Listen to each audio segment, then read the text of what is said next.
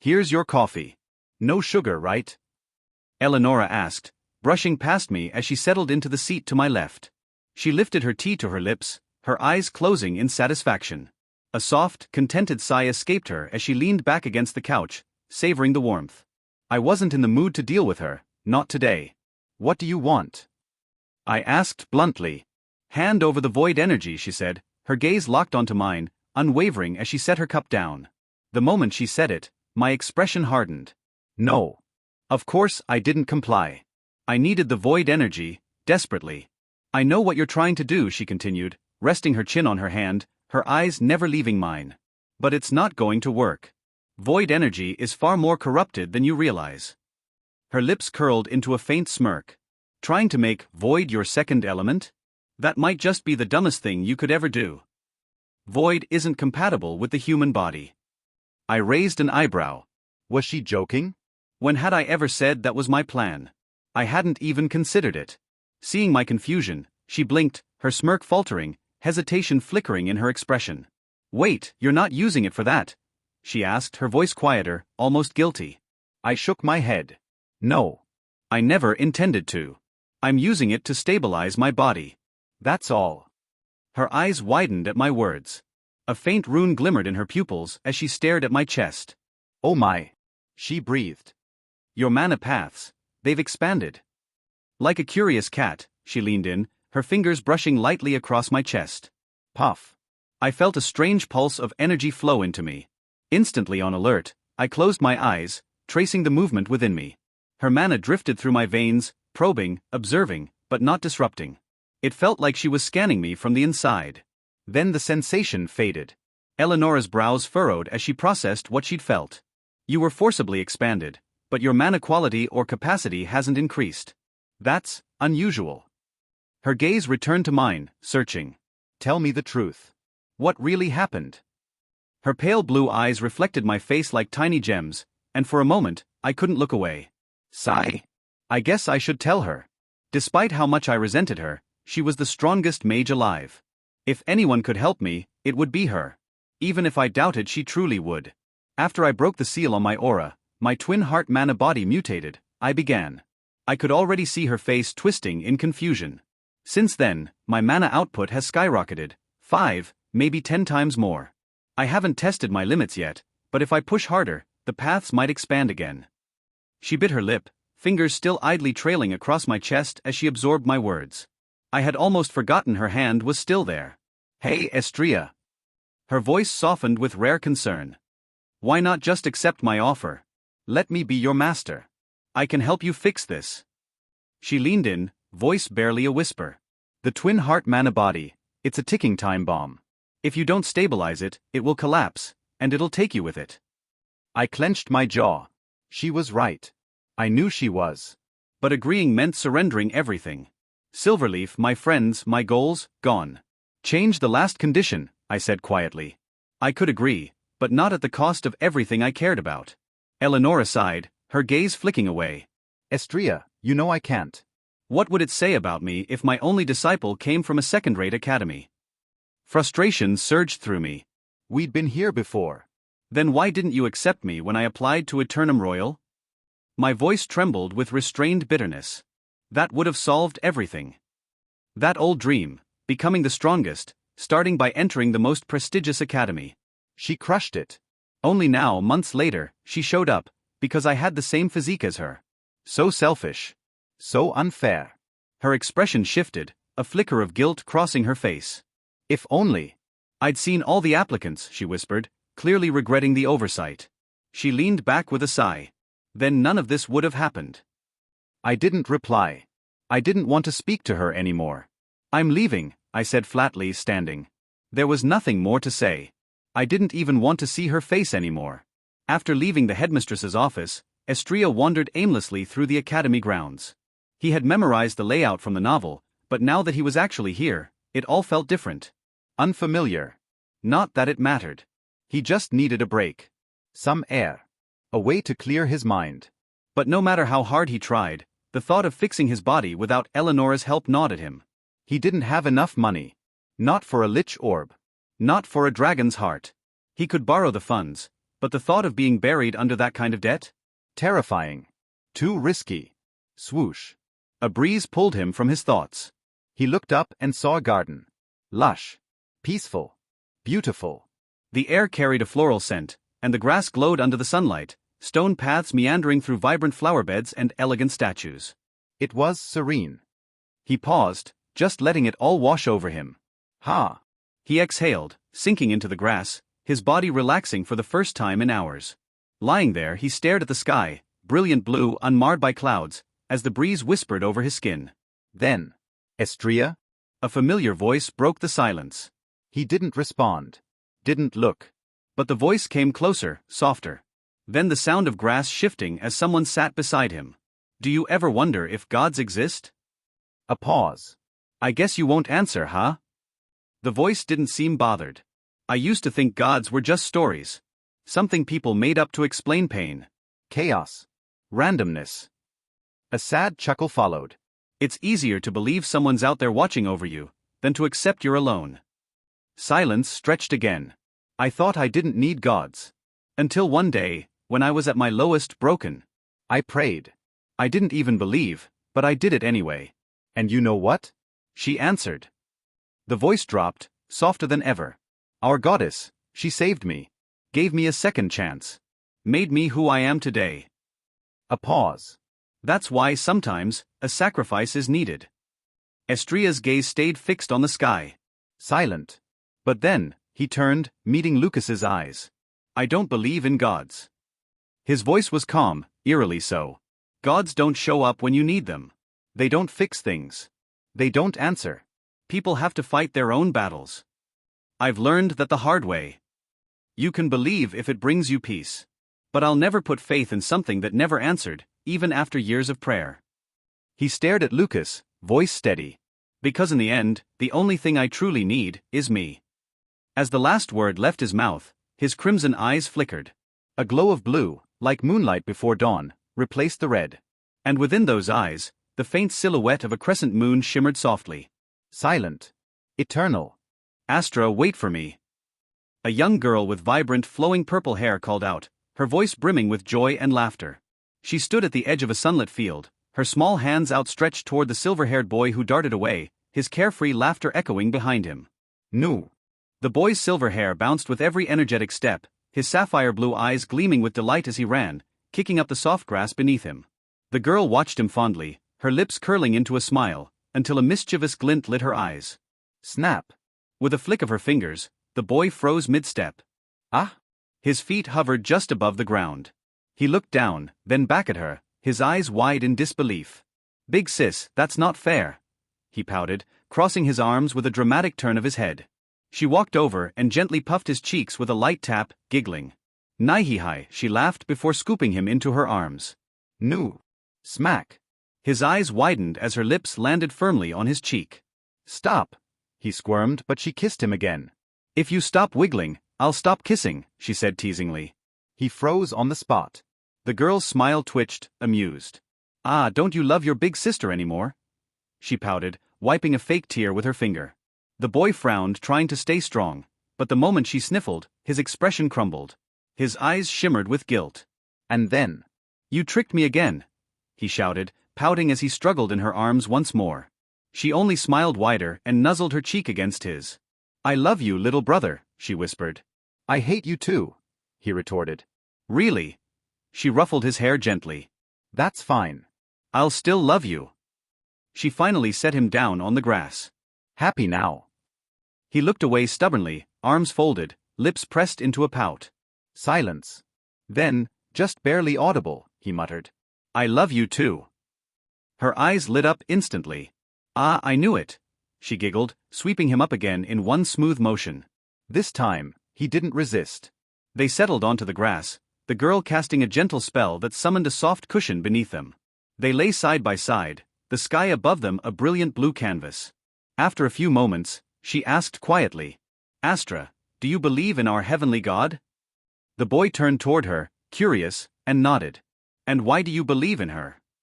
Because she gave us life, he said hesitantly. The girl nodded. True. But don't you ever feel like someone is watching over you? He blinked. Actually, yeah. When I didn't have toys, they appeared. Even food when I was starving. His eyes sparkled. Was that her? She chuckled quietly. Maybe it was, she said, stroking his hair. Always remember, Estrella. She'll watch over you, as long as you believe. MHM. I'll always believe in the heavenly God. As he said those words, his eyes shimmered faintly. A translucent moon symbol flickered within their sapphire depths. Glowing. Subtle. Quiet. Thump. Thump. Thump. Lucas's heart pounded as he stared at Estrella. Time itself seemed to halt. The faint crescent moon in Estrella's eyes shimmered with ethereal energy, casting an otherworldly light. The pressure in the air grew heavy, pressing against Lucas's chest. He broke into a cold sweat. Lucas, wake up. Ugh. Lucas snapped out of it as the voice in his mind roared. He gasped, staggering slightly. Estrella rose from the grass and turned his back. Let me ask you something, Lucas. His voice was calm, eerily so. Would you destroy an entire country to save someone you love, or let your loved one die? The question hung heavy in the air. Lucas frowned, then answered without hesitation. Neither. If I believe in our goddess, I'll never be forced to make such a choice. She'll guide me before anything happens. Silence. Then, Estrella chuckled softly. How naive, he murmured, shaking his head with a faint, almost fond smile. He took a step forward, then vanished into thin air.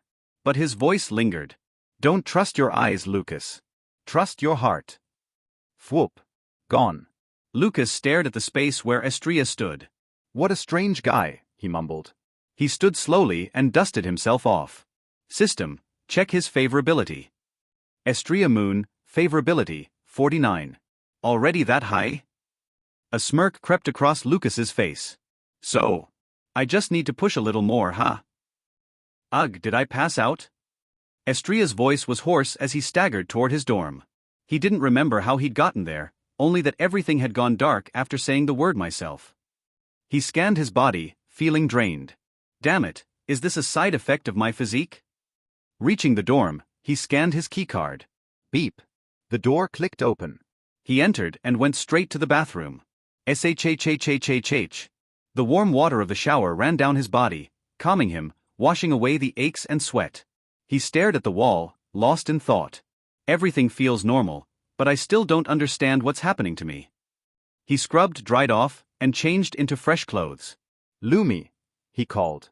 A soft green light formed in the air as a tiny figure appeared, walking toward him. Master.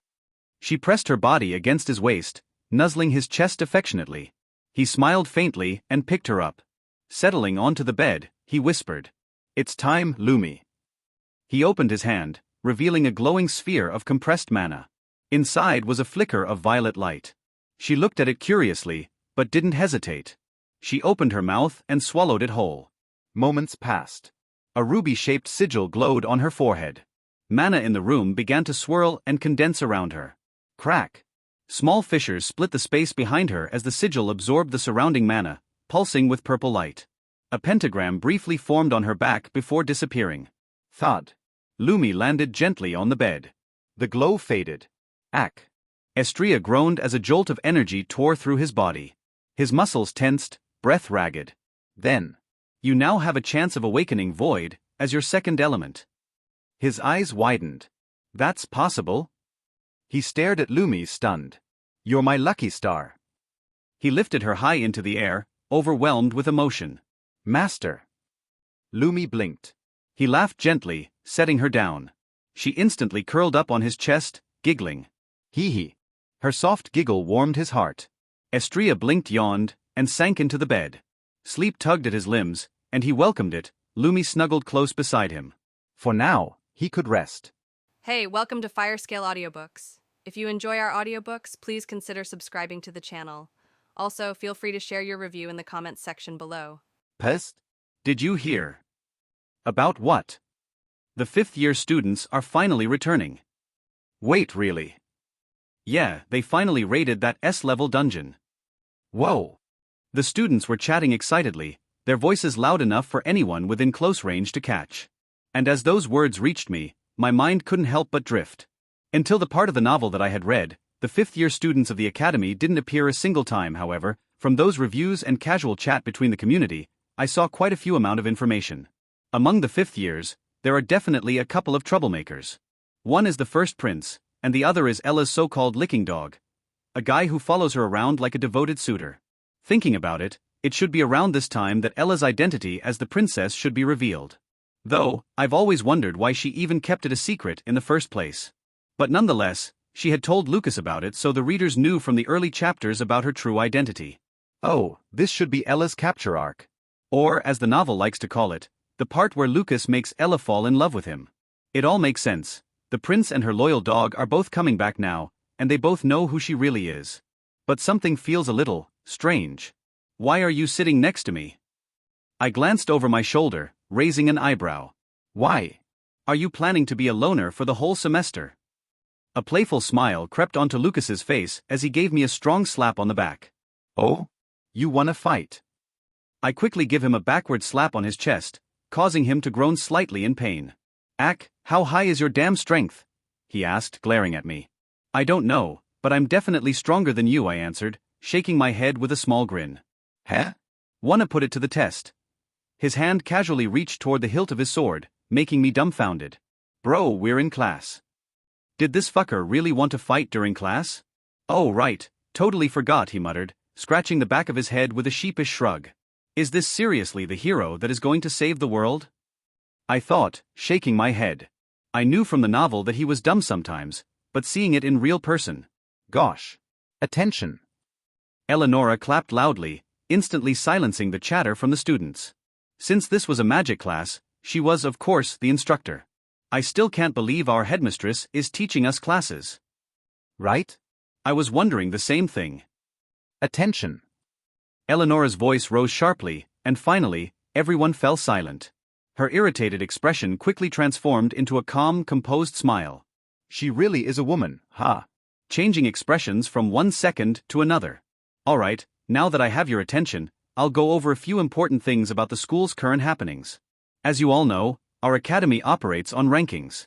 The higher your rank, the better privileges and treatment you'll receive, she began in a calm voice. Right now, the results of the entrance ceremonies test are still being processed, and soon enough, you'll each receive your official rank within the school, she added, tapping lightly on the board before turning to draw on a sheet of paper. Not to mention, 5th-year students are finally returning.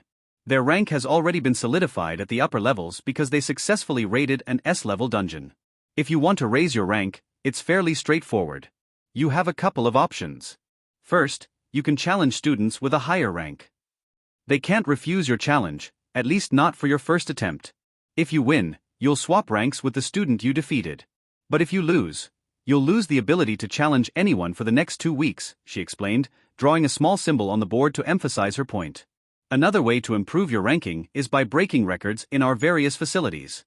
The school offers plenty of training settings, and all you need to do is finish the task in the shortest time possible to set a new record.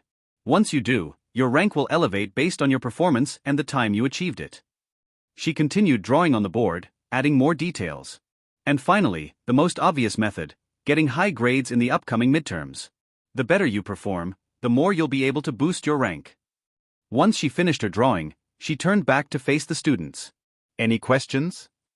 Almost immediately, a hand shot up, Lucas's hand to be exact. He was sitting right next to me.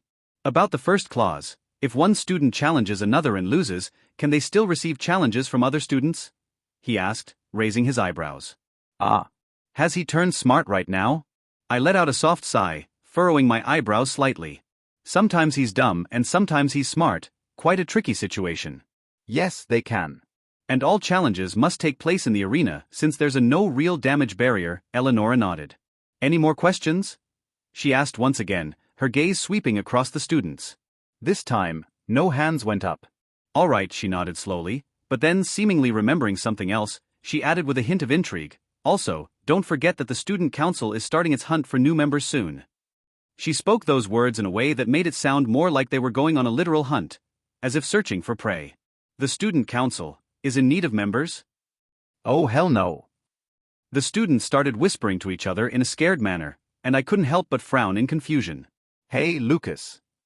Yeah, he replied, turning to me. Why are the students so scared of the student council? Lucas let out a soft chuckle at my question, Basically, it's because the work in the student council is insane. And how so? No, it's really insane. Sometimes, students spend 3 days straight working, without sleeping. The people who've experienced those kinds of situations firsthand. He let out a small sigh, rubbing his hands together. They're a bit traumatized. Ah. I was a bit speechless. Back at my old academy, I was the student council president, but I barely had to lift a finger because everything ran so smoothly. I organized everything correctly to make sure that everyone had the same amount of work, and even gave a little bit of incentives for the students to work hard. So, I couldn't really understand why people would stay for 3 entire days without sleeping. before I could ask any more, Lucas added. Well, I get where they're coming from. The student council is responsible for overseeing everything at Eternum Royal Academy, managing the grounds, organizing events, keeping order, you name it. I froze at his words. As I'd mentioned before, this academy was easily more than 50 times the size of my old school in Silverleaf. If students had to take care of all that, no wonder they barely get any rest. So yeah, Lucas continued, it can definitely be said that the student council is on a hunt for students. How about simply refusing? I asked curiously. It doesn't really work like that. Lucas shook his head with a wry smile. Usually, potential members are challenged in a ranking battle. If the student council members win, they get to add the condition of joining. They're literally hunting for new recruits, he added, a bitter undertone in his voice. Gosh.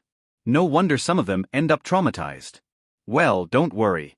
Unless one of the fifth-year students or the student council president herself challenges you to a fight, I don't think anyone will beat you. He slapped my back once again. This guy. I immediately raised my hand, about to retaliate, but then. My dear Ella. A smooth, sunny male voice echoed from the classroom doorway as a handsome, brown-haired student entered, his eyes immediately scanning the room. Is this her suitor? Damn, he's worse than I thought. That bastard. Lucas frowned and muttered darkly under his breath as soon as he heard his voice. So, I immediately took the chance and slapped his back. Bam. Oops. I accidentally put in too much strength, causing a loud noise to occur. Damn it, Estria. He groaned slightly, arching his back in pain. That's what you get. Petty bastard, he scoffed, grinning in a way that I knew he was trying to brush off the pain. And it was right then that I noticed everyone in the classroom had turned to look at us. However, their attention on us quickly shifted as another cut through the chatter. Well, isn't this our moonlight swordsman? A blonde-haired, even more strikingly handsome student appeared, walking into the room with an air of confidence. His golden eyes seemed to lock directly onto me, his lips curling into a small smile. Oh, it's the prince. The girls in the classroom practically melted at the sight of him, their voices growing louder as they openly gushed. Ah, he's so dreamy. Look at those eyes. Such elegance, and he's a prince. No wonder he's so charming. It didn't take long for me to figure out why he was so popular. Naturally, one of the future heirs to the empire. If he ever ascended to the throne, any girl would try to get closer to him, not to mention that he's quite handsome. The prince slowly approached me, his expression calm yet confident, and extended his hand with a small smile. Hello, Moonlight Swordsman, he said smoothly. I'm Leon von Arthur Charles. It's a pleasure to finally meet you. I stared at his outstretched hand for a moment before my lips parted into a faint scoff. Without a second thought, I shook his hand. The name's Estria. I didn't bother adding my surname. His smile twitched ever so slightly upon noticing my blatant disregard for formalities. By the way. I spoke in a faint, almost playful tone. Yes. His voice remained steady, though his patience seemed to thin. You really seem to be as stupid as your father. I guess, it runs in the bloodline, huh? I added with a faint, almost mocking smile. The prince's eyes quickly turned cold. His grip tightened as his knuckles whitened slightly, but I didn't flinch. Ha! He was surprised. After all, I didn't stumble back or groan in pain despite his intense strength. Even though my strength rank was only C+, when combined with mana, it was easily on par with an A rank. His grip was strong, but not strong enough. My mana flowed smoothly through my veins, instinctively enhancing my body with every passing second. It was a method that I came to learn after getting my mana quality in such a high level. Hey, aren't you quite weak? I sneered lightly, matching his increasing strength. Gah! The prince winced, his eyes narrowing as he struggled to free his hand from mine. He attempted to twist and pull free, but I refused to relent. The longer I held him, the more frustrated he became. Swoop. However, it was short-lived as I saw the blur motion of the brown-haired guy, rushing towards me at full speed. I quickly let go of the prince's hand as I noticed it. His eyes widened in surprise as he stumbled, trying to stop himself from colliding with me. I swiftly twisted my body, executing a tornado kick sent to his head. Thud. Surprisingly, he was quick enough to block the blow using his arm, but the force still pushed him back slightly. Ack. He groaned, lowering his arm, his face slightly grim. "Telmo, stop," the prince uttered in a neutral tone. But, Your Highness. "Enough," Leon interrupted firmly. "We didn't come here to cause trouble." He shook his reddened hand, wincing slightly. "Though," he added darkly, his gaze fixed on me, "I'll keep notice of your little stunt, Estria." His glare was intense, his fists clenched at his sides. He turned away, walking back toward the door with a calm demeanor despite probably burning inside. "I'll be awaiting your majesty," I said softly, lowering my voice into a mocking, almost playful tone just loud enough for him to hear. And right after, I noticed a vein pulse in his forehead. Serves him right. Gosh. I let out a sigh, shaking my head. I was already causing trouble on just the second day here. "Estria, aren't you scared of the prince?" Lucas couldn't help but ask in a surprised tone. "Not really," I replied nonchalantly. I mean, "I'm the one that's going to take his father's head. Along with that bitch's succubus." beep. Huh? "Sounds like someone's calling you," Lucas said, raising an eyebrow as my phone buzzed loudly. Coming to think about it, I was still getting used to how things worked in this strange world, a blend of modern and medieval vibes. It wasn't like the high-tech world I came from. Sure, we had phones, cars, and motorbikes, but everything else? It was like stepping into a fantasy novel, complete with kings, nobles, and even the whole defeat the Demon King trope. Except that the Demon King isn't really the final boss. Yeah. Picking up the phone, I replied. "Estria, I'll need your help." A familiar voice came through the phone. The Saintess. Lucas, standing beside me, blurted out in surprise as he recognized her voice. He wasn't exactly subtle. "The Saintess is asking me for help, huh?" That's a first. I sighed and gave a dry chuckle. Estria, I'm serious. "I really need your help." The tone of her voice caught me off guard. It was unusually intense. My smile faded, and my brows furrowed as I asked, "What's going on? What do you need help with?" "There's a masked auction happening in the black market. I need you to go with me." My frown deepened. Why me? Can't you ask John? "He's stronger than I am. Honestly, he'd make a much better partner for something like this." "It has to be you." Why though? "Only people with partners can attend the auction." I froze at her words for a moment. Lucas, meanwhile, caught on faster than I expected. His eyes widened comically, and then he broke into a sly grin, giving me an exaggerated thumbs up like he was rooting for us to get together. Before I could say anything, he turned and strolled off, shooting me a mischievous look over his shoulder. What the fuck? Just yesterday, he was teasing me about Rose, and now he's shipping me with the Saintess. It doesn't make sense. Does he want me to build a harem or something? Fucking weird. "I still think John's a better choice," I muttered, trying to wriggle my way out of this. The last thing I wanted was to step foot in the black market again, especially with my history. The lab's owners, those lunatics, were still out there, and I wasn't eager to cross paths with them anytime soon. No. "You're the only one I can trust to play the role of my partner. If you help me with this, She paused for a moment. I'll give you anything you want." "Anything?" The words briefly escaped my mouth. Yes. Anything. Her response came quickly, leaving no room for doubt. A slow grin crept across my face, despite the little voice in my head warning me that this could only lead to trouble. "In that case, I want." On the way to the masked auction, I met up with Saintess Christina. The moment her eyes landed on my outfit, her expression soured. She frowned so hard I thought her face might freeze that way. "This won't do," she muttered, and before I could protest, she dragged me into a nearby boutique. One expensive shopping spree later, I found myself in a suit so fancy it practically sparkled. The price? Over 100 gold coins. Seriously, 100 gold coins. That's enough to live on for 10 years if you use them wisely. But Christina didn't even blink as she handed over her card. "Just how loaded is she? It should be around here." Christina muttered softly, grabbing my arm as we turned to one of the back alleys. We continued walking for a while before we were interrupted by a huge man. His skin was tanned, and he wore a detailed goat mask that gave him an ominous vibe.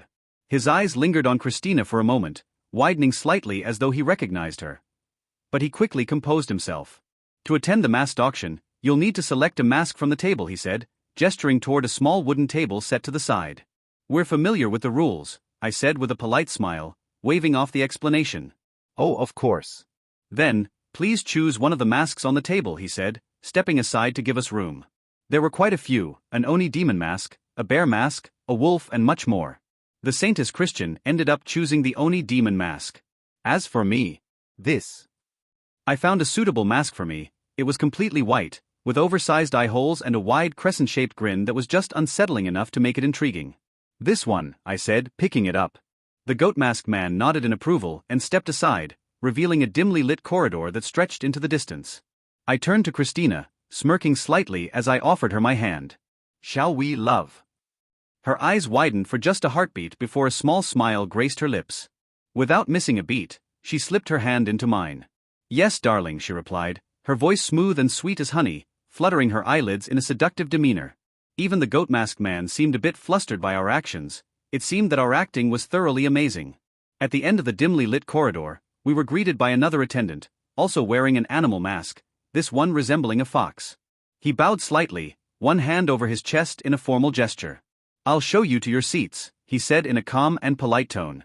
We followed him silently, weaving through a series of hallways before arriving at one of the VIP seats. The elevated position gave us a clear view of the grand auction stage below. It seems like Christina had came prepared. Once the attendant left, I leaned back in my chair, crossing my legs casually. So, what exactly are we doing here? I asked, glancing at Christina. She hesitated for a moment with a conflicted expression, before finally sighing. An elf is being auctioned off, she said softly. As I was about to cross my legs, I froze immediately after she said those words. My fists clenched tightly, as a faint mana pressure started leaving my body. Estria, calm down. She gripped my shoulder tightly, just enough for me to wake up from my daze of rage. These bastards. Huff. Taking a deep breath, I slowly picked up the auction catalog lying on the small table in front of us and started flipping through the pages. And just like Christina said, as one of the highlights of the auction, a high elf was being auctioned off as a slave. She's going to be sold as last, so I should have enough money to buy her out, she muttered softly, looking at her phone. It seemed like she was checking her balance or something. And I also took the opportunity to look at mine. Shit. Balance: 1 platinum coin, 211 gold coins, 77 silver coins, and 13 bronze coins. When did I get a platinum coin? I pondered slightly. 1 platinum coin was worth 1,000 gold coins, which meant I had way more money than I thought. Still, I could have sworn I only had a little over 200 gold coins before this. How many coins did you bring? I asked curiously. A little over 200 platinum coins? She tilted her head, thinking about it before replying softly. I blinked. That was an absurd amount of money, enough to buy an entire state directly. But yet, that amount of money was still dozens of times away from enough to buy a dragon's heart. Before I could comment, the lights in the room dimmed, and the murmurs of the crowd quieted. A spotlight illuminated the stage below, and a woman stepped into view. Welcome, ladies and gentlemen, to our masked auction. I, Olivia, will be your host for this evening, she announced, her voice bright and confident. Applause rippled through the room, and then she continued. Without further ado, let's begin with our first item. The auction began, item after item appearing on the stage. Paintings, rare artifacts, and elixirs were presented and sold for jaw-dropping amounts. The crowd was lively, bids flying back and forth at an almost dizzying pace. Sold for number 12. Olivia declared after one of the items, a stolen painting, was purchased for an obscene sum. She then turned her attention to the next item with an enthusiastic smile. Now, item number 16. A Unity Dragon Phoenix elixir. She announced loudly, and immediately, the crowd went into a small uproar. This kind of elixir was very precious, especially for lovers. It could potentially increase their strength more than 3 times if used correctly with your lover. If you used it alone, it wouldn't have as good as the normal effect, but your power would increase by at least 2 times. The starting bid will be 10 gold coins. The host declared, and as she did so, another bid came lightning fast. 100 gold coins. 150 gold coins. 300 gold coins. The number climbed rapidly, finally settling at 300 gold coins. The room fell silent as the auctioneer called out the final bid. 300 gold coins going once, twice, and sold. 500 gold coins. Another voice resounded, and everyone's gaze turned to one of the VIP rooms where the silhouette of a woman could be seen. No one dared to increase the bid after knowing that it was one of the VIPs. 500 gold coins going once, twice, and sold. The host smashed her little hammer against the podium. Congratulations to our VIP number 1 for purchasing the Unity Dragon Phoenix Elixir. She clapped frenetically. But then, her smile quickly turned into a storytelling face as she announced the next item. Now, the moment you were waiting for. Immediately, Christina leaned forward as she heard those words. The highlight of the auction was about to appear. We went through great lengths and difficulties to obtain this particular item, and I believe anyone can see its value and rarity. The host announced as the sound of chains grazing against the ground echoed loudly. I immediately clenched my fists. And Christian bit her lower lip tightly. With a beautiful golden long hair, although it seemed lifeless. Skin as white as the purest snow was now, completely dry. But even in this state, her beauty seemed almost ethereal. Her long ears quivered softly, as she contained a hunched posture. It was obviously an elf, but not just a normal elf. A high elf. Because of the extreme rarity of this item, the bid will be starting with 1 platinum coin. The host announced loudly. And just after a few moments, the biddings exploded. 2 platinum coins. 3 platinum coins. 4 platinum coins. 10 platinum coins. The bids climbed higher and higher, the excitement in the room palpable. By the time it reached 57 platinum coins, the crowd finally started hesitating. 57 platinum coins. The crowd stopped bidding, and it was at this moment that Christian raised her bidding stick. 60 platinum coins. Her voice echoed through the whole room, making everyone turn to her. 65 platinum koi. 70 platinum coins. Christina cut in before the other bidder could finish, raising her paddle higher. The room went in full silence. No one raised their paddles, so, after swallowing hard, the host opened her mouth. 70 platinum coins going once, twice, and sold. 300 platinum coins. A familiar and calm voice came out. It was the bidder from the number 1 VIP room. And her bid had completely crashed Christina's. Christina froze, her eyes wide, and her lips trembled as she bit down hard, trying to keep her composure. Her fists clenched on the armrests of her chair, knuckles turning white. I was shocked too, but more than that, I felt helpless. There was nothing either of us could do. 300 platinum coins going once, twice, and sold. The host's voice reached out to us as she declared loudly. Congratulations to our VIP number 1 for purchasing the rare high elf. She clapped loudly, and soon enough, the others followed. And with that, we conclude this auction. Thank you all for attending. The host bowed as the stage lights dimmed. I glanced over at Christina. She was staring down at her lap, fists still balled tightly, her whole body tense. Christina. I muttered softly. She seemed truly upset that she didn't win that bid. I was about to try and comfort her until I heard a voice calling me. Estrella Moon, Our Lady invites you. A lady wearing a rabbit's mask approached me. If you come with us, Our Lady intends to diminish the value of the high elf and sell her to you, the rabbit-masked woman continued smoothly. As soon as I heard those words, I frowned slightly. But seeing the saintess's face gives a bit of hope. Lead the way, I replied. The rabbit-masked woman bowed slightly. Please follow me. Christina slowly followed me behind, as we reached the door of the VIP room. But before we could enter, the rabbit woman extended her arm, stopping Christina in her tracks. Only he can enter. I frowned even more knowing that it was something fishy. So I took the opportunity and told the saintess to get out. No, I'll wait for why. Christina. I interrupted her, brushing her cheek with my thumb while looking directly into her dim yet beautiful pink eyes. I'll get you quickly, don't worry. She blinked, her pink eyes quivering before she bit her lip and gave a reluctant nod. She was very hesitant as she slowly backed away, but not before glancing over her shoulder one last time. Please this way, the rabbit-masked woman said, gesturing toward the door. Gosh! Why did this only happen to me? I complained inwardly as I opened the door. And immediately froze. Oh my, look who's here. Lounging on an ornate sofa, a glass of wine in her hand and a smug smile playing on her lips, was none other than Yara Devereux. A faint silence remained in the room. My eyes stayed locked on hers as she raised her glass of red wine and took a sip. The wine swirled gently in the glass as she set it down, the dim light catching the deep crimson hue. Her lips curved slightly before parting to speak, her black hair slipping down her shoulders and revealing a faint scar near the corner of her eyebrow. She didn't seem to care if I noticed it. With an almost lazy motion, she reached for a single sheet of paper on the table in front of her. Estrella Moon. 20 years old, she began. Parents died the day he was born. He grew up in a small orphanage. She glanced at me briefly, then continued reading. Showed exceptional intelligence, so he was selected for advanced education. Excelled in every class, highest grades possible, until 16. That's when the Royal Eternum Academy rejected him. Quite the tragedy, really. Her tone was quite playful as she seemed to have held back a laugh. She kept going. After that, he joined Silverleaf Academy instead. A late bloomer, but one whose talents fully blossomed. The strongest student, they said.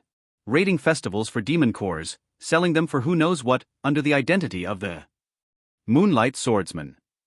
Her dark eyes flicked up to meet mine, a sly smile tugging at her lips.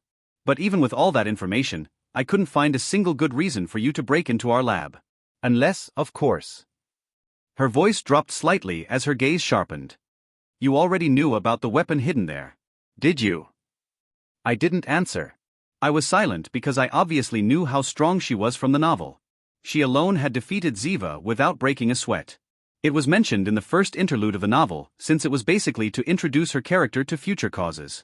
And of course, she's one of the very few SS-level awakeners. Before I could respond, she snapped her fingers. By the way, your little spell? It won't work here. The room's lighting shifted instantly, the white glow replaced by a light red hue. My stomach dropped. Fuck. I muttered under my breath. I shook both of my hands as I felt a little heat on them, then, my gaze narrowed as I met her eyes and asked directly. What do you want from me? She tilted her head at my words. She twirled her wine glass again. The weapon. Hand it over, and in return, I'll give you the high elf slave. Her voice was almost too casual, like she was bargaining over a piece of fruit at a market. Simple no. Her smile widened, teasing. I didn't flinch. Then give me a blood contract suppressor, I said flatly. Her brows lifted ever so slightly.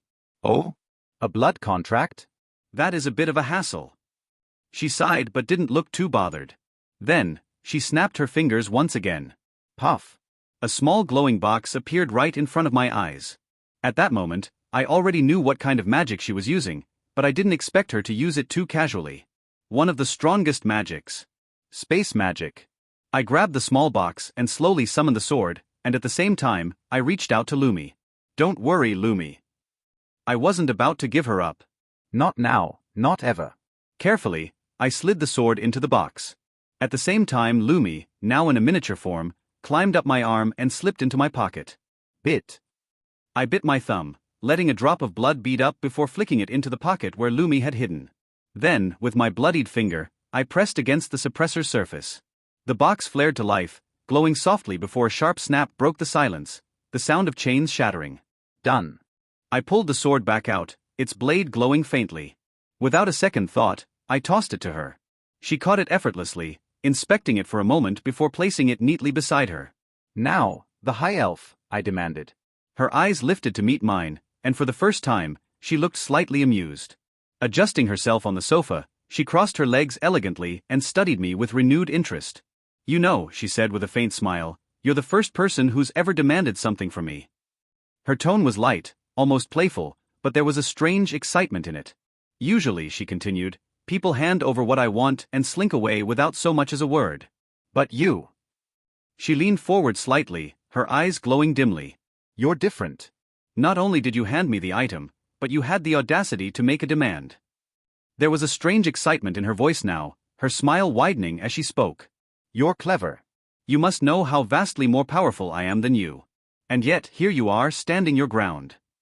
Her smile grew mischievous. So tell me, what is it? Confidence? Or pure stupidity? Her eyes sparkled, daring me to answer. Looking at her, I reached up and slowly removed the mask I had been wearing, letting her see the full weight of my glare. My voice was calm as I spoke. The elf. She stared at me for a moment, her lips parting in surprise. Then she threw her head back and laughed. Ha ha ha. Her laugh filled the room, getting increasingly loud with each passing second before she finally covered her face with her hands. Peeking at me through her fingers, she let out a breathless chuckle. You are the most interesting person I've met in years. Her hands fell away, and she snapped her fingers. Crack. A small, hidden cubicle of ice shattered nearby. You even tried casting a spell in my presence, she said curiously. Now I really want to know, what makes you so confident? Her eyes began to widen, and a faint blush rose to her cheeks. Damn it. Another crazy bitch. She leaned back into the sofa, her smile turning almost predatory. What gives you such confidence? She suddenly moved her arm. Shit. I immediately leaped back as a small fissure of space appeared before me without warning. A razor-thin distortion in the air that could have sliced me in two if I hadn't leaped back just in time. Aha. Yara took a deep breath, inhaling loudly as the blush on her face seemed to increase. How did you dodge that? Not even SS-level awakeners can do that. Gosh, Estria. You're just so fascinating, amazing, capable. A faint cloud of lust seemed to hover over her as she kept adding more and more compliments to me. Damn it. This crazy bitch also got interested in me. I only dodged that move of hers because of Lumi, which warned me. Void and space are complementary, so she immediately senses something. Lumi being a gluttonous slime is really useful. Not only can she absorb the racial traits, but the elements of the things she eats.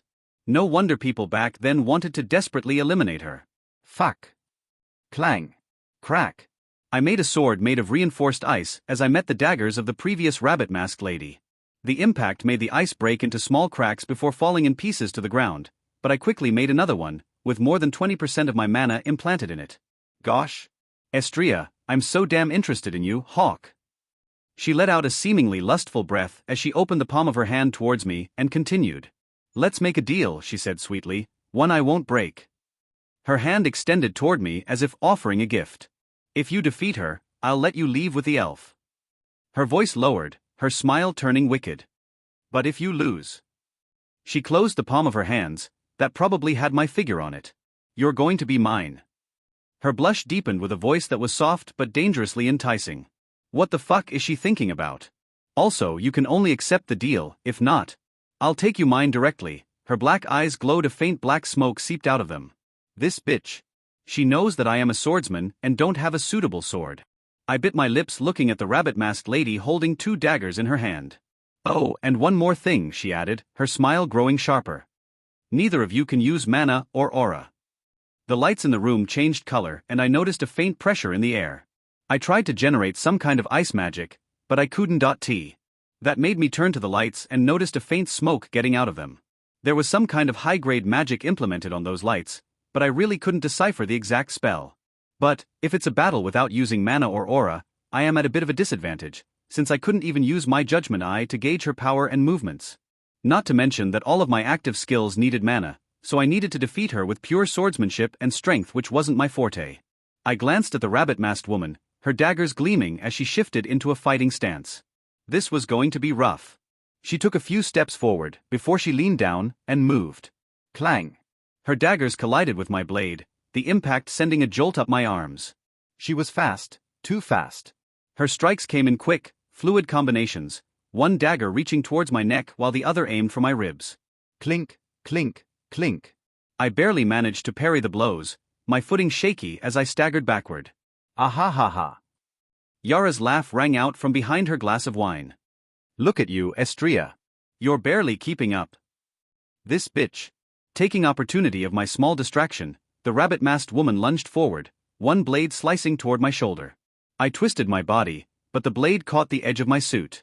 Sizzle. A sharp, ripping sound echoed in the room as the fabric tore apart. My eyes widened in horror. Fuck, that's an expensive suit. I yelled, momentarily distracted. The rabbit-masked woman didn't care. Her other dagger swept low, catching me just below the ribs. SHNK. The pain was instant, hot, and searing. Blood spattered onto the ground as I stumbled back, clutching my side. Oh my, oh my. Yara's voice dripped with seemingly delight. You're bleeding already? And after she ruined that expensive suit of yours. What a tragedy. She giggled, leaning forward eagerly. Fucking hell, just shut up already. The rabbit-masked woman gave me no time to recover. She closed the distance in an instant, spinning low before driving her heel into my stomach. Thud. The air was knocked out of me as I was sent flying backward. My body crashed into the wall with a sickening crack. The impact left a crater on the surface, dust and debris raining down around me. I coughed violently, blood splattering onto the floor. My vision blurred for a moment, but I forced myself to focus. "She's going to kill me at this rate," I muttered, struggling to stand. The rabbit-masked woman tilted her head. Her silent demeanor was somehow more menacing than words. She didn't hesitate, rushing me again. Clang. I raised my sword just in time to block her downward strike, but the force of the blow drove me to my knees. Her other dagger came swinging toward my neck, and I barely managed to duck. "You're really something," Yara purred from the sidelines, her voice thick with excitement. Most people wouldn't last this long against her since her power is a bit higher than an S-rank awakened. "But you're full of surprises, Estria." "So fascinating," she moaned slightly. "This fucking sadist, can't you fucking shut up?" I pushed back with all my strength, forcing the rabbit-masked woman to stumble slightly. Taking advantage of the brief opening, I slashed upward with my ice sword. The blade grazed her mask, cracking it slightly. Yara gasped dramatically, clapping her hands together many times. "Oh, you almost got her. Look at that, a crack in her cute rabbit mask." But this small victory was short-lived. The rabbit-masked woman's movements became more aggressive, as she swung her daggers even faster than before. She ducked low, sweeping my legs out from under me. Thump. I hit the ground hard, my head snapping back against the floor. Stars danced in my vision as she drove a dagger straight into my shoulder. SHNK. I turned to bite my arm to make sure that I wouldn't scream. The pain was white-hot as blood gushed from the wound. Yara let out a shuddering breath, her cheeks flushed even more than before. Look at you bleed. "So beautiful, Estria. You're so captivating when you're struggling." Shut up. I growled through clenched teeth, forcing myself to roll away from the rabbit-masked woman's next attack. I managed to get back on my feet, my ice sword trembling in my grip. Blood dripped steadily from my shoulder, staining the ground beneath me. However, the rabbit-masked girl wouldn't let me breathe even for a moment. She lunged forward, her blades a blur of motion. I parried as best as I could, but her strikes were relentless. Slash. One of her daggers cut across my thigh, nearly buckling my leg. Another grazed my cheek, a thin line of blood welling up instantly. "She's carving you up like a feast," Yara said, her voice trembling with giddy excitement. "You poor thing. Do you even have anything left to fight with?" I ignored her, focusing on the rabbit-masked woman's movements. She was fast, yes, but there was a pattern to her strikes. I just needed to hold on long enough to exploit it. But my body was failing me. Each movement sent pain shooting through my injuries. My breaths were shallow, and my vision grew hazy. The room spun as blood loss began to take its toll. Thud. She caught me off guard with a brutal kick to my chest, sending me crashing into the ground again. Crack. The impact knocked the wind out of me, and I felt something in my ribs give way. I tried to push myself up, but she was already on me. SHNK. Her dagger pierced my side, and I let out a strangled cry. Blood pooled beneath me, the metallic scent thick in the air. Fuck. I was really going to die if this continued on. Ha-ga-aha. I struggled to my feet, my legs trembling beneath me. Blood dripped from the various gashes on my body, pooling beneath me as I stood. My ice sword hung loosely in my grip, the once sharp blade chipped and dull from the relentless attacks at it. "Oh, look at you," Yara's voice came, dripping with excitement. She clapped her hands together like a giddy child. Barely standing, bleeding out, and yet still so defiant. How absolutely exquisite. Can't she fucking shut up? Of course, I didn't respond. I couldn't waste my energy on her taunts. My focus was entirely on the rabbit-masked woman, who stood a few feet away and slowly walked towards me with her daggers. Ha! I steadied my breathing, though each inhale sent a sharp pain through my ribs. The rabbit-masked woman tilted her head, almost curiously, before she moved again. She was fast, faster than before. Her daggers glinted in the crimson light as she closed the distance between us in an instant. Clang. Our weapons collided, the sound echoing through the room. The impact sent another jolt of pain through my arms, even worse than before. My arms felt pretty weak, as if I couldn't muster any strength. Then, she continued, her daggers coming in rapid succession, each one aimed to wound or kill me. Clink, clink. I barely managed to parry them, my movements sluggish compared to hers. "You're slowing down, Estria." Yara spoke in a sultry voice. "At this rate you are going to lose, and belong to me." Ignore her. I focused on the rabbit-masked woman's movements to find an opening. But she gave me none. SSSSHD. One of her daggers sliced across my thigh, the blade cutting deep. I hissed in pain, my leg nearly giving out beneath me. She didn't stop. Another strike came for my shoulder, and I barely managed to twist out of the way. Clink, clink. Her blade scraped against my ice sword, sparks flying from the impact. How long do you think you can keep this up, Estria? Yara's voice was practically a moan. Your body's breaking down, yet you refuse to fall. It's intoxicating. My grip on the ice sword tightened as I blocked another flurry of strikes. But then, she fainted. Her left dagger came low, slicing across my leg, while her right drove into my stomach. SHNK. The pain was blinding. I staggered back, clutching the wound as blood spilled over my hands. My vision blurred for a moment, and I nearly fell to my knees. The rabbit-masked woman didn't give me time to recover. She lunged forward, her daggers aimed at my chest. Thud. I was thrown to the ground, the impact knocking the air out of me. Before I could move, she was on me. One dagger plunged into my thigh, pinning me in place. Ack. I bit back a scream, my hands clawing at the floor as pain radiated through my body. She didn't stop. Her other dagger came down, stabbing into my leg again and again.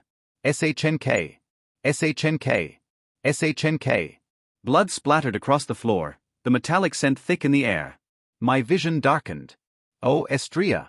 Yara's voice was soft, almost tender. Look at you. Bleeding, broken, yet still alive. You're magnificent. However, it seems that you have lost. She added, although I couldn't really register her words. My vision started getting blurrier, as I could only feel the heat from my blood. Fuck. Not like this. The rabbit-masked lady stood on top of me, with her buttocks on my chest as she then looked at Yara, to seek confirmation from her. My body felt weak. I couldn't use magic. Or aura. There was nothing I could do. I'm really going to die. Ah. I wasn't going to let that happen. Even if I lose a limb. I gripped my ice sword tightly and then stabbed into my thigh. Wag. I groaned in pain as I saw Yara's eyes widen slightly at my actions. Even the rabbit-masked woman seemed surprised. Then, my eyes snapped wide as I felt a shot of adrenaline running down my spine. I grabbed her arm and threw her away from me. Tap. She stumbled back, and I used the moment to get to my feet. My legs shook, and I could barely stand, but I refused to fall. Aha! My breaths came in ragged gasps as my red eyes started glowing slightly, and then I started staggering forward. Oh? What is this? Yara leaned forward with excitement splattered in her eyes. The rabbit-masked woman hesitated, her daggers poised as she watched me. My steps were uneven, almost aimless, but something was unsettling about the way I moved. I raised my ice sword as I closed the distance between us. But the rabbit-masked woman attacked first, her daggers slicing through the air. Clang. Clink. Clang. I deflected every strike. It was as if my body knew what to do, reacting without thought. Her attacks became more desperate, her strikes faster, but none of them landed. Impossible, she muttered in deep frustration. For the first time, she spoke. But her words didn't matter. I was already countering. My sword moved with almost eerie grace, slicing through her defenses. SHNK. The tip of my sword grazed her arm, drawing blood. She hissed in pain, her movements faltering. I didn't stop. Another strike came, cutting across her chest and shattering the remains of her mask. Crack. The mask fell away, revealing her face. Blonde hair spilled out, framing sharp blue eyes that burned with determination. She was beautiful, but I didn't care. Damn it. She muttered. The rabbit-masked woman. No, the blonde-haired woman now, staggered back, her blue eyes glaring at me. Blood dripped from the shallow cuts I had left on her chest and arm, staining the floor beneath her. Ha ha. My breaths were ragged, my chest heaving, but I wasn't done. I gripped my ice sword tightly, the cold blade steady in my hand as I took a step forward. Each movement sent jolts of pain through my battered body, but I didn't care. She lunged at me, her daggers flashing in the crimson light. Clang. Clink. The first dagger came at my left side, I deflected it easily, pushing her arm wide. The second followed immediately, aimed at my shoulder. Clink. I shifted my weight and parried, forcing her back. She growled, frustration etched across her face as her movements became faster, more erratic. She tried to overwhelm me with speed. Shing. Clang. Clink. Clink. Each attack was deflected. It was as if my body no longer hesitated, and every muscle started working in perfect sync. And that's when I remember one time when this also happened. I entered the state called unity of sword and man. When I was about to die, my mana reserves were at high time low. And as I felt a shot of adrenaline in my body, I simply let my body move itself, by instincts. Ah, this feels liberating. I stepped in close, closing the gap between us. She slashed wildly, her daggers aiming for my throat. Swish. I ducked under the strike and drove the hilt of my sword into her stomach. Thud. She gasped, her body doubling over as the air was knocked from her lungs. I didn't let up, feeling the wind caused by my fast movements hit my face. Raising my sword, I brought it down in a heavy arc. SHNK. She barely managed to block with one dagger, the force of the blow sending her stumbling back. Her other dagger darted forward, aiming for my chest. Clang. I twisted my wrist, redirecting the blade away from my body. My counterattack was swift, a horizontal slash aimed at her midsection. SHHHK. She jumped back, but not fast enough. The edge of my sword caught her side, cutting through her clothes and drawing blood. TCH. She hissed, clutching at the wound. I advanced again and immediately, she tried to create distance, but I didn't let her. Her dagger came up in a desperate thrust aimed at my heart. Swish. I sidestepped, letting the blade pass harmlessly by me, and brought my knee up into her ribs. Thud. She cried out, stumbling back. Her footing faltered, and I took the opening. My ice sword came down in a diagonal slash. SHHK. The blade bit into her shoulder, blood spraying from the wound. Her dagger clattered to the floor as her arm went limp. Ag. She staggered, her blue eyes wide with pain and shock. I didn't stop. Raising my sword, I struck again. SHNK. SHNK. 2 quick slashes opened up more cuts on her arms and legs. She fell to one knee, her breathing ragged. Her remaining dagger trembled in her grip as she tried to raise it, but I kicked it from her hand. Clatter. The weapon skidded across the floor, leaving her defenseless. I could kill her directly, but somehow, I didn't want to. I wanted her to feel pain, so I paused and spoke coldly. Get up. The blonde-haired woman knelt on the blood-stained floor, her chest heaving as she struggled to catch her breath. Her body trembled, fresh cuts lining her arms and legs, blood pooling beneath her. Get up. The voice was cold, cutting through the air like a sword. Estrella stood over her, his blood-red eyes glowing with an unnatural intensity. His chipped ice sword rested at his side, blood dripping from its edge. Then, the woman's head snapped up, her blue eyes locking with his. And then it hit her, a crushing, suffocating fear. Her heart pounded wildly in her chest, her breath quickening as if the air itself was too heavy to inhale. Every nerve in her body screamed for her to run, but her legs wouldn't move. Every muscle locked as his glowing eyes pierced her, cold and merciless. There was no anger in them, just a chilling hunger, the look of a predator. Her hands shook uncontrollably as she reached for the daggers she had dropped. Her fingers fumbled over the hilts, slick with blood and sweat. Move, she whispered to herself, forcing her body to obey. She gripped her daggers tightly and pushed herself to her feet, swaying as her knees threatened to give out. Her fear bubbled over into desperation, and she lunged forward with a scream, her blades flashing in the dim light. Clang. Estrella's ice sword met her attack effortlessly, deflecting both of her daggers with a single movement. The woman spun, slashing low toward his legs. Swish. He stepped back, letting her blade slice through empty air. Too slow, Estrella said mockingly in boredom. Just a few moments ago, he was the one suffering, but now, the tables had turned. Hearing his words, the blonde-haired woman clenched her teeth tightly, throwing herself at him again. Clang. SHNK. Each strike was blocked or parried as her movements grew more frantic. Her left dagger aimed for his side. Clink. Estrella caught her arm mid-swing and twisted it. Ah! She cried out as the dagger fell from her hand. She tried to retaliate with her right blade, aiming for his neck. Swish. He ducked, closing the distance between them in an instant. Thud. His knee drove into her stomach for the second time, forcing the air from her lungs.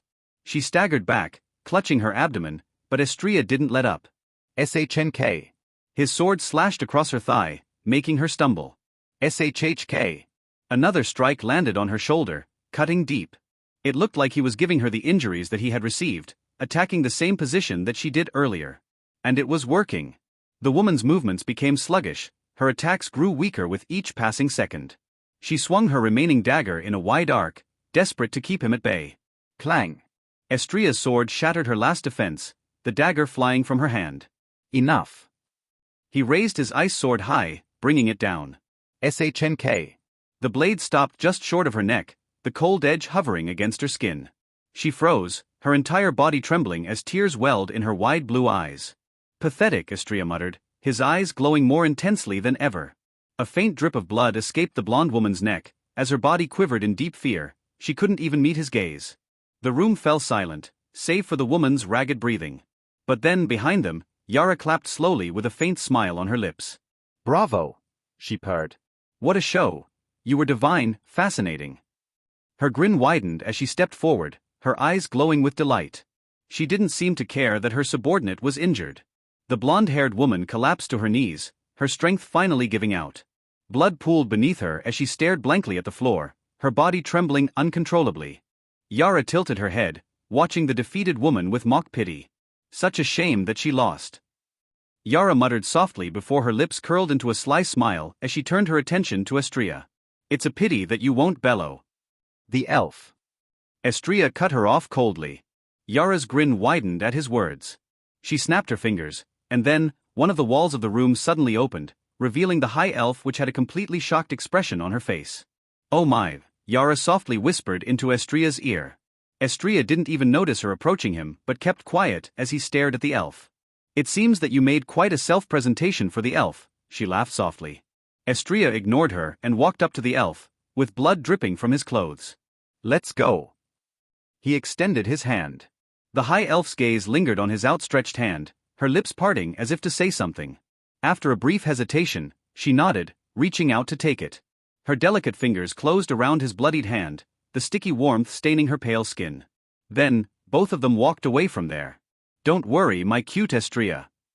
Yara suddenly spoke from the distance. I'll come back for you. Estria's brow twitched, a vein pulsing in his forehead at her parting words. But he didn't look back. He simply shook his head and kept walking, guiding the high elf out of the black market. The moment they stepped outside, a familiar voice called out. Estria. Christina came running toward them, her face pale with worry. Her eyes widened in horror at the sight of Estria's torn and bloodied figure, his injuries far worse than she had imagined. Estria.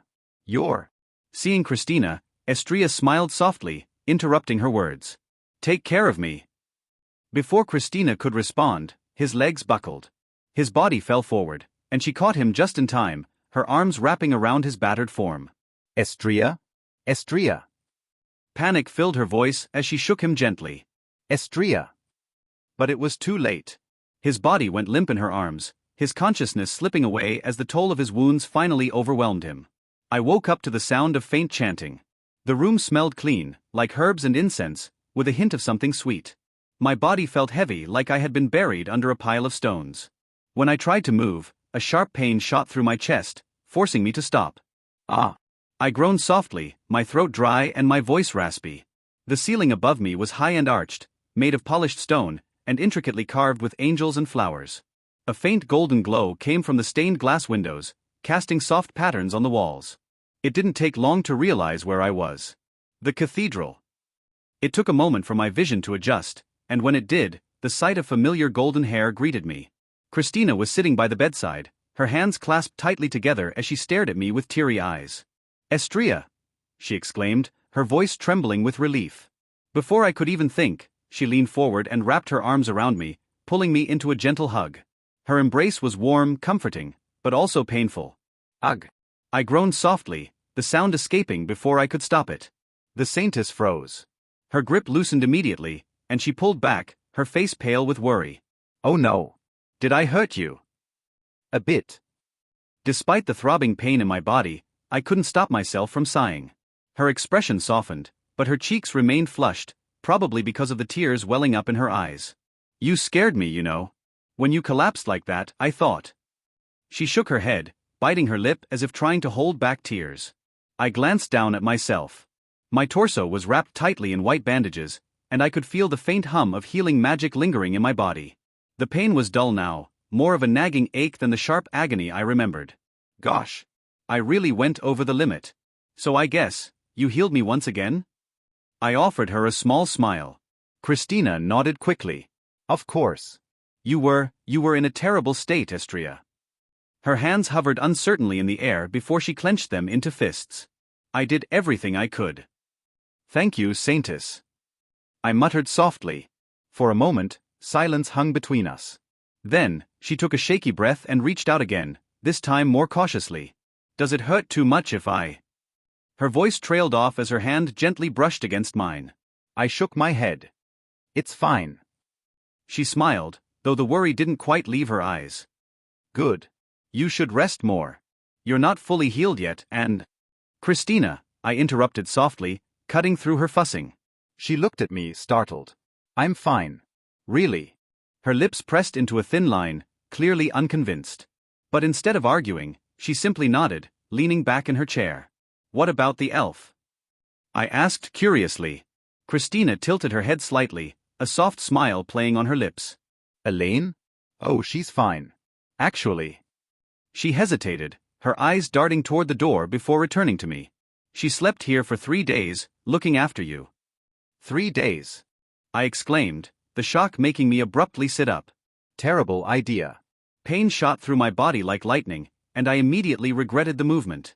Ack? I groaned, clutching my side as the ache flared up again. Christina gasped, her hands hovering over me in a panic. Estria. Stop moving. You're not healed yet. I gritted my teeth, lying back against the pillows as carefully as I could. I'm fine, I muttered, though the sweat on my brow probably said otherwise. Christina wasn't having it. She pressed her hands gently against my chest, the warm glow of healing magic radiating from her fingertips. You're stubborn, you know that, she said softly, her voice tinged with frustration. I mumbled, too tired to argue. Also, I contacted the academy for you, so don't worry about it, she added, her tone dipping into guilt. I was the one who asked you for a favor, after all. Ah. Just repay what you owe me, and I'm fine. I closed my eyes, letting the heaviness of the moment settle over me. The room was silent for a moment, but then, the faint rustle of her robes made me crack one eye open. Saintess Christina was fidgeting in her seat, her face flushed. What is it? I asked, raising an eyebrow. See, can't we do it now? She stammered, a rush of heat creeping up to her cheeks. What can we do now? I tilted my head, puzzled. You know. Her voice grew softer, her face reddening further. That favor. Ah. My eyes lit up. You already prepared the money for me? Why yeah, wait, money? She spluttered, her expression switching to confusion. Yeah. Although I didn't say it outright, I think it was pretty obvious it was money I wanted, no? I tilted my head innocently. Christina froze, her lips slightly parted as her mind seemed to rewind to the conversation we had before our meetup at the black market. Don't worry, Saintess. I'll handle it. But after this, you'll owe me a proper reward. Something stacked, soft, warm, and nice to hold, Estria spoke through the phone. The memory of his words made her cheeks burn as her mind filled with all sorts of embarrassing thoughts. In the present, Christina's eyes widened as her hand flew to cover her mouth. She blinked rapidly, her hands fidgeting in her lap. You meant, a check of money? Of course, I replied matter-of-factly. What else would I have meant? Christina let out a small squeak, her hands flying to her face to cover her deepening blush. Why, you're impossible, she muttered, half embarrassed and half exasperated. What was she thinking about? But then, as soon as I recalled my words, my lips curled into a faint smile. Did you perhaps think that I wanted to touch your braias? Stop. Don't say it. Grabbing one of my pillows, she covered her reddened face. If this was an anime, there was probably smoke coming out of her head. I couldn't help but chuckle softly, though the slight pain in my chest reminded me to keep it low. Her flustered state, though, was almost worth the trouble. The mature saintess now seemed like a cute cat. Knock, knock. Taking the chance, the saintess abruptly stood up and went to get the door. She opened it, and immediately left the room, leaving me dumbfounded. Was she that embarrassed? As soon as Christina left, I let out a tired sigh and closed my eyes, hoping for some peace and quiet. But just as I was starting to relax, I heard the faint sound of the door closing. I opened my eyes. Swip. A figure stepped into the room, her golden hair swaying gently with each step as her emerald green eyes met mine. It was the high elf I had saved 3 days ago. She was no longer the disheveled, malnourished woman I had saved. She now wore a simple white one-piece dress that fit her form gracefully. Her once gaunt frame was now fuller, her curves subtle but noticeable, though not as prominent as Christina's. Her skin was flawless, practically glowing with a healthy radiance, and her sharp features seemed to have been sculpted by the hands of a master artist. Her long, delicate ears twitched slightly, peeking out from beneath her hair. But despite her beauty, I wasn't surprised at all. "Ah, it's you," I muttered softly. She hesitated for a moment, standing there awkwardly. Her hands fidgeted with the hem of her dress as if she didn't know what to do. Then, to my surprise, she walked closer, stopping just a few steps from the bed. Before I could say anything, she dropped to her knees. Thank you for saving me," she said, her voice trembling. Her head lowered until her forehead touched the ground, her golden hair spilling over her shoulders and pooling on the floor. Her long ears stuck out, quivering slightly. "Ah." I blinked, completely caught off guard. Then she spoke again, her words coming in a rushed manner. The least I can do is become your servant. So please accept me." I stared at her, dumbfounded. Was she serious? This was a high elf, a race known for their arrogance and pride. They were always looking down on humans, seeing themselves as superior beings. And yet here she was, bowing so low her forehead might as well be glued to the floor. "Are you being serious?" I asked, raising an eyebrow. "Yes." "I swear to serve you with my life." Her reply came quickly, and she didn't even move as well, keeping the same kneeling posture. I sighed, leaning back against the pillows. My body was still aching, and dealing with this kind of drama was the last thing I wanted right now. "Look," I started, rubbing the bridge of my nose, "I don't need a servant. I just did what anyone would do. Besides, Christina was the one that wanted to save you, and even invited me to the auction where you were held. Why don't you be her servant instead?" I wanted to say, but seeing her desperate expression made me swallow those words. "That's not true," she said, lifting her head slightly to look at me. Her emerald eyes shimmered with emotion. "No one else would have done what you did. You saved me when no one else would, you risked your life for me." "Yeah, and now I'm lying here with half my body wrapped in bandages," I muttered, gesturing vaguely at myself. Her face dropped lightly as guilt flashed in her eyes. That's why I have to repay you. I owe you my life." I groaned softly, turning my head away. "Look, just take care of yourself and move on. You don't owe me anything." "But I do," she insisted, sitting up straight. Her voice seemed to only grow more desperate. "You saved me from a fate worse than death. I can't just walk away and pretend that didn't happen." I glanced back at her, my eyebrows furrowing. "You don't need to stick around and call yourself a servant or anything like that. Just live your life. That's good enough for me." She immediately shook her head upon hearing my words, her golden hair swaying as she turned her head. "No. I won't feel right unless I stay by your side. Please let me serve you." I let out another sigh, running a hand through my hair. This was going nowhere. "Do you even know what you're asking for?" I said, my voice sharper this time. "Being a servant isn't just some casual thing you can throw yourself into. It's hard work, and honestly, it's more of a pain than anything else." "I don't care," she said firmly. "I'll do anything. I'll clean, cook, fight, whatever you need, I'll do it." Hearing her last remarks, I once again tried to make a line between us. "Even I asked you for sexual needs?" Her face turned beef red in an instant, her emerald eyes widening in shock. Her lips parted slightly, but no sound came out for a moment. I," she stammered, her voice was barely above a whisper. She glanced away, her long ears twitching nervously. For a moment, I thought that would be enough to end her insistence, that she'd finally reconsider her bold declaration to be my servant. But to my surprise, she straightened her back, clenched her fists tightly, and looked me directly in the eyes. I would do that too," she said softly but firmly, her face still flushed. "If that's what it takes to repay my debt to you, then I'll accept it." I stared at her, completely caught off guard. This woman was either incredibly stubborn, completely insane, or both. "Are you serious?" I couldn't help but ask in complete disbelief. Was she really a high elf? She nodded, her gaze unwavering despite her obvious embarrassment. "Yes. I owe you my life, and I'll do whatever it takes to repay you." I let out a long sigh, rubbing my temples. This wasn't going at all how I'd expected. I stared at her, looking at her flushed face with a neutral expression. For a long moment, neither of us spoke. Then, with a heavy sigh, I closed my eyes. "Fine."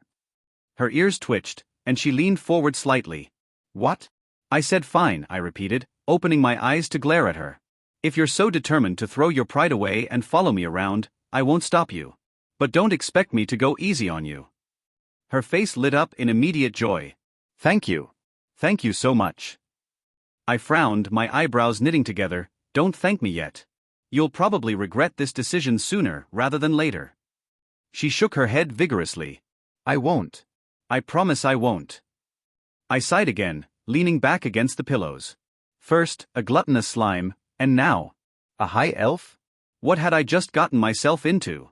Huff. Ack. Step, step, step. Ha. I'm done. Cleanse, basic magic. A soft glow surrounded me as the spell activated, cleaning away the sweat and grime from my body. I'm done for today, I muttered, rolling my neck to ease the stiffness. Then, I cast the spell cleanse again, just to feel fresher. I'd been staying at the cathedral for a few days now, recovering. But even if I was still healing, I couldn't slack off. I had already lost weeks of training, and I could feel it. My stamina wasn't what it used to be, not bad, but not at my peak. This wasn't real training, more like my daily routine to maintain what I had left. A simple run of 25 kilometers, followed by 500 push-ups, sit-ups, and squats. All while wearing 250 kilograms of weights strapped to my body. Thud. I unstrapped the weights and dropped them to the ground. The lightness that followed was a welcome relief, almost like I could fly. Master, I brought you water. I turned to see Elaine approaching, carrying a bottle of water in her hands. Ah, thanks. Taking the bottle, I gulped down a mouthful and let out a refreshed sigh. But as I glanced at her again, my eyes widened. Why, are you wearing a maid outfit? Elaine smiled warmly, doing a little twirl as if showing off her attire. Isn't this what servants usually wear?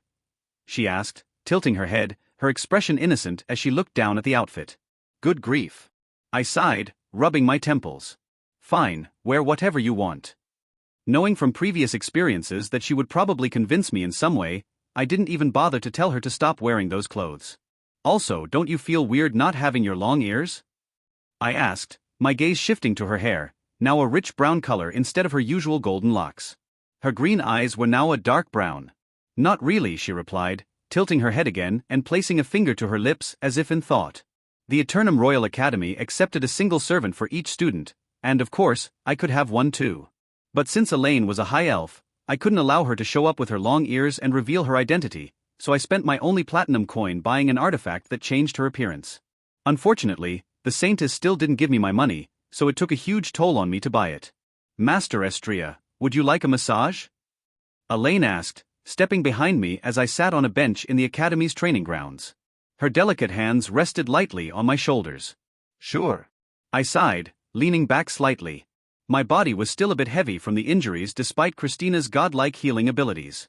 Not to mention that even though she said for me to take a break, I simply denied her words and started training my body once again. I need to quickly advance my ranks and get stronger. Lucas and the heroines in this world had their easy power-ups handed to them, but me? I don't have any kind of luck. And my damn system doesn't even show anything except my status windows, and that future prediction from a few weeks ago or a month.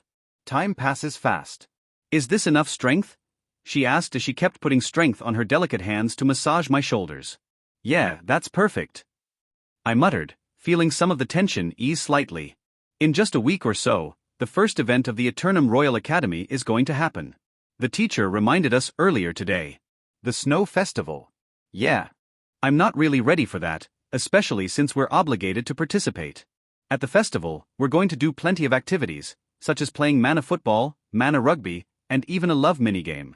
Students were required to participate in at least 5 activities, and while there were plenty of options, I wasn't exactly thrilled about any of them. About them?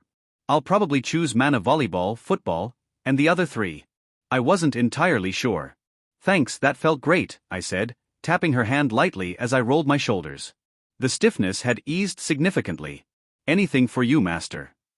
Elaine grabbed the hem of her maid outfit and bowed slightly, her movements graceful and elegant as always. Damn it. Her words and actions could easily lead to misunderstandings, the kind I didn't have the patience to deal with. But then again, it was her choice to act this way, so who was I to stop her? Now. I began, stretching out my arms. How about a sparring match? Elaine blinked in surprise. After I removed the slave mark from her body, her sealed powers had been lifted.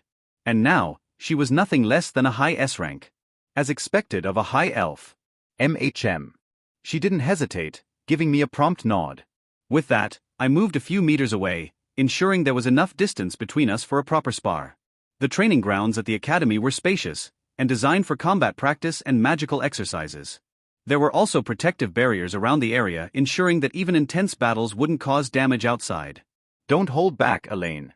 I want to see what you're really capable of now. Understood, Master, she replied calmly. Her hands moved to her sides, summoning twin daggers with an elegant flourish.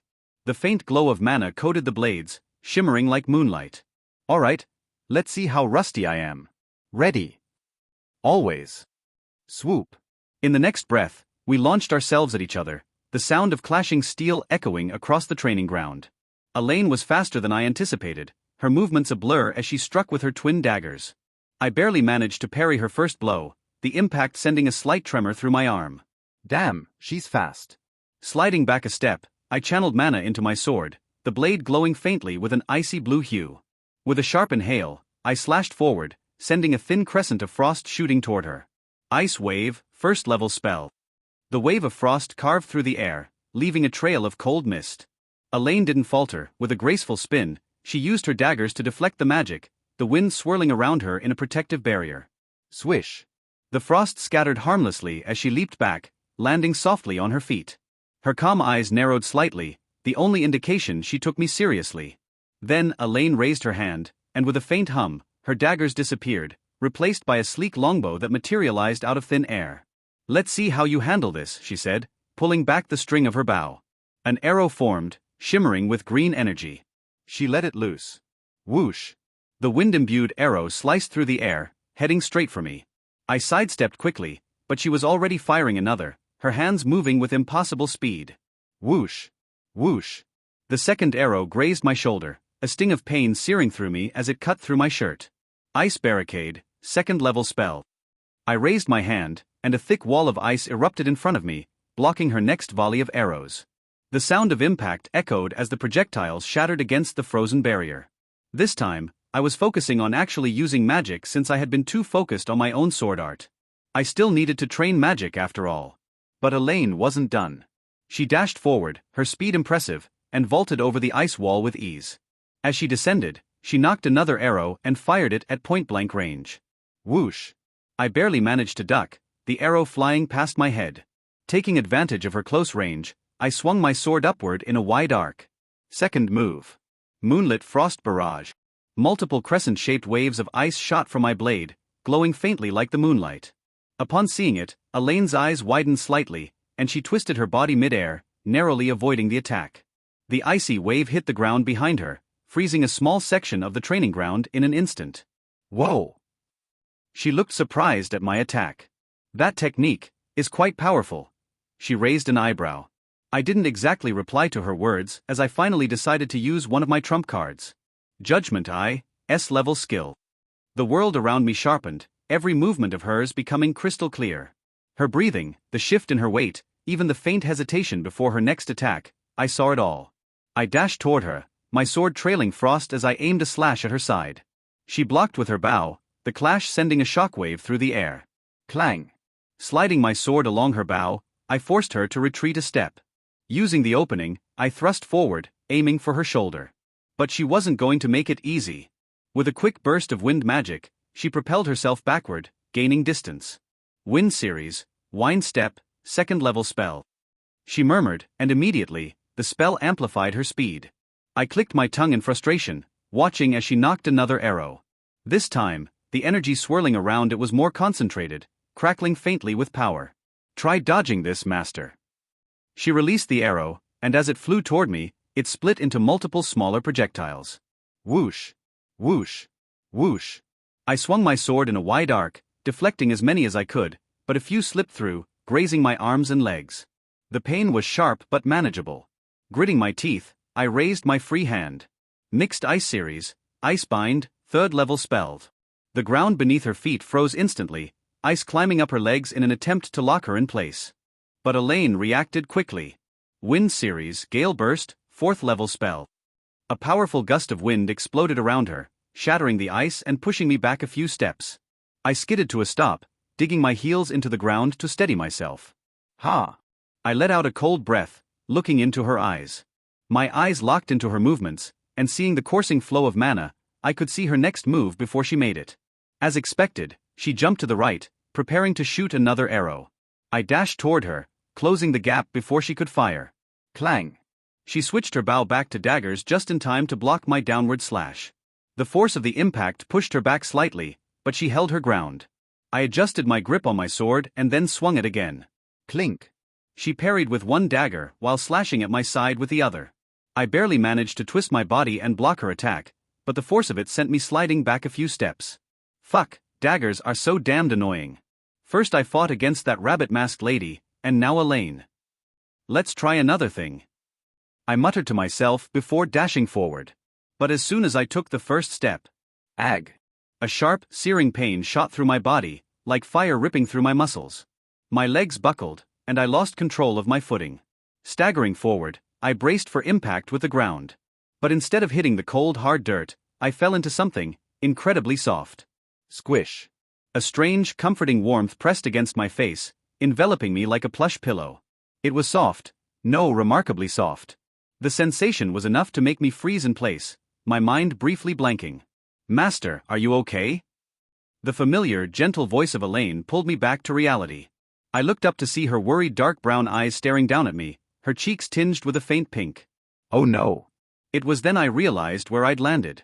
My face was buried deep into her chest, her generously sized, undeniably squishy mellows. I opened my mouth to speak, but no words came out. You're still recovering, Master. You shouldn't push yourself too hard, she said, her voice full of concern. Her hands gently rested on my shoulders as if to steady me, her warm floral scent wafting into my nostrils. The faint fragrance was intoxicating, almost enough to make my already foggy mind lose its grip entirely. Yeah, I muttered weakly, my voice muffled against her. Let's call it a day. I didn't move right away. For some reason, staying there, resting my head against her soft, warm figure, felt comforting. Even though every instinct screamed at me to pull away and act composed, my body betrayed me. Her chest rose and fell slightly with each breath she took, the motion noticeable against my cheek. I tried to focus on the distant sounds of the wind or the faint hum of mana in the air, but the softness and warmth against me were impossible to ignore. It was almost too much. Ah! Her surprised gasp snapped me out of my trance. Kaya! I'd instinctively grabbed her waist to push myself off her, but the sudden movement made her squeak in surprise. Her face instantly turned beet red, the color spreading all the way to her ears. Sorry, I muttered awkwardly, brushing the dust off my clothes as I stood. I averted my gaze, trying to ignore the growing heat in my own face. It's fine, Master, she replied softly, though her voice wavered. She adjusted her maid outfit with trembling hands, her eyes darting away from mine. I cleared my throat, trying to shake off the awkwardness. Let's go get something to eat. I started walking towards the dining area. Elaine quickly nodded before following me. I could feel her gaze lingering on me, but I didn't turn around. Master. Her voice broke the silence behind me. Yeah. I replied without looking back. And nothing.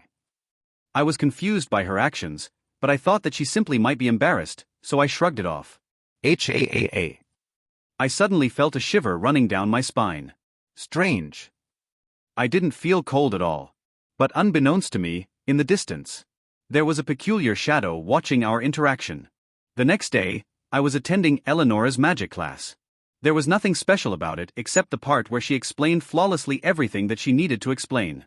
Her words were brief but consistent.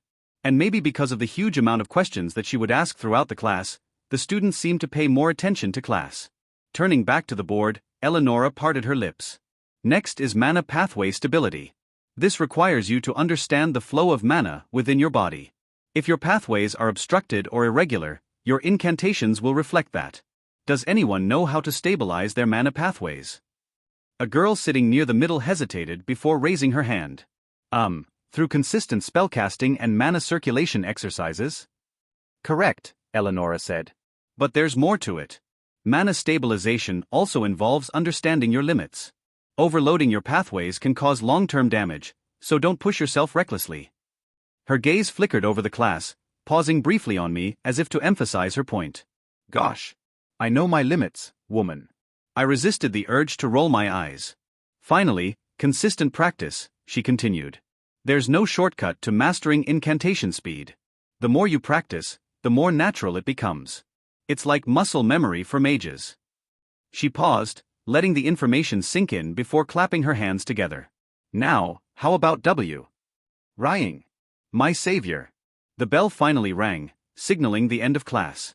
It was lunchtime now. Well, class dismissed, Eleonora announced with a small sigh, her tone carrying a hint of reluctance. She looked like she was genuinely enjoying teaching today. I wasted no time reaching for my books and other belongings, but before I could grab them, another hand moved faster. I'll do it, master, Elaine said softly, as she quickly gathered my things. In the blink of an eye, she tucked everything into her spatial ring. Having servants in class wasn't unusual, but Elaine had little to do outside her role as my servant, so I brought her along. Ah, Elaine. I remembered something as I adjusted my coat. Isn't today your checkup with the Saintess?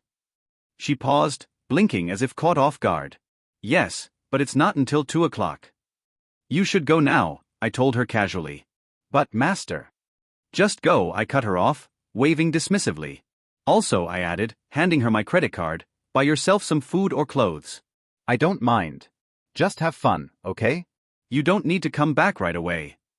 Her emerald eyes flickered with hesitation, and she opened her mouth to say something, but I didn't give her the chance. Turning away, I started walking out of the classroom. Master. Elaine called after me softly.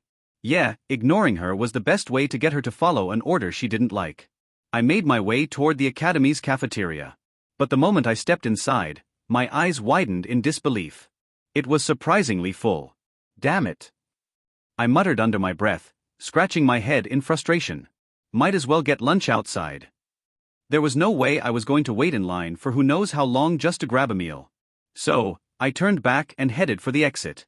But as I made my way out, I wasn't exactly paying attention to where I was going. Thud. So, I bumped into someone. Could this day get any worse? I grumbled, glancing down at the person I'd accidentally bumped into. Fuck. A voice from the ground hissed angrily. I froze. Of all people. It had to be fucking him. Who the fuck bumped into me? He spat coldly. He pushed himself off the floor, his dark brown eyes narrowing into sharp slits filled with hatred as soon as he saw me. The moment his gaze met mine, I could almost feel the air around us heat up. His jaw clenched, his fists tightening at his sides as if he was holding himself back, barely. It was Telmo, Ella's loyal little lapdog. It's you. He snarled. Fucking bastard. Without warning, he spun around, aiming a surprise kick at my legs. I barely had time to react, leaping a few meters back to avoid the strike. The fuck is your problem? I shouted, glaring at him. You're the damned problem, he growled, his voice cold as ice but carrying the heat of his rage. And just like that, he charged at me. Whoop. His fist shot forward, aiming for my face. I sidestepped, narrowly avoiding the blow, and countered with a quick jab toward his ribs. He twisted his torso, deflecting my punch with his forearm, and swung a heavy right hook toward my jaw. Thud. I ducked under it, feeling the wind of his punch graze my hair. This guy packed a lot of pure strength, but his movements were too obvious, too straightforward. Are you this weak? I taunted, stepping back to create some distance. I'll wipe that smug look off your face. Telmo growled as his face turned red in anger. He lunged at me again, this time leading with a high kick aimed at my shoulder. I blocked it with my forearm, but the sheer force of it sent a dull ache through my arm. Thump. Using the momentum, he followed up with a spinning back fist aimed at my temple. I ducked low, letting the attack whiff over my head, and quickly retaliated with a sweeping kick to his legs. Whack. It connected, and Telmo stumbled, but he didn't fall. Instead, he planted his foot firmly on the ground and countered with a powerful straight punch aimed at my chest. I twisted my body, letting the punch glance off my side, and used the opportunity to grab his wrist. With a quick pull, I used his own momentum to throw him off balance, sending him staggering forward. Bastard. Telmo recovered quickly, as he rushed at me again, this time faking a left punch before throwing a right uppercut aimed at my stomach. Bam! I managed to block it with both arms, but the sheer force sent me sliding back a few feet. My arms tingled from the impact. Then, he aimed a heavy kick at my side. Swoop. I sidestepped and retaliated with a quick jab to his solar plexus. Thud. The hit connected, and Telmo grunted, doubling over slightly. I followed up with a spinning kick aimed at his shoulder, sending him staggering back. Gah, you're damned fucker. His eyes went mad in rage as a faint layer of mana enveloped his body. Oh, he really wanted to get serious with me. I shook my right hand slightly, as I was enveloped with my silver-colored mana. Then, we both threw a punch at each other. But just before our fists could collide, bam! A blur of motion appeared between us. A delicate hand caught my fist effortlessly, while the other stopped Telmo's punch mid-swing. It was our instructor, Ziva. That's enough, she said, her voice firm but not loud. Her green eyes pierced through both of us, making it clear that she wasn't here to negotiate. Do you two have nothing better to do than fight like children? She asked coldly, with a hint of disappointment in her voice. Telmo glared at her for a moment, his fiery rage flickering, but her gaze didn't waver. It was like staring into the eyes of a predator that had already decided you weren't worth the hunt. TCH, he muttered, yanking his hand away from her grip. He mumbled something inaudible under his breath and turned to walk away, his shoulders stiff with unspent frustration. I sighed, rubbing the hand she had just released, and scoffed. Who are you to lecture us about fighting like kids? I said sharply. When we first met, you literally attacked me like some madwoman and tried to force me int. Aha. Before I could finish my words, her hand tapped my mouth, making me let out muffled noises. That kind of thing shouldn't be discussed in public. She leaned in closer, her breath brushing against my ear. From a different angle, the position she was holding me could have been considered ambiguous. Let go, you crazy bitch, I finally grumbled when I wriggled free of her grip. Her emerald green eyes glinted, and a vein popped on her forehead. Clearly, she didn't take the comment lightly. You'll pay for that, Estrella, she said, her voice chillingly cold. Her gaze bore into mine like a predator toying with its prey. After today's classes, go to the training camp. I'll give you a special training. Something about the way she said special training sent a faint chill down my spine. Ah, hell N. If you do, I'll grant you a favor. Deal. I immediately accepted. A favor from Ziva, a S-rank awakened? That was not something to pass up. Her lips curved into a small, almost triumphant smile. Good. Have a nice meal, she said, her voice returning to a more neutral tone, before walking away. Yeah. Taking a look around, I finally noticed that everyone's gaze was on me. It seemed that my little fight with Telmo had attracted quite the attention. Or was it my interaction with Instructor Ziva? Well, I didn't actually care. So, I took the opportunity that everyone was distracted and talking to each other, to pass the crowd in the cafeteria. I got a tray and put a lot of food to my liking there before lifting it and taking a look around, hoping to find an empty table. But like I said before, it was pretty stacked, so I didn't exactly find one. Then I spotted a hand waving at me from across the room. It was Lucas, smiling faintly as he gestured for me to join his table. Along with him was his small party group. Gosh. I really don't want to sit with them. But as I ignored it and took another look around, I realized that I had no choice but to sit beside Lucas. Ha! You were injured just a day ago, and you're already causing trouble. Lucas asked as soon as I sat down in the chair, putting my tray on the table. I was the one causing trouble?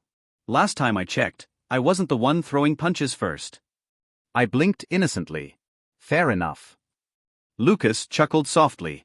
Well, it was satisfying enough to watch, Rose muttered softly, barely audible over the noise of the cafeteria. I turned my gaze to her, arching an eyebrow. Her cheeks immediately flushed, the red creeping up to her ears. She seemed to have remembered our little interaction in the dungeon. Also, Estrella. How about joining us for the snow festival? Lucas interrupted me just as I was about to tease Rose, his cheerful tone cutting through the moment. Joining in what? I asked, narrowing my eyes. Well, isn't it obvious? The activities. Lucas replied, his grin as bright as ever. His words immediately brought the realization crashing down on me. The snow festival activities, most of them, were team games. And knowing Lucas, he'd already decided that I was their missing piece. I hesitated slightly. Don't worry. Everyone here doesn't mind having you on the team. Of course not. Maya chimed in, puffing out her chest like a proud rooster as Iris nodded gently with a small smile. Rose simply let out a low yes, and then there was Ella. She just stared at me. Not for a moment, not for a few seconds, but for what felt like an eternity. Her eyes bore into me as if she were trying to uncover some mystery. Until she finally spoke. Sure. Just at that moment, Lucas turned to me. So, what do you think? He asked eagerly. Isn't your team strong enough? I raised an eyebrow.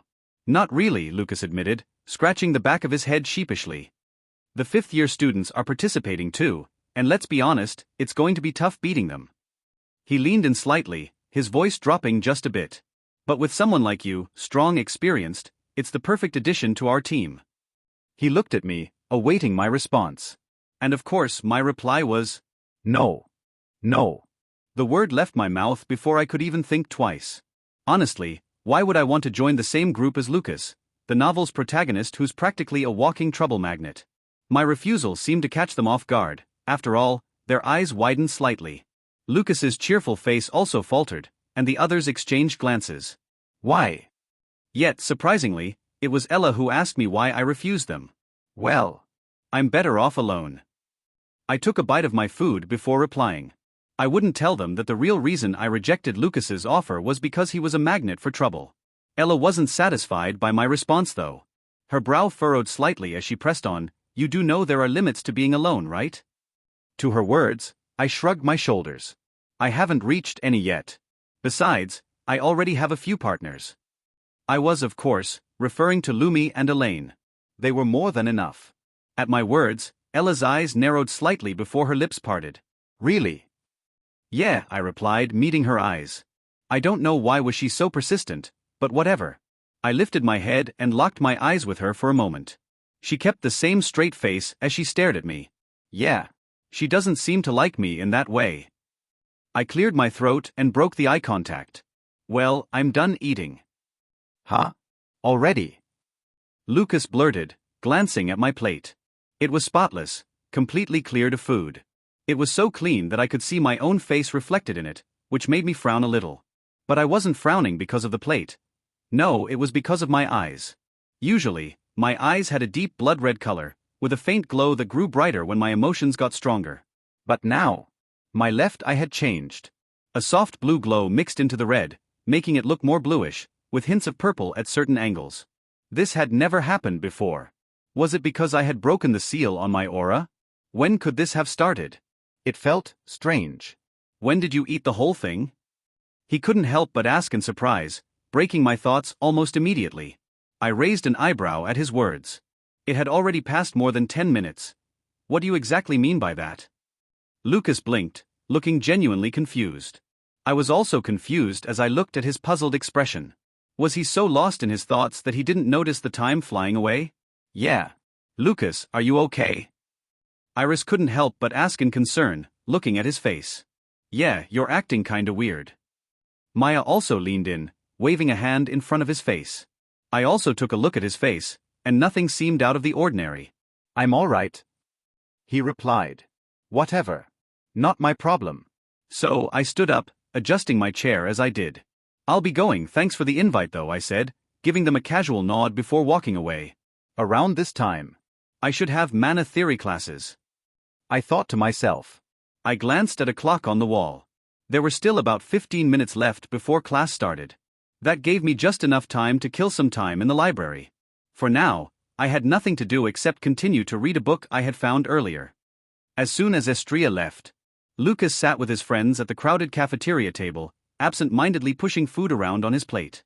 Maya was excitedly debating with Iris about which dessert stall they should visit during the snow festival, while Ella quietly interjected with her own sarcastic remarks. Rose, as usual, remained quiet, her focus on her own meal.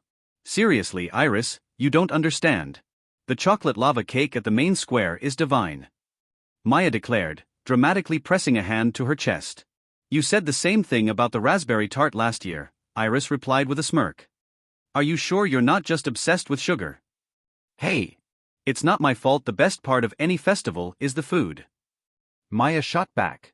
Hearing their conversation, Ella sighed deeply, rolling her eyes. You'd probably survive a dungeon raid if the treasure at the end was cake. The others laughed, but Lucas found himself distracted. Something felt off. His thoughts drifted away from the conversation as a soft voice echoed in his head.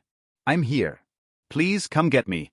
His fork froze mid-air, his eyes narrowing slightly. He scanned the room, half expecting to see someone standing behind him, whispering in his ear. Lucas, are you okay? Iris asked, noticing his sudden stillness. Yeah, you've been zoning out a lot, Maya added, leaning closer to him before saying in a teasing manner. Don't tell me you're still thinking about Estria refusing your offer? No. Just tired, I guess. Lucas shook his head quickly, forcing a smile. You don't look tired. What's going on? Ella asked with a slight frown. Before he could answer, the voice returned, clearer this time. Come closer, find me. Lucas blinked, a bead of sweat forming on his forehead. The voice felt so real, like it was coming from someone right beside him. Lucas. Rose's quiet voice broke through his thoughts.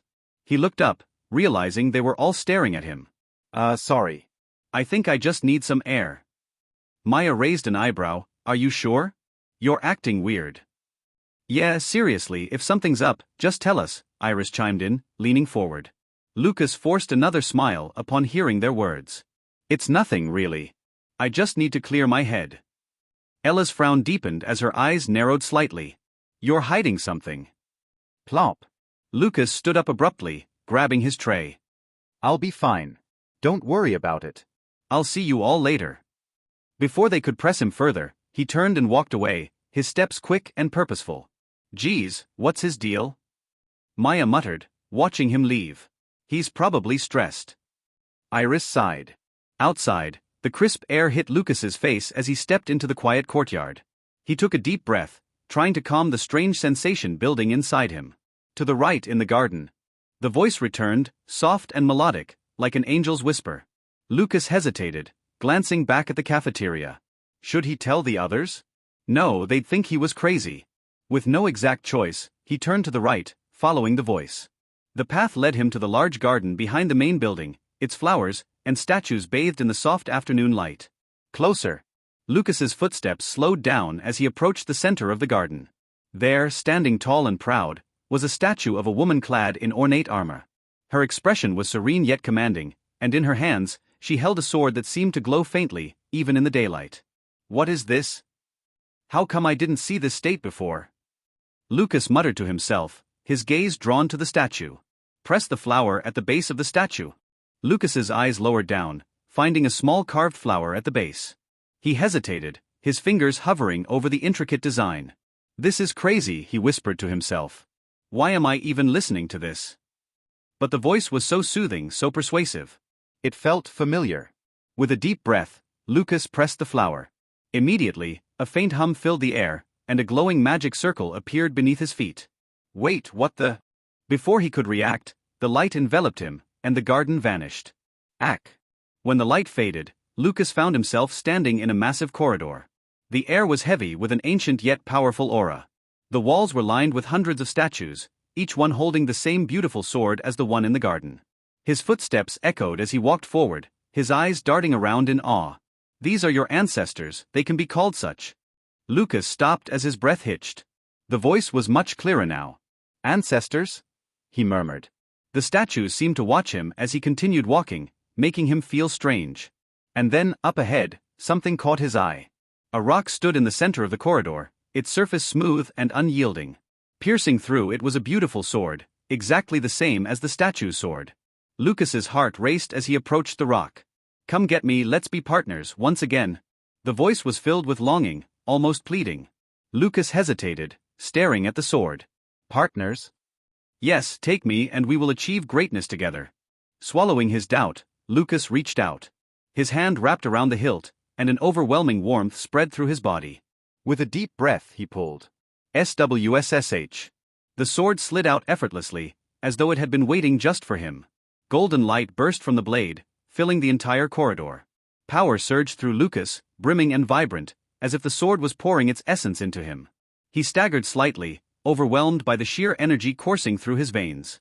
Welcome back, my forever partner. The voice was stronger now, filled with joy. Let us be great again. Upon hearing the sword's voice, Lucas tightened his grip on it. Excalibur. He whispered softly. The name came to him naturally, as if he had always known it. At that moment, in many different locations, a handful amount of people seemed to feel something that made their hearts shudder. Amongst all of them, one particular stood quietly, already looking at Lucas's figure. She was breathtaking. Her long sparkling purple hair cascaded down her back like a shimmering waterfall, glowing faintly in the light. Her eyes, a piercing light blue, seemed to hold the secrets of the stars. On her head, she wore a tall, elegant witch hat in deep purple, decorated with silver embroidery and a single gemstone at its center, gleaming like a tiny star. Her outfit was just as striking as her appearance.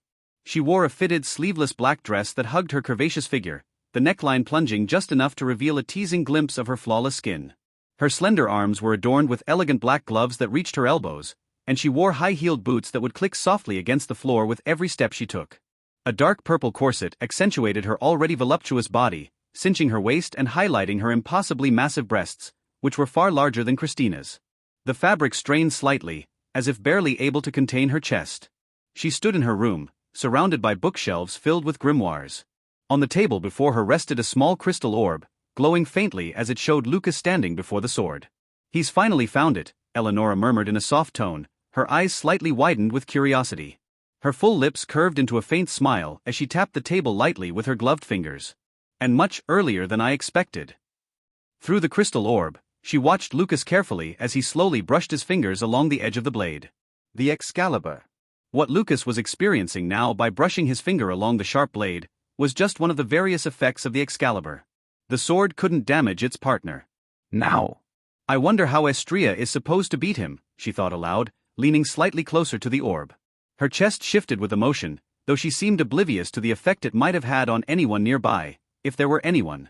"His identity is known now, not just to the other headmasters but to those old fools as well." Her fingers stopped tapping, and a frown crossed her beautiful face. "Maybe after being defeated for the first time, Estria will finally take my offer to be my disciple, if not." A red malicious glint appeared in her light blue eyes, and her hand clenched into a tight fist. "I wouldn't know what to do." "Rying. Damn, finally. Man, I thought this class was never gonna end." The students around me groaned and stretched, their voices echoing the universal relief that came with the end of the school day. Honestly, they weren't wrong. That class had dragged on so long that I felt like I had aged a whole year sitting through it. Maybe it was just because it was the last class of the day. There's something about knowing you're almost free that makes every second feel like an eternity. "Estria, what are you doing later?" Lucas asked me, slipping his book into his spatial ring. "Ah, right." This guy had decided to sit next to me for the rest of the classes, much to my annoyance. He spent most of the day pestering me to join his little group for the festival activities. But of course, I turned him down every time. "If you don't have plans, how about we hit up a cafe?" He cut me off mid-sentence, flashing a hopeful smile. "I'm busy." Without waiting for a response, I turned on my heel and started walking toward the door. "Ah, come on. Why?" I didn't bother answering and continued walking, ignoring him completely, and just before Lucas could make another attempt at roping me into his plans, a soft voice called out to him. "Lucas." It wasn't a voice I recognized, and I didn't even bother to glance back. Probably one of the side heroines. There are a ton of them, after all, each one destined to orbit around Lucas like moths to a flame. Now, I had my own priorities. I had a meeting with Professor Ziva, and there was no way I was going to miss it. The promise of a favor from someone like her? It was too good to pass up. Probably more money. I clenched my fists quietly, a grin tugging at the corners of my lips due to the sheer amount of happiness that I was feeling. Money really is the best thing ever. No questions asked. Sure, people always talk about how it corrupts or whatever, but they're probably just broke. It took me a while to reach out to the training camp, but as I did so, I noticed a single figure on the camp, standing alone with 2 swords on her waist. Professor Ziva. She had long dark hair tied back loosely, though a few strands framed her sharp, striking face. Her piercing green eyes stood out vividly against her tan skin, their intensity giving her an air of authority and seriousness that made it hard to meet her gaze for too long. She wore a crisp white blouse with a high collar and neatly buttoned front. The fabric clung slightly to her figure, accentuating her full, well-endowed chest. So large it made you wonder how she didn't hear buttons screaming for mercy every time she moved. Gosh! Why did every heroine have a specially large chest? Well, probably the author's fault. A slim black ribbon was tied elegantly around her neck, adding a touch of sophistication to her look. Over her blouse, she wore a corset-style outfit that cinched her thin waist, emphasizing her hourglass figure. The insignia of Eternum Royal Academy adorned her sleeve, a subtle reminder of her status. Her long legs were clad in tailored black pants, and her boots, polished to a shine, clicked against the ground with every step she took. As I approached, her sharp eyes turned toward me, locking onto mine with an intensity that made me feel like a mouse under a hawk's gaze. "You're late." I held up my hands in mock surrender. "Only by a minute. Cut me some slack." She didn't reply, but the slight arch of her brow told me she wasn't impressed. "So, what do you want?" I got straight to the point. Instead of answering, she stepped closer, her boots clicking softly against the floor until she was standing right in front of me. Then, she rested her delicate hand on my shoulder. "Be my disciple." Another crazy bitch. Well, I already knew that she was like this. But unfortunately, the position is already reserved for Lucas. It's not that I care about the plot or fate or whatever. But, Lucas still needs to get strong enough to kill the Demon King. Only his damned holy sword can cause damage to it apparently. Learned that from books. Nah. Her hand left my shoulder as she crossed her arms and stared at me, her piercing green eyes narrowing slightly. "Give me a valid reason then." "I don't want to," I replied with a shrug. "I'll let you touch my breasts." Fuck, what did you just say?" My voice cracked as my eyes widened. Hearing my shocked words, she smirked slightly, uncrossing her arms and resting her left hand on her chest. "I have seen you looking at them during the little fight we had before, so I thought you would be interested in touching them," she explained, looking down at her chest. Her fingers pressed against the fabric of her blouse, emphasizing the impressive size of her chest. The buttons looked ready to burst at any second. By instinct, my eyes landed on her squishy mellows. "See?" she teased, her eyes locking onto mine with a knowing look. Cough, that was pure instinct.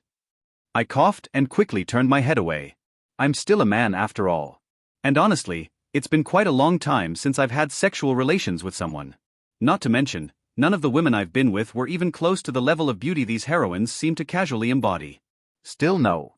"I'm not interested in being anyone's disciple," I said firmly, refusing her offer even as my mind screamed at me for a brief second. "Is that so?" Her gaze dropped for a moment, her demeanor shifting slightly. She was acting strange though. I thought that she would probably force me into accepting it or something like that. "Then how about we make a deal?" she said, her head lifting as a faint smile returned to her face. What kind of deal? Why does her words sound strangely enticing? "I'll grant you one more favor on top of the one you already owe me." "But..." Her smile widened ever so slightly. "We'll have a duel. If I win, I get something in return." "And what exactly do you want in return?" I narrowed my eyes slightly. "I'm only going to tell you if you do accept the duel," she smiled faintly, as her eyes widened faintly. Yup. She was back to normal. And considering her offer, it sounds strangely enticing, and I'm pretty sure that the thing that she gets in return for beating me is making me her disciple. But that extra favor was really tempting. So, if I want it, I need to make the battle work in my favor. Can I set conditions for the fight? I asked. "Sure," she replied with a nod. So, with that already done, I could finally accept her deal. "All right. "I'll accept the deal." Good." Her smile grew wider as she stepped closer to me, her voice dropping slightly. "And as promised, I'll tell you what I want if I win." She didn't reply, but the slight arch of her brow told me she wasn't impressed. "So, what do you want?" I got straight to the point. Instead of answering, she stepped closer, her boots clicking softly against the floor until she was standing right in front of me. Then, she rested her delicate hand on my shoulder. "Be my disciple." Another crazy bitch. Well, I already knew that she was like this. But unfortunately, the position is already reserved for Lucas. It's not that I care about the plot or fate or whatever. But, Lucas still needs to get strong enough to kill the Demon King. Only his damned holy sword can cause damage to it apparently. Learned that from books. Nah. Her hand left my shoulder as she crossed her arms and stared at me, her piercing green eyes narrowing slightly. "Give me a valid reason then." "I don't want to," I replied with a shrug. "I'll let you touch my breasts." Fuck, what did you just say?" My voice cracked as my eyes widened. Hearing my shocked words, she smirked slightly, uncrossing her arms and resting her left hand on her chest. "I have seen you looking at them during the little fight we had before, so I thought you would be interested in touching them," she explained, looking down at her chest. Her fingers pressed against the fabric of her blouse, emphasizing the impressive size of her chest. The buttons looked ready to burst at any second. By instinct, my eyes landed on her squishy mellows. "See?" she teased, her eyes locking onto mine with a knowing look. Cough, that was pure instinct. I coughed and quickly turned my head away. I'm still a man after all. And honestly, it's been quite a long time since I've had sexual relations with someone. Not to mention, none of the women I've been with were even close to the level of beauty these heroines seem to casually embody. Still no. I'm not interested in being anyone's disciple, I said firmly, refusing her offer even as my mind screamed at me for a brief second. Is that so? Her gaze dropped for a moment, her demeanor shifting slightly. She was acting strange though. I thought that she would probably force me into accepting it or something like that. Then how about we make a deal? She said, her head lifting as a faint smile returned to her face. What kind of deal? Why does her words sound strangely enticing? I'll grant you one more favor on top of the one you already owe me. But her smile widened ever so slightly. We'll have a duel. If I win, I get something in return. And what exactly do you want in return? I narrowed my eyes slightly. I'm only going to tell you if you do accept the duel, she smiled faintly, as her eyes widened faintly. Yup. She was back to normal. And considering her offer, it sounds strangely enticing, and I'm pretty sure that the thing that she gets in return for beating me is making me her disciple. But that extra favor was really tempting. So, if I want it, I need to make the battle work in my favor. Can I set conditions for the fight? I asked. Sure, she replied with a nod. So, with that already done, I could finally accept her deal. All right. I'll accept the deal. Good. Her smile grew wider as she stepped closer to me, her voice dropping slightly. And as promised, I'll tell you what I want if I win. I was a bit reluctant to let her approach me, but I stood still. And strangely, she got really close to me. She leaned in, her breath brushing against my ear as she whispered softly. If I win. Her soft words made me shiver. I want you to be my lover for a week. Huh. What did she say? Did I just hear it wrongly or something? I know you are crazy. But I didn't think you were this fucking crazy. What kind of crap are you fucking talking about? Why would I be your lover for a week? What kind of winning reward is that? Multiple thoughts filled my head, but I nodded promptly. Of course, I wasn't thinking of taking advantage of being her lover to successfully squeeze those marshmallows. Or maybe even more. But of course, I wasn't going to lose though. I need that favor still. Then let's start, she said, stepping back to stretch her arms. By the way, what are your conditions? She asked, raising an eyebrow. I had already thought about it. I couldn't reveal my aura yet, and my mana wouldn't be sufficient to beat her. So, the only thing I could actually beat her in. A pure swordsmanship duel, but you need to lower your skills to B rank. I said so.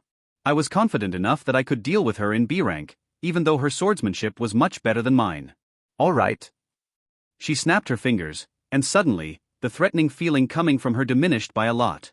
But just to check, I also used my judgment eye and sure enough, she had her powers in the B rank level. Perfect. I pushed my sleeves back slightly, rolling them up to my elbows as I approached the weapons table. I picked up one and gave it a quick swing, light, balanced, but familiar. Still, something felt off. Without much thought, I grabbed another sword, holding one in each hand. Dual wielding wasn't my forte, but it wasn't entirely unfamiliar either. Ziva's green eyes locked onto me with sharp interest as I turned to face her. Oh, she murmured, one eyebrow arching. 2 swords? How bold. Thought I'd try something new, I said casually, twirling both blades in my hands to get a feel for them. She chuckled softly, shaking her head. I wonder if you'll regret that decision. I didn't reply to her words. Instead, I stepped into the center of the sparring circle, and Ziva followed. There was a moment of pure silence as we started each other. The tension in the air was palpable, like a coiled spring waiting to snap. Then, with a fluid motion, she unsheathed her swords. The black steel of her dual blades shimmered faintly, their edges keen and polished. Her movements were precise, almost mechanical, as she took a ready stance. I mirrored her posture, crossing my swords in front of me. The camp fell silent. Then, without warning, clang. Ziva lunged forward with startling speed, both her blades slashing in a precise X formation aimed at my chest. I barely managed to intercept her strike, crossing my swords to block.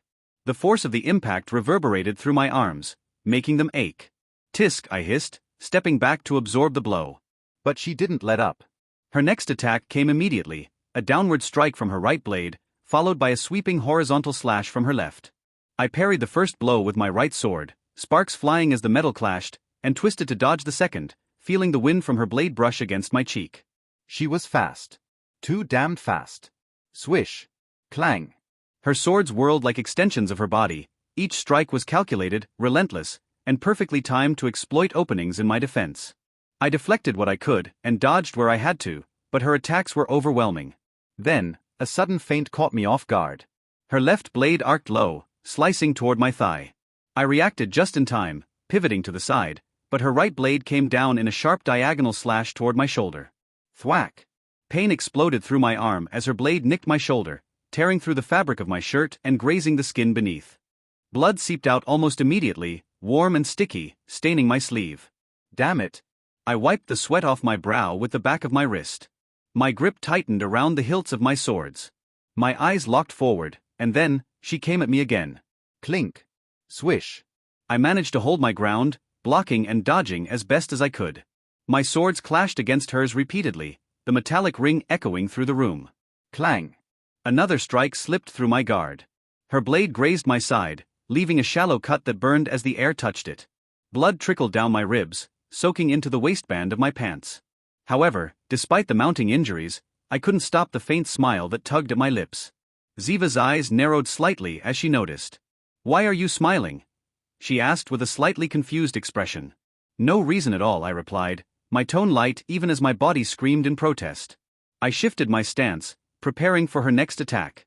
She hesitated for a fraction of a second, her gaze flickering to the cuts on my body. Then, she shook her head and pressed forward. Her blades came down in a relentless flurry, each strike faster and more precise than the last. My movements became more desperate, my arms growing heavy from the repeated clashes. Sweat dripped down my face, stinging my eyes. Still, I refused to back down. Clang. Swoop. I managed to catch her off guard with a quick counterattack, one of my swords grazing her upper arm. Splat. A thin line of blood appeared, staining the sleeve of her blouse. Her expression didn't falter, but I saw the briefest flicker of surprise in her eyes. "This is it." Licking her lips, her eyes widened slightly, and so did her lips. Even if my attack had the intention of making her weaker, she seemed to only get stronger and crazier because of it. Fwhip. Splat. Another slash caught my thigh, the blade cutting deep enough to make me stumble. Fuck. I grit my teeth against the pain, refusing to let it slow me down. Blood seeped from the numerous cuts on my body, dripping onto the floor. My breathing was ragged, my vision slightly blurred, but I kept moving.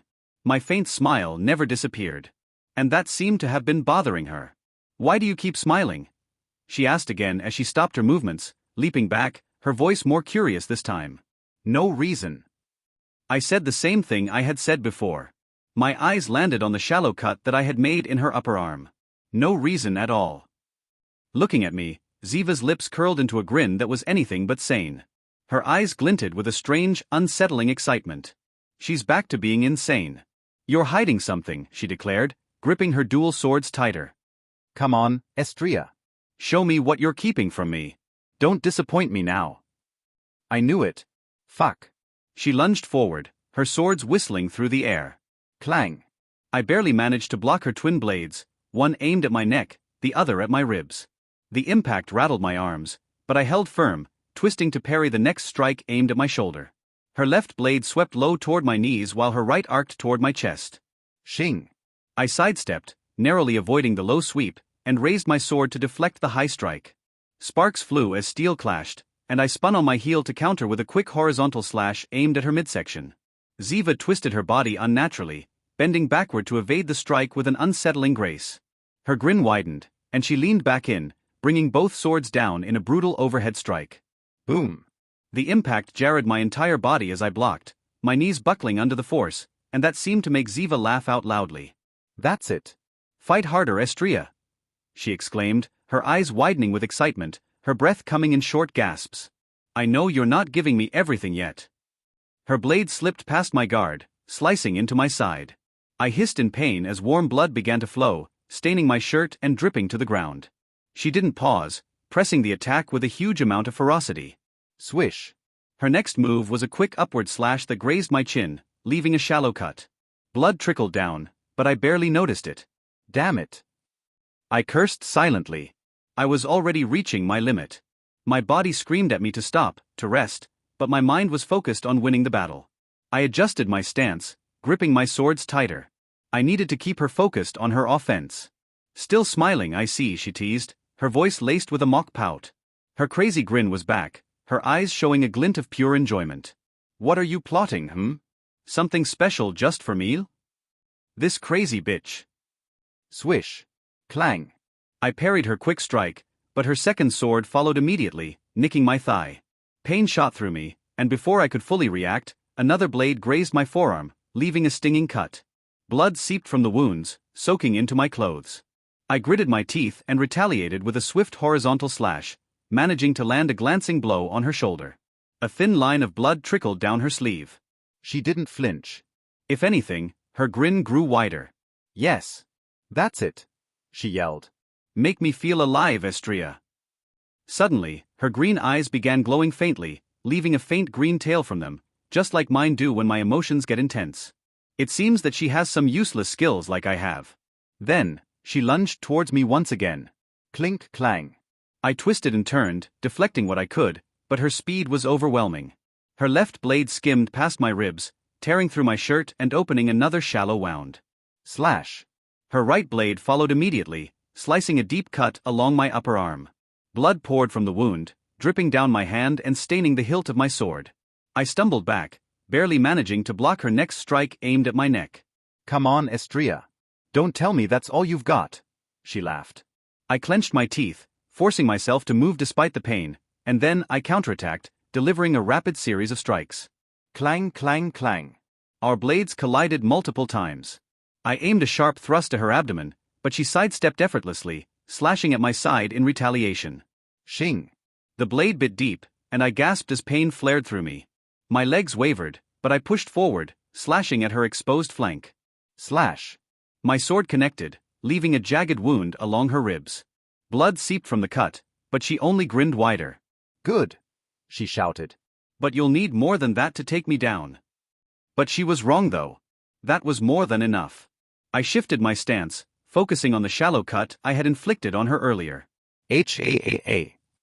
My blood-red eyes started glowing dimly. Bleed. The technique activated silently, and the cut on her upper arm suddenly burst open. Blood gushed out, the wound tearing wider as if an unseen force had ripped it apart. Her eyes widened in shock. What? She dropped her swords, clutching her arm as pain racked her body. Her knees buckled, and she fell to the ground. Bleed. I mumbled to myself. The technique that I wanted so much from that damned Bloodclaw wolf. Lumi had absorbed his abilities after all, so what I was using was Lumi's abilities, not mine. So technically, I didn't use mana or aura. I approached her slowly, blood dripping from my own wound, and hearing my steps, she looked at me with a confused expression. I knew why she was looking at me like that. That was because she noticed that I didn't use mana or aura to damage her that way. It's kind of a loophole, to be honest. After all, because of my blood contract with Lumi, no one can see or feel her powers when she is inside my tattoo. Step. I raised my sword, resting the blade lightly against her neck. The faint smile that I had since the beginning of the fight never left. Looks like I win, I said softly. As I said those words, the training camp was silent except for the sound of our labored breathing and the faint dripping of blood onto the floor. For a moment, Ziva said nothing. Her glowing green eyes dimmed slightly, and the wild grin she had worn throughout the fight faded into something softer, almost serene. Then, her lips curled into a small, tired smile. Not bad. You win, she whispered in a tired tone. Her crazed expression had completely disappeared, and so did the glow from her eyes. I stabbed both of my swords into the ground, straightened up, and extended a hand toward her. She hesitated only for a second before taking it. Now, what kind of favor do you want? She asked, dusting herself off and retrieving her swords from the ground to sheathe them at her waist. Hearing her words, I put on a thoughtful expression. I already had enough money from the Saintess, so asking for more seemed quite unnecessary. I still needed to save money for the dragon's heart, but another favor from her could be invaluable. So, what could I ask from her? I wasn't sure yet. I'll tell you later, I ended up saying. She simply nodded her head expressionless, but then, a small barrier was summoned around us, glowing in a potent green mana. It was the kind of barrier that would hide our presence from other people's eyes. Now, here's your other reward, she said mysteriously as I looked at the barrier. What reward? My mouth abruptly closed as I turned to look at her. Ziva's hands moved to the lace of her blouse. She undid it slowly, her fingers deftly working the buttons as she pulled the fabric aside to reveal her collarbones. Then, she slid the blouse off her shoulders, letting it hang loosely around her arms. My eyes widened as she reached behind her back and unclasped her bra, her tan skin contrasting beautifully with the dark fabric. The straps fell away, and her full, generous breasts spilled free. They were perfectly shaped, her soft, tan skin glowing faintly in the light of the barrier. Her pink nipples stood out, taut against the chill air. What the hell? I stammered, my face flushing as I took an involuntary step back. I didn't fucking expect her to do something like this. Ziva glanced at me with a teasing smile, as her emerald green eyes curved in a crescent manner. Isn't this what you wanted? She cupped her giant, squishy breasts in her hands, lifting them slightly and pressing them together, making them seem even fuller bigger. Then, she gave them a playful jiggle. Touch, squeeze, or do whatever you want. Didn't you earn it? Well, kinda. I sighed, furrowing my eyebrows. Then, I glanced at them. Her tan skin was flawless, the curve of her breasts smooth and inviting. The way they moved slightly with each breath, soft and supple, was almost hypnotizing. Now, are you going to touch them or not? She asked, tilting her head in mock innocence before starting to approach me. I was so focused on her breasts that I only noticed that she was approaching me after seeing them bouncing around. Ziva, wait. Before I could finish, she grabbed my right hand, still slick with my own blood, and placed it on her left breast. The warmth of her skin against my palm sent a shock through me. There. Now squeeze. She guided my hand with gentle pressure, and I felt the softness of her breast yield beneath my fingers. It was warm and plush yet firm, an almost surreal sensation. Ah. She let out a soft, breathy moan as my hand remained pressed against her, fingers still feeling the plush, warm softness of her breasts. Isn't she quite sensitive? I couldn't help but think. Unable to resist, I gave another gentle squeeze, feeling the pliant give of her flesh beneath my fingers once again. Her body responded immediately, a small gasp slipping from her lips as she tilted her head back slightly, her breathing hitching. Ooh. She moaned softly, eyes half-lidded as she looked at me through heavy lashes. Hearing her seductive moan, my hand tightened, instinctively molding to the shape of her breast, feeling the warmth, the softness, and the gentle weight that only seemed to increase my desire to touch her. Her fingers, delicate and long, brushed lightly against my arm, trailing up to my wrist, guiding me. Feel good? She asked, her voice a husky purr, her lips curving into a sly smile. But despite her teasing words, I could easily see that she was also enjoying this through her flushed red face and quivering eyes. Yeah, it feels really good. I replied softly, letting myself indulge in the sensation just a little longer. Gag on. She let out another soft moan, longer this time, her breath catching as I kneaded her breasts once more. And slowly, her breathing started growing heavier as I continued to touch her, the warmth of her skin spreading through my fingers. My eyes lingered on her chest, soft, full, and perfectly inviting. I couldn't resist any longer. Slowly, I let my fingers drift upward, lightly brushing over her taut nipples. A shiver ran down her spine, and she let out a soft gasp. Yes, there, she murmured, eyes fluttering closed, leaning slightly into my touch. She really is sensitive in here. I smirked, watching her reaction. Her breasts felt so soft, yet her nipples were firm beneath my fingertips. I teased them gently, slowly circling them, feeling the subtle bumps forming. You like that? This time, I decided to tease her. But, to my surprise, she was thoroughly honest. Why yes, keep going. She gave me a small nod, biting her lip as her chest heaved slightly. Without hesitation, I flicked my thumb lightly against one nipple, just enough to make it tighten beneath my touch.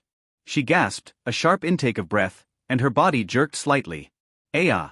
She let out a small, surprised moan, arching her back slightly. Her eyes opened wide, watching me with a mix of pleasure and teasing hunger. Encouraged by her response, I did it again, this time pressing a bit harder, rolling my thumb over her nipple in slow, teasing circles. She let out another quiet moan, her head tilting back slightly, eyes half-lidded. More. She whispered, shifting slightly to give me better access. I couldn't resist anymore. My mind was already on cloud 9 just because of the lust that I was feeling. From the previous teases from both the Saintess and Elaine. I needed to enjoy myself for a while. It's okay if I indulge a little, right? So, I leaned in slightly and pressed my lips to her collarbone, tasting her skin as my fingers continued to play around with her squishy mellows. My other hand slid down, grazing the soft curve of her waist, feeling the gentle jiggle beneath my touch. She moaned again, a soft, throaty sound, her body reacting to my every touch. My fingers teased, flicking and rolling against her nipples, making them stiffen further. The sounds of her pleasure, those quiet breathy moans, only fueled my desire more. Yes, just like that, she murmured, biting her lip as she arched toward me. Her skin was warm and pliant beneath my fingers, and the way she melted into my touch was intoxicating. Then, my body trembled completely as I pinched her mountain peaks, feeling the subtle, hard texture. "Oh, why yes, more please," she murmured, her voice sweetly desperate, legs shifting slightly beneath her. "Ah," soft gasps escaping her lips. Then, seeing her red lips part slightly, as her mouth opened slightly, showing strings of saliva connecting to the top of her mouth. "I really want to kiss her." And of course, since we had already skipped a few steps, I decided to start a not-so-advanced one. MHMPH. My lips pressed hers, melting into a slow, heated kiss. The soft wetness, the sound of our lips pressing together was intoxicating, pulling me deeper into the moment. Her lips parted slightly, allowing my tongue to trace gently against hers. The taste of her was sweet, intoxicating, and it drew me further into the kiss, soft, slow at first, but soon growing more eager, more hungry. Churup. HAAA. Our breaths mingled as we kissed deeply, lost in the sensation. Her hands found my shoulders, pulling me closer, pressing her body into mine as our tongues played together.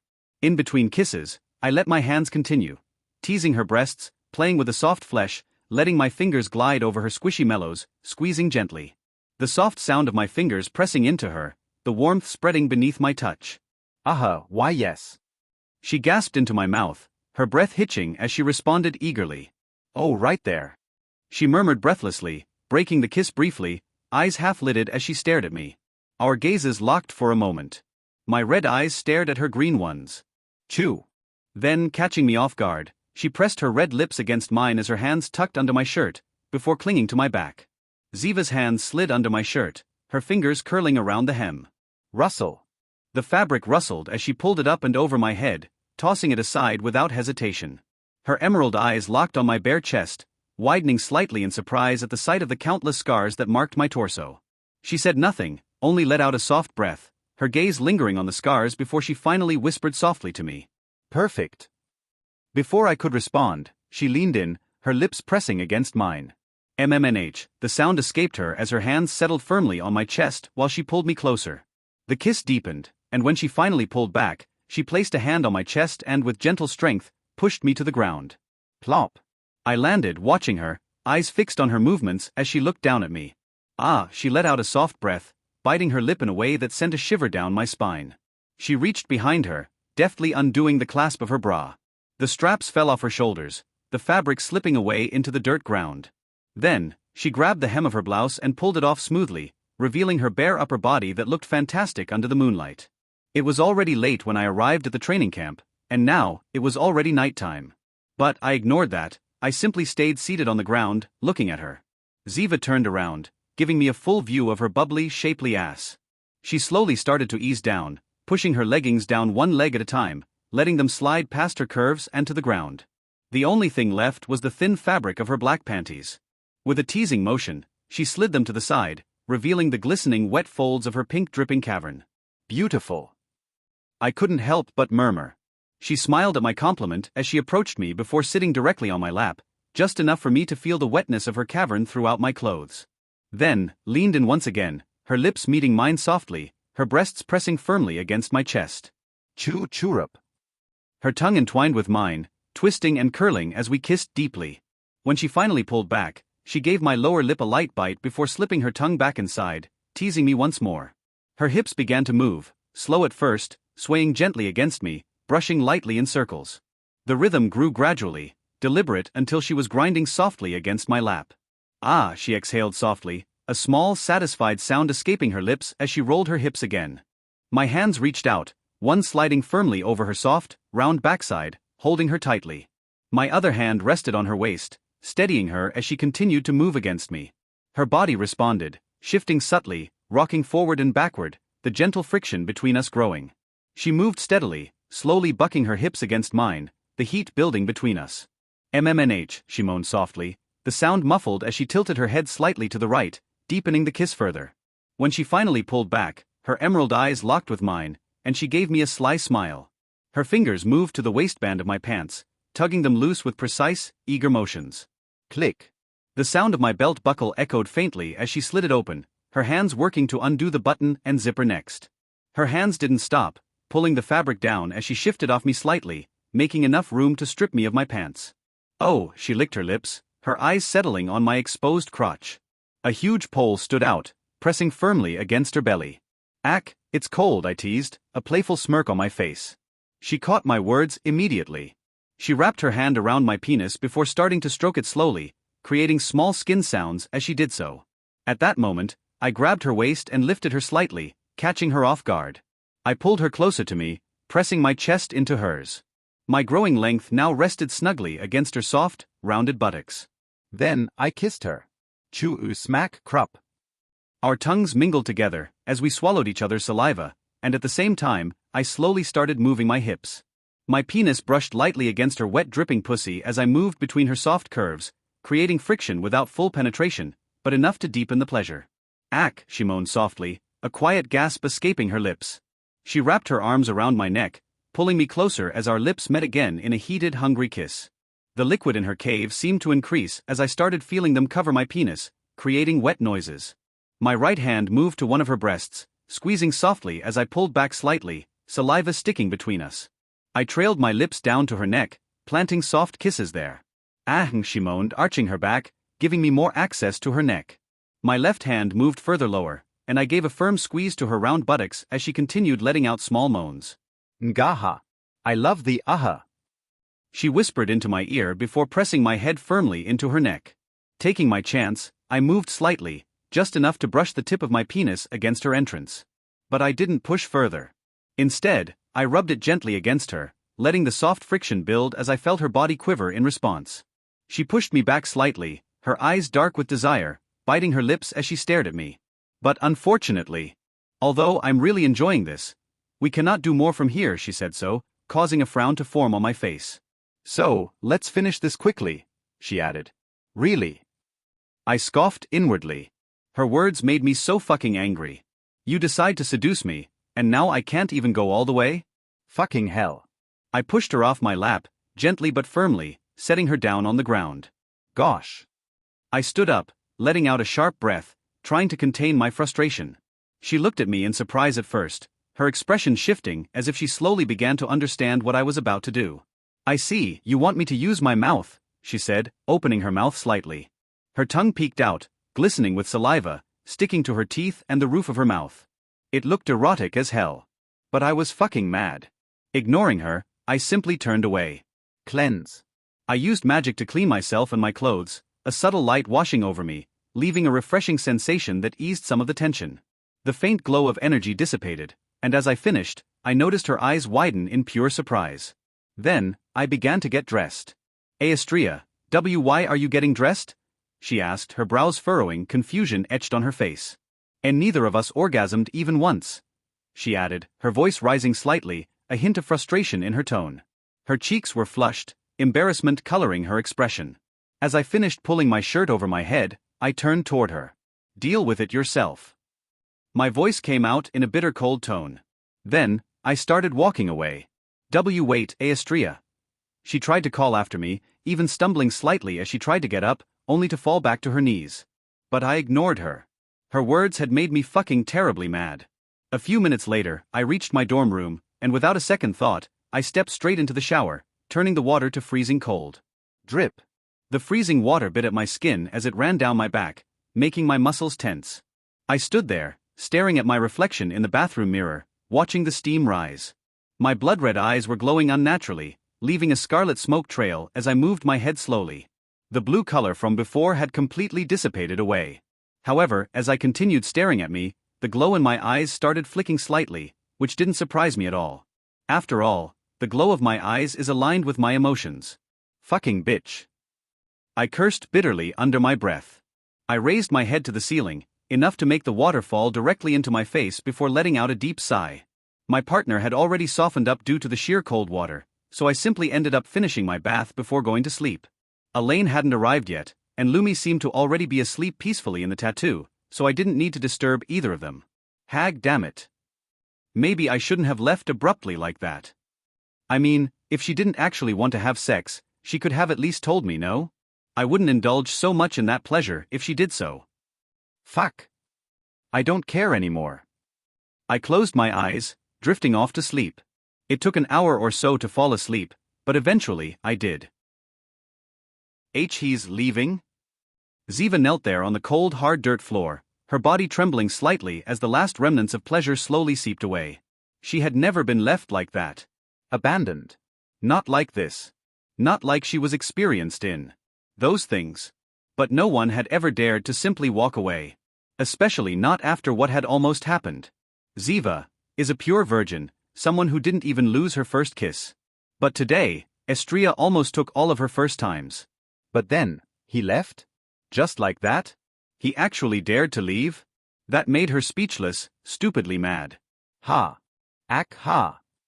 Her breathing was erratic and uneven, and she clenched her fists on the ground, biting her lip to hold back the flood of emotions threatening to overwhelm her.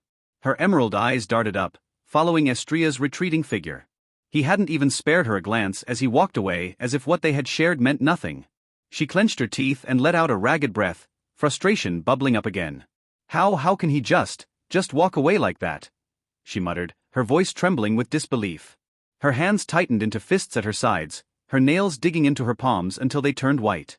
Her eyes widened in pure madness, her breathing hitched again, and for a moment, she leaned back against the wall, slumping against it. He thinks he can just ignore me?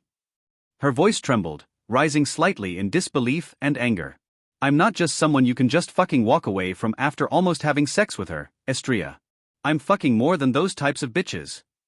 Once I'm interested in someone, I'll make sure that fucking bastard is interested in me too, no matter what method I use. Even if I need to give up my own virginity or body to achieve it. Ziva whispered to herself as her eyes burned with an undying flame before picking up her clothes and getting dressed. She hung the twin swords on her waist before undoing the barrier. He thinks he can leave me behind after what we did, she muttered again as she walked away from the training camp. I won't stop until I make him pay, until I make him realize what he truly desires, what we both want. If Estrella was here, he would probably wonder what she was talking about. Her words didn't make sense after all. What he truly desires. He just wanted a quick fuck to lose his overwhelming lust, but she fucking refused him. Not to mention that, from his perspective, she was the one that seduced him. So, she should be the one suffering the consequences. Ack, is this love? She pondered aloud to herself. Thump, thump, thump. She placed her hand on her breasts, feeling the quick beating of her heart. It's beating fast, really fast, she uttered to herself. A faint blush crept out to her face as her lips curved into a faint smile. But what if he refuses me, if he truly refuses? She would find a way, some way, to make Estrella realize that they were destined to be together. No matter what. No matter what it took. No matter how much she had to take to make him see it. No matter what. She licked her red lips. He will see. He has to. A/N, crazy fucking bitch. This isn't my made-up character anymore, I swear she wrote these words herself. Slurp, chew, slick. Pop. Gag hack slurp. H-A-A. Ack. Estrella groaned softly, as he groggily tried to pry his eyes open. He shifted his legs slightly, but surprisingly, he couldn't move them at all. It felt as if they were stuck, or chained by something. Chew, chirrup. Fuck. Some weird noises reached out to him as he suddenly tightened his legs, feeling a deep suction on his penis, something tight, soft, and wet wrapped around it. Immediately, his eyes snapped open, and slowly the blurriness got clearer, and that's when he noticed a familiar figure with her head lowered, close to his penis with her lips wrapped around it, making a duck face. Pop. Fwa. She finally pulled away, her red lips parting from him with a soft pop, leaving a glistening sheen behind. Her hand didn't stop though, lazily stroking him as her emerald green eyes locked onto his. Her green eyes landed on Estrella's shocked one as her lips curved into a small sly smile. Are you finally awake? She asked in a strange seductive tone, before stopping stroking his penis and pressing the glistening head of his penis with the tip of her index finger. Seems like this woke up long before you did, she purred, licking her red lips. Slowly, she pulled her finger away, a thread of his pre-cum clinging to her fingertip, which she held up for him to see. Ziva? Estrella murmured as his eyelids fluttered. A sharp pounding headache surged through him, and he squinted against the pain, his vision growing hazy, blurring more with each passing second. Estrella? Are you okay? Ziva's voice felt distant, like it was trying to cut through water, muffled and faint, slipping just out of reach. Estria. Estria. AES. Fuck. Hag HA shit. I cursed under my breath, clutching my head because of the incoming pain that made my whole body tingle in fucking pain. Did I seriously have a wet dream? I couldn't help but murmur to myself in complete disbelief. Was it because I stopped with Ziva just when things were about to hit their peak? Damn it. I groaned as I staggered out of bed, my legs heavy, and shuffled toward the bathroom. Splash. I started splashing water on my face, trying to clear my thoughts. My mind was a mess, spinning like a freaking Beyblade. I mean, wasn't I past the age for this kind of thing? Like, what the fuck? Slip. As I was lost in thought, the sound of the shower curtain sliding open jolted me back to reality. Master. My head snapped to the side, and there she was, Elaine standing before me. She wasn't hiding her true appearance since she was at my dorm. But there was only one single problem. Elaine was naked. She reached for a towel on the side, completely bare, her body glistening with droplets of water that slid slowly down her seductive body. Her lips were a soft, pale pink, perfectly complementing her flawless snow-white skin. Her long, delicate ears twitched slightly, and her light green eyes locked onto mine, glowing faintly in the bathroom's dim light. Her chest was, also, amazingly beautiful. My gaze lowered a bit. Her bare breasts were huge, even bigger than I had first thought. They had a perfect shape with two seductive light pink peaks etched on them. Lower down, her slender waist drew my attention next, its graceful curve flowing seamlessly into her hips and long, elegant legs, just like an echidna's lower body. Her thighs framed her most intimate place, a small white bud of a flower, the faint pink slit at its center hinting at the untouched depths within. She looked thoroughly beautiful. And yeah, my body instantly reacted. Instantly. Real hard. I was only wearing my underwear, so I immediately felt it. My cock hardening, straining against the fabric, until it began to push free, slipping out over the waistband. Ah. Her gaze lowered, locking onto me, and a rush of hot embarrassment shot straight to my head. Slurp, chew, slick. Pop. Gag hack slurp. H-A-A. Ack. Estria groaned softly, as he groggily tried to pry his eyes open. He shifted his legs slightly, but surprisingly, he couldn't move them at all. It felt as if they were stuck, or chained by something. Chew, chirrup. Fuck. Some weird noises reached out to him as he suddenly tightened his legs, feeling a deep suction on his penis, something tight, soft, and wet wrapped around it. Immediately, his eyes snapped open, and slowly the blurriness got clearer, and that's when he noticed a familiar figure with her head lowered, close to his penis with her lips wrapped around it, making a duck face. Pop. Fwa. She finally pulled away, her red lips parting from him with a soft pop, leaving a glistening sheen behind. Her hand didn't stop though, lazily stroking him as her emerald green eyes locked onto his. Her green eyes landed on Estria's shocked one as her lips curved into a small sly smile. "Are you finally awake?" she asked in a strange seductive tone, before stopping stroking his penis and pressing the glistening head of his penis with the tip of her index finger. "Seems like this woke up long before you did," she purred, licking her red lips. Slowly, she pulled her finger away, a thread of his pre-cum clinging to her fingertip, which she held up for him to see. Ziva? Estria murmured as his eyelids fluttered. A sharp pounding headache surged through him, and he squinted against the pain, his vision growing hazy, blurring more with each passing second. Estria? Are you okay? Ziva's voice felt distant, like it was trying to cut through water, muffled and faint, slipping just out of reach. Estria. Estria. AES. Fuck. Hag HA shit. I cursed under my breath, clutching my head because of the incoming pain that made my whole body tingle in fucking pain. Did I seriously have a wet dream? I couldn't help but murmur to myself in complete disbelief. Was it because I stopped with Ziva just when things were about to hit their peak? Damn it. I groaned as I staggered out of bed, my legs heavy, and shuffled toward the bathroom. Splash. I started splashing water on my face, trying to clear my thoughts. My mind was a mess, spinning like a freaking Beyblade. I mean, wasn't I past the age for this kind of thing? Like, what the fuck? Slip. As I was lost in thought, the sound of the shower curtain sliding open jolted me back to reality. Master. My head snapped to the side, and there she was, Elaine standing before me. She wasn't hiding her true appearance since she was at my dorm. But there was only one single problem. Elaine was naked. She reached for a towel on the side, completely bare, her body glistening with droplets of water that slid slowly down her seductive body. Her lips were a soft, pale pink, perfectly complementing her flawless snow-white skin. Her long, delicate ears twitched slightly, and her light green eyes locked onto mine, glowing faintly in the bathroom's dim light. Her chest was, also, amazingly beautiful. My gaze lowered a bit. Her bare breasts were huge, even bigger than I had first thought. They had a perfect shape with two seductive light pink peaks etched on them. Lower down, her slender waist drew my attention next, its graceful curve flowing seamlessly into her hips and long, elegant legs, just like an echidna's lower body. Her thighs framed her most intimate place, a small white bud of a flower, the faint pink slit at its center hinting at the untouched depths within. She looked thoroughly beautiful. And yeah, my body instantly reacted. Instantly. Real hard. I was only wearing my underwear, so I immediately felt it, my cock hardening, straining against the fabric, until it began to push free, slipping out over the waistband. Ah. Her gaze lowered, locking onto me, and a rush of hot embarrassment shot straight to my head. Her face flushed a deep red, but then, to my utter disbelief, she bit her lower lip, slowly, seductively. My cock twitched in response, and I felt my composure slipping fast. Fuck. I muttered under my breath. Without another word, I turned on my heel, grabbed the door, and slammed it shut between us. My back hit the door as I leaned against it, my hand clutching my forehead. My heart was pounding. Like seriously? That had to fucking happen? Shaking my head, I forced myself to move.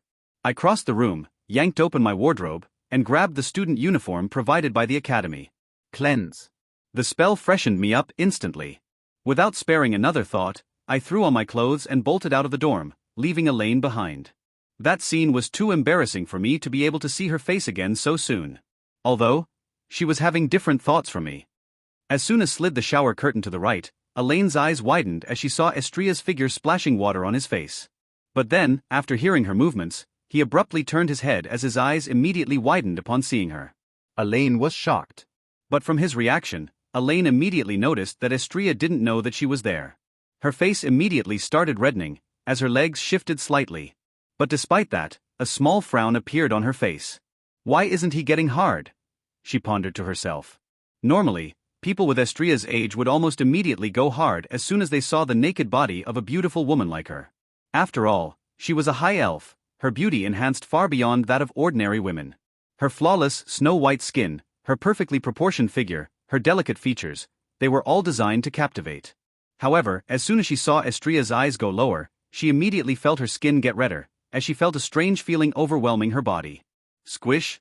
A faint, tingling sensation pulsed from her core, making her shudder instinctively. That was when it hit her. She was getting excited. Her breath hitched. Am I aroused because he's looking at me? She quickly realized. Although she was still a virgin, she was more than 100 years old, and her experience over her emotions and mental state was extremely great. So, she wasn't like those naive little girls who would take weeks, months, or even years to realize their feelings. And upon realizing this, she licked her lips, a wicked smile creeping onto her face. Look at me more. Turn my body into your personal movie screen. Want me? Ravage me with your eyes. Her dirty thoughts started increasing more, as she felt her body responding to the attention that Estria gave to it. And then she saw it. Her eyes dropped to the hardened bulge in his underwear, growing until it slipped free, popping out of Estria's pants. It was his cock, thick, long, and undeniably aroused. It twitched slightly as soon as her gaze focused on it. Her lips parted as she bit down softly on the lower one. It's big, really big. Her imagination started to run wild, visions flashing through her head. Ah, how good would it feel if that huge thing was put inside of me? What about its taste? Would it be salty like my friends that told me? Would he shoot a huge load inside of me? Day, I can't wait for it. Her thighs pressed together as a wave of heat surged through her. Her green eyes turned into his reddish ones, his face was as red as hers, and his hands hovered awkwardly, unsure whether to cover himself or not. Foo-foo, he must be embarrassed, she thought, giggling to herself. Don't worry, I don't mind. If you want, you can stare at me, do whatever you want to me. After all. Slam. Estria left, slamming the door from the bathroom shut. I belong to you, my dear master. Fuck, fuck, fuck. I muttered under my breath, running a hand through my hair. The memory of Elaine's bare body wouldn't leave me. It was burned into my brain, her flawless curves, the way her long ears twitched, the heated look in her eyes when she bit her lip. And that wet, inviting cavern. Ugh. I groaned, rubbing my temples, trying to push the image away from my mind. Get a grip, Estria. I scolded myself. Damn, I really need to release this lust of mine. My eyes landed on the window as I was already halfway across the academy ground. The color of my eyes started flickering its light blue tone again. But this time, it was even more intense than before. Estria? A familiar voice suddenly reached out to me, jolting me out of my thoughts. Another one? I exclaimed inwardly. I turned to the side, only to see Ella standing there, her face etched with concern. Her eyes locked onto mine, and for a moment I froze. Your eyes. She uttered softly. I don't need to hear it, I interrupted her words quickly, squeezing my eyes shut as a dull ache throbbed in my head. Before I could step away, I felt something gentle, a soft hand caressing my cheek. My eyes snapped open, and there she was, her face inches from mine, her fingers brushing against my skin with delicate care. Her brows furrowed, her expression filled with worry. Are you okay? She inquired softly, reaching out with her other hand to me. But at that moment, I pulled back instinctively, taking a step away. I'm fine, I replied quickly. So don't worry, alright? Just need a bit of fresh air. I scratched the back of my head awkwardly before turning around and walking off, putting as much distance between us as I could. As I moved further away, I thought I heard her whisper my name. But even if she did, I chose to ignore it. Damn it, what classes do I even have today? I muttered to myself, pulling out my phone to check the schedule. The first class was the mana application. I sighed and started walking toward the classroom. As I entered, I noticed Ella was already there. She glanced at me briefly, but I just shrugged it off and headed straight to my seat. Before I could settle in, a teasing voice cut through the air behind me. Oh ho. Student Estria, you've finally decided to grace us with your presence. I turned to see Eleonora standing there, a smirk plastered across her face. Gosh. Just looking at her face made me annoyed. However, I froze at her next words. You're 20 minutes late for class and don't even bother to apologize, she said, tapping her chin as if in thought. You really are getting rebellious, aren't you? 20 minutes? I murmured under my breath, freezing in place. I had just walked over here. How could 20 minutes have passed? What the fuck is happening to me? Ack. A sharp pang shot through my head, and I winced, clutching it as the dull ache forced me to crouch down. My breathing quickened as I pressed a hand to my forehead just to touch beads of sweat. I was sweating. Estria, are you okay? Eleonora's voice shifted from teasing to concerned as she knelt down beside me, her expression serious. Then her eyes widened in shock. Your eyes? She gasped. I blinked at her, confused. My eyes. Fumbling, I pulled out my phone and turned on the camera to see what she was talking about. The moment I saw my reflection, I froze. The headache was gone, completely gone. In its place, a strange refreshing sensation washed over me, like cool water flowing through my veins. But my eyes. They weren't the same anymore. The dull red color had vanished entirely, replaced by a vibrant, glowing light blue. Beneath my pupils, a crescent moon shimmered faintly, resting as if cradled in my gaze. I barely had time to process what I was seeing before two thin streams of blood trickled down from the corners of my eyes, leaving crimson trails on my cheeks. What is happening to me? This wasn't normal at all. Hiya. Thrum. A massive black beam tore through the air as Lucas swung the disguised Excalibur in his hand. The force of it reverberated through the battlefield. Rose's eyes widened upon seeing the total strength of the beam, panic flashing across her face, and immediately, she raised her staff. Multiple layer barrier. 4th level spell. Crack. The moment the beam collided with Rose's barrier, cracks shattered through it like fragile glass. The attack pushed forward without slowing. Ella. Rose shouted. I'm on it. Ella replied sharply. On the right side, Ella coated her sword in a powerful golden mana before stepping in front of Rose, swinging with all her might. Royal swordsmanship. Heavenly strike. BAM. The impact of the two powers colliding with each other sent shockwaves rippling outward. And despite Ella's effort, Lucas's beam was too powerful, forcing both Ella and Rose to be thrown back several meters. Thud. Rose groaned, brushing off dirt from her clothes as she staggered to her feet. Ugh, that hurt, she muttered, wincing. Ella stood as well, shaking dust off her shoulders. Same here, she said curtly. On the sidelines, Maya's mouth dropped open in awe. Whoa. She jumped up, eyes sparkling with excitement. Without hesitation, She dashed toward Lucas, her enthusiasm bubbling over. Lucas, how the heck did you get that strong? She demanded, bouncing on her toes. Tell me, tell me.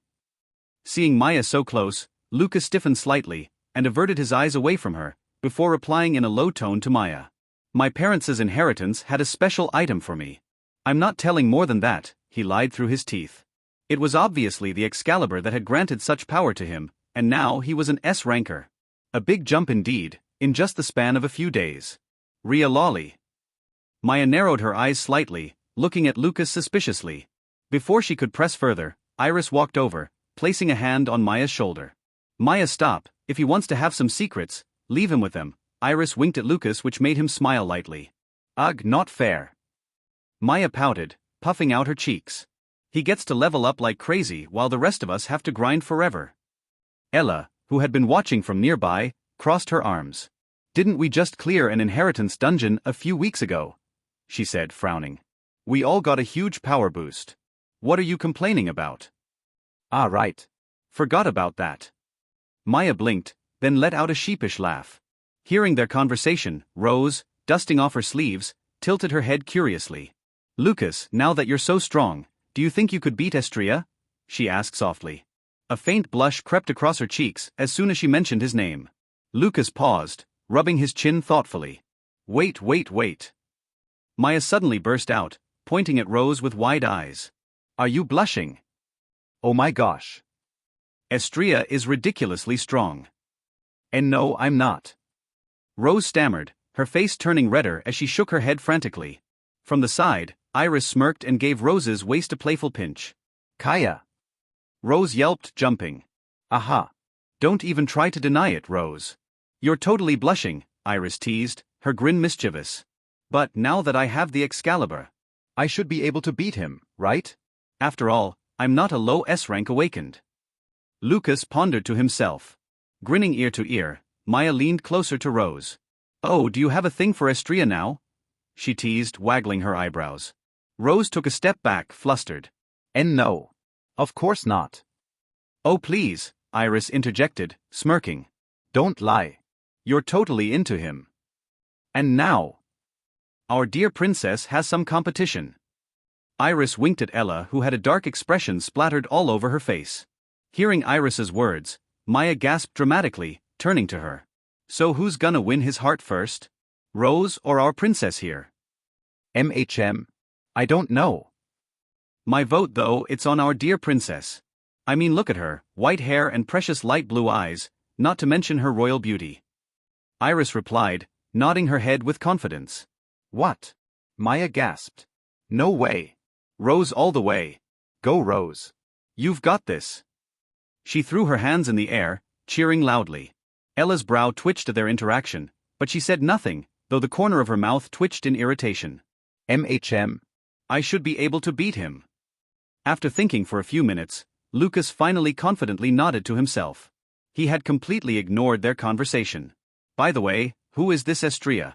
A faint glow pulsed from Excalibur as its voice appeared in Lucas's mind. Estria? Well. Lucas clutched the hilt of the Excalibur tightly. The sword could feel his emotions entirely. He's my rival, and the one I need to surpass currently, he declared inwardly. Oh? He seems interesting. Yeah. Oh, speaking of the devil. Lucas's eyes caught sight of a familiar figure entering the training camp. His silver blue hair swayed in the wind, catching the sunlight. But what truly stood out were his eyes. His eyes, instead of having the normal red color, now were completely light blue. Is that him? The Excalibur stammered slightly upon seeing Estria. Yeah. Why do you sound so freaked out? Lucas tilted his head slightly, confused by the sword's strange reaction. That boy. He has a goddamn monster inside of him. What do you mean by that? Exactly what I said. He has a strange creature inside of him, even I cannot pry into it, and just looking at him gives me a really dangerous feeling. You should be really careful of him. At the sword's words, Lucas narrowed his eyes lightly as he stared at Estria. At the same time, a panel from the system popped in front of him. Main quest number 7. Make Estria ##### as favorability reach $% $points? Completed. Current favorability, 25, neutral. Kill more than 200 middle-ranking demon beasts. Completed. Kill more than 50 high-ranking demon beasts. Completed. Kill a single named demon beast. Completed. Stop the awakening of one of the 7 demon generals. Time remaining, 4 days, 11 hours, 52 minutes and 58 seconds. Rewards? What the? Lucas's eyes widened in disbelief. The mission to raise Estria's favorability had been completed, and his favorability had even decreased by 24 points. Lucas? What are you looking at? Nothing. Lucas muttered to himself, shaking his head. The system was a gift bestowed by the goddess of light herself. He couldn't tell anyone about it, not even Excalibur. But then, the ground trembled. Boom. Crumble. Suddenly, as Lucas was lost in thought, a huge explosion occurred, and instantly, his eyes snapped to the source of the explosion. Ella, Maya, Iris, and Rose also did the same. They exchanged glances before starting to run towards the place. PP please stop. I beg you. A sudden yet desperate cry reached out to them as they arrived at the place. What they saw made their blood run cold. Estria? Estria stood in the center of the destruction, his hand gripping Telmos's face, holding the trembling man high in the air. Next to them was Leon, the prince, who looked at Estria with mortified eyes. His body quivered in sheer fear. Hackguck. Telmos choked out, saliva dripping from the corner of his mouth as he struggled to form words. But Estria's grip tightened, cutting off his attempts. Estria, stop. Immediately, Ella's voice rang out sharply as she stepped forward. Ha! Slowly turning his head, Estria's eyes landed on her face. Not only Ella but even the group behind felt almost paralyzed as his light blue eyes landed on them. Instead of the usual ominous red glow, his eyes were completely empty, without a shred of brilliance, just a pure, chilling light blue color. However, as his gaze landed on them, the brilliance gradually returned. Without a word, he released his grip. Thud. Telmos crumpled to the ground, gasping for air. Ugh. Telmos groaned weakly, his body convulsing as he clutched his head. What do you think you're doing? Ella stormed up to Estria, her face flushed with anger. Without hesitation, she grabbed the collar of his blazer and gave it a hard shake, her frustration boiling over. But instead of replying, Estria met her eyes, without saying anything. Immediately, a vein popped in Ella's forehead, as she gripped his collar tightly. Why did you ATT? Second Princess Ella, he uttered a single word. The way he addressed her made her freeze completely. Her hands were still clutching his collar when he calmly grabbed her wrists and peeled them off. It's none of your business. He turned back toward Telmo, but before he could take another step, Lucas appeared in front of him, pointing a sword at his neck. I'm sorry, Estria, but unless you explain what happened, I cannot let you touch him, Lucas said firmly, with a strange confidence. Seeing him, Estria's lips curled into a mocking yet sly smile. Why? Just because you got a bit stronger, you think you can beat me already? His eyes narrowed slightly. All of them were surprised by his words. Estria had directly detected that Lucas had grown stronger, something even they couldn't do. Just let me tell you something. You're far away from it. He pinched the blade of the Excalibur and tried to push it to the side. Immediately, he felt a slight heat on his finger as he tried to push the blade aside. He turned his eyes towards it, and saw a cut on his finger, just by touching the non-sharpened part of the blade. This sword. Estria mumbled, looking at the sword. He also felt that the sword was looking at him, which made him let out a small laugh. Well, maybe you're even stronger than me. He said lightly, his eyes never backing away from the sword as if spitting that Lucas was only stronger than him because of the sword. But, it still isn't enough to beat me. Before Lucas could respond, a powerful wave of silver energy burst out of Estria. Thrum. The energy pushed everyone back like a strong gust of wind, except for Telmo, who wasn't touched by it at all. Estria had deliberately made it that way. He walked closer to him and took the sword out of his waist. Then, he lifted his finger slightly, and Telmo's arm stretched out in the air. He raised his sword at it. Don't you fucking dare talk about her ever again, Estria uttered coldly as he swung his sword. Clang. Creak. Ack damn it. Lucas appeared in front of Telmo, blocking the attack just in time. Sparks flew as their swords clashed, and Lucas's arms trembled from the force of the blow. Estria frowned, his cold eyes narrowing as he pressed down harder. His silver energy grew stronger, but Lucas quickly surrounded Excalibur with his pitch-black mana. HAAA. Gathering enough strength, Lucas pushed Estria back and rushed forward. Fwhip. To everyone's surprise, Estria suddenly threw his sword at Lucas. Lucas dodged easily, but when he turned to strike back, he froze. Multiple weapons were pointed at him. Ella's sword was at the back of his neck. Rose stood on his left, her blade steady. Iris had her staff aimed at his spine, glowing with mana. Maya's fists, covered in blue energy, were inches from his stomach. Stop, Estria.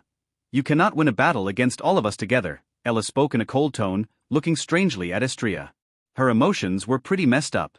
For a moment, Estria looked at them, then let out a small laugh. Ah, you guys really are too naive. He let out a small laugh. Even if I was alone, I could still win, he paused slightly. But who said I'm alone? Whoop. Ha. Suddenly, everyone's weapons flew out of their hands and into the air. Before they could react, Estria disappeared. They turned and saw him standing nearby with his maid, who was calm and composed, but her presence was overwhelming. That maid. Lucas's eyes narrowed as he grabbed Excalibur back. She's a high S rank awakened. Ella nodded her head. Looking at them, Estria sneered slightly. By the way, now there's another reason for me not to join your group at the festival. He turned and walked away, his maid following behind him. But they didn't react to his words. They were still stupefied by how strong his maid was. Estria's POV. Damn it. I muttered under my breath, staring into the bathroom mirror. My reflection was almost unrecognizable. My eyes had completely changed color, and now I couldn't even recognize myself.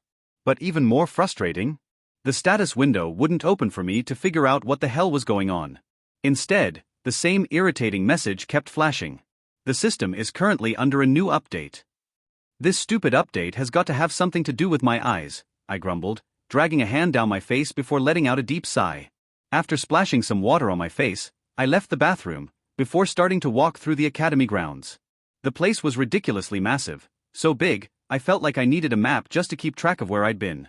And honestly, even if I explored every day, I'd probably still miss half of it by the time the semester ended.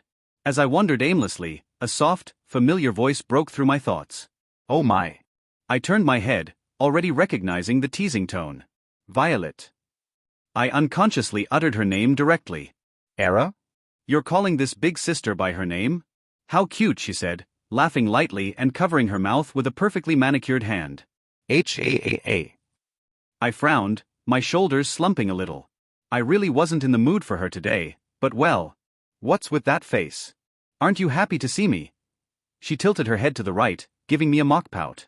Yeah, I'm very happy indeed. A small and forced smile appeared on my face as I said those words in the happiest tone possible. My tone was the absolute definition of sarcasm, but of course, she didn't care. That's what I like to hear. Violet said brightly as if I'd just handed her a compliment. She stood a little taller, clearly pleased with herself. Was she playing dumb, or did she seriously not notice my tone? Whatever it was, I didn't have the energy to figure it out.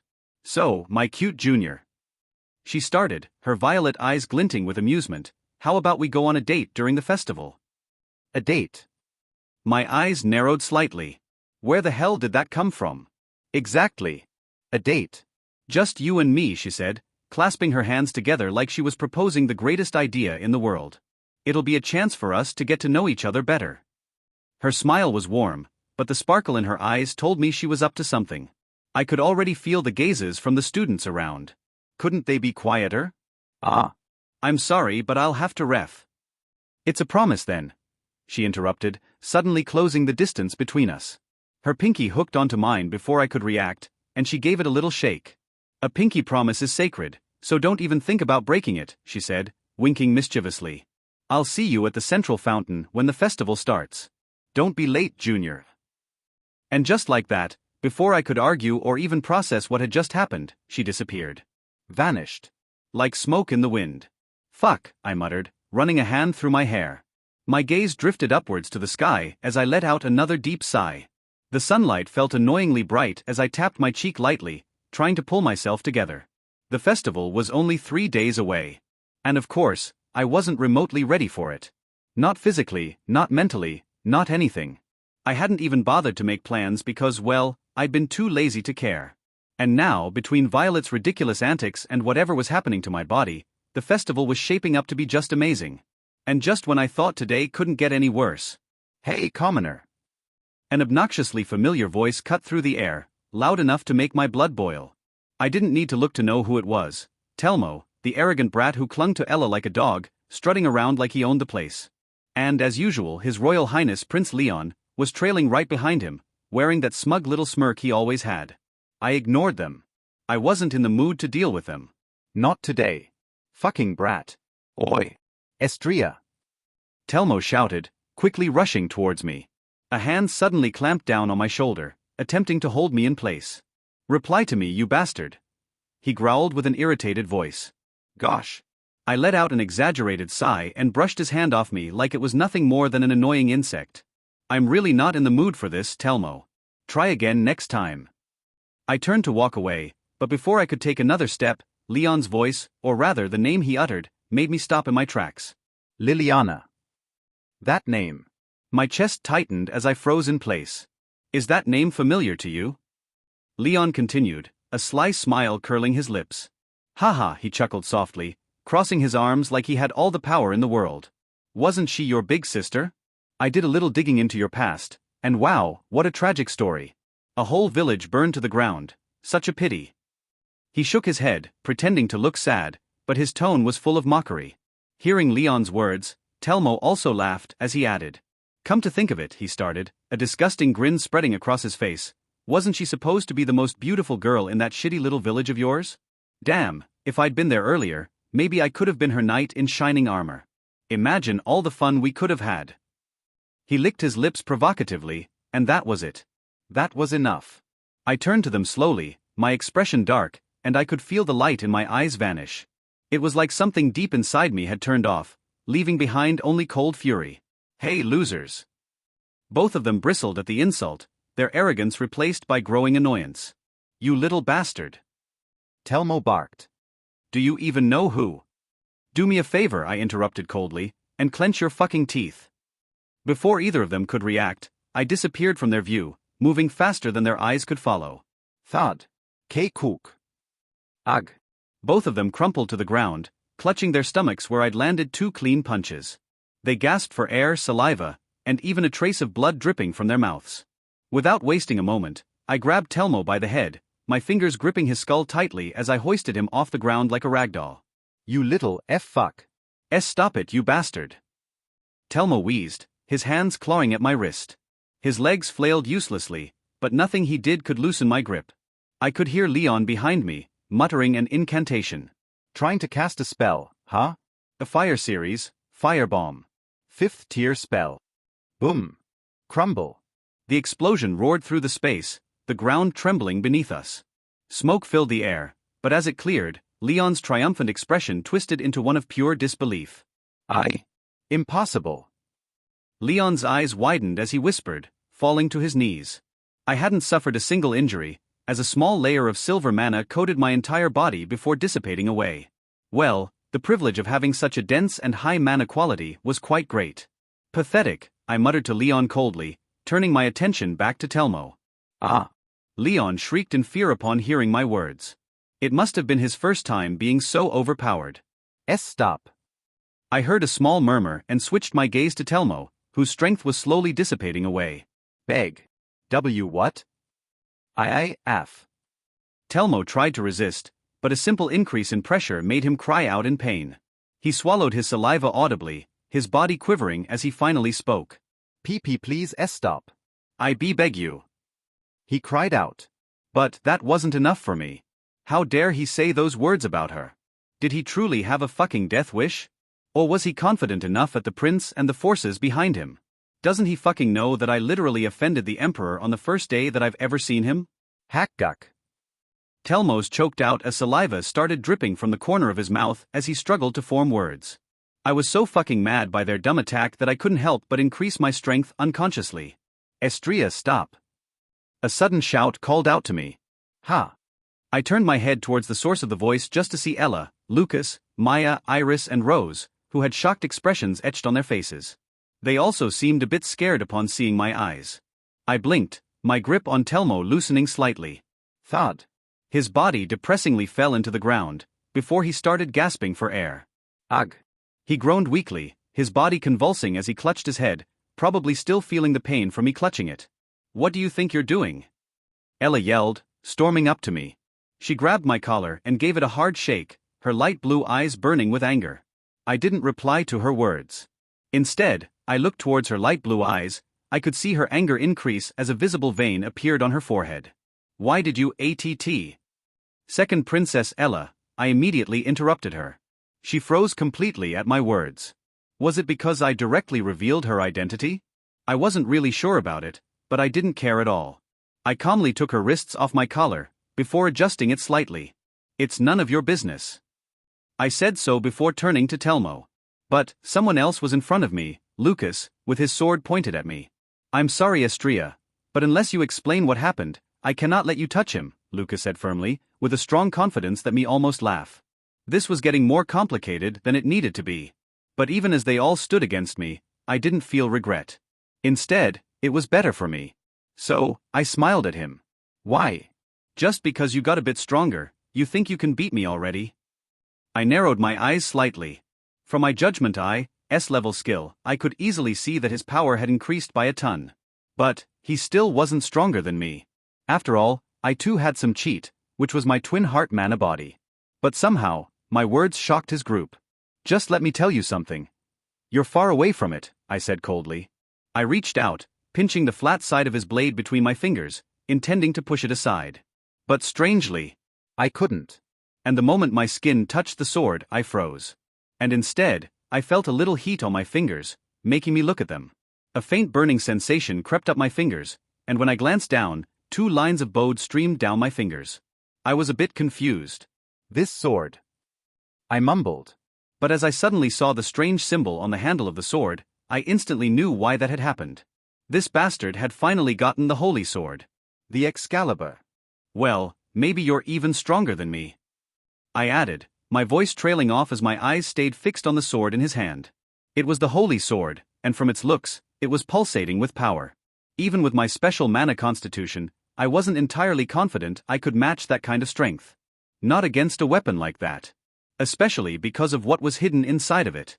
I couldn't fully see it, but I knew. I'm sure that the Excalibur has some kind of sword spirit. Normally, as the bond between sword and user increases, their power will increase exponentially, just like Lumi and I. But still, even with Excalibur in his hands. But, it still isn't enough to beat me. I added faintly. Thrum. A pulse of silver mana exploded outward from me, rippling through the space like a shockwave. The force slammed into Lucas and the others like a tidal wave. His eyes widened as he staggered back, barely managing to keep his footing by stabbing the tip of his sword into the ground for support. Ella, Maya, Iris and Rose were flung backward, landing hard several feet away. Lucas gritted his teeth, steadying himself, but Telmo, well, I'd made sure he wouldn't be going anywhere. He was still crumpled on the ground, gasping for air. I wanted him to feel every bit of this. He still had to pay for his words. Calmly, I began to walk toward him, my hand moving to unsheathe the sword at my waist. With a flick of mana, I lifted my hand, forcing his arm to stretch out as if held by invisible chains.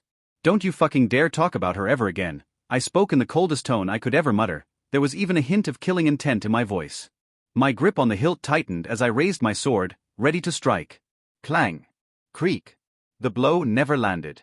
Lucas appeared in front of him, blocking my attack at the last possible moment.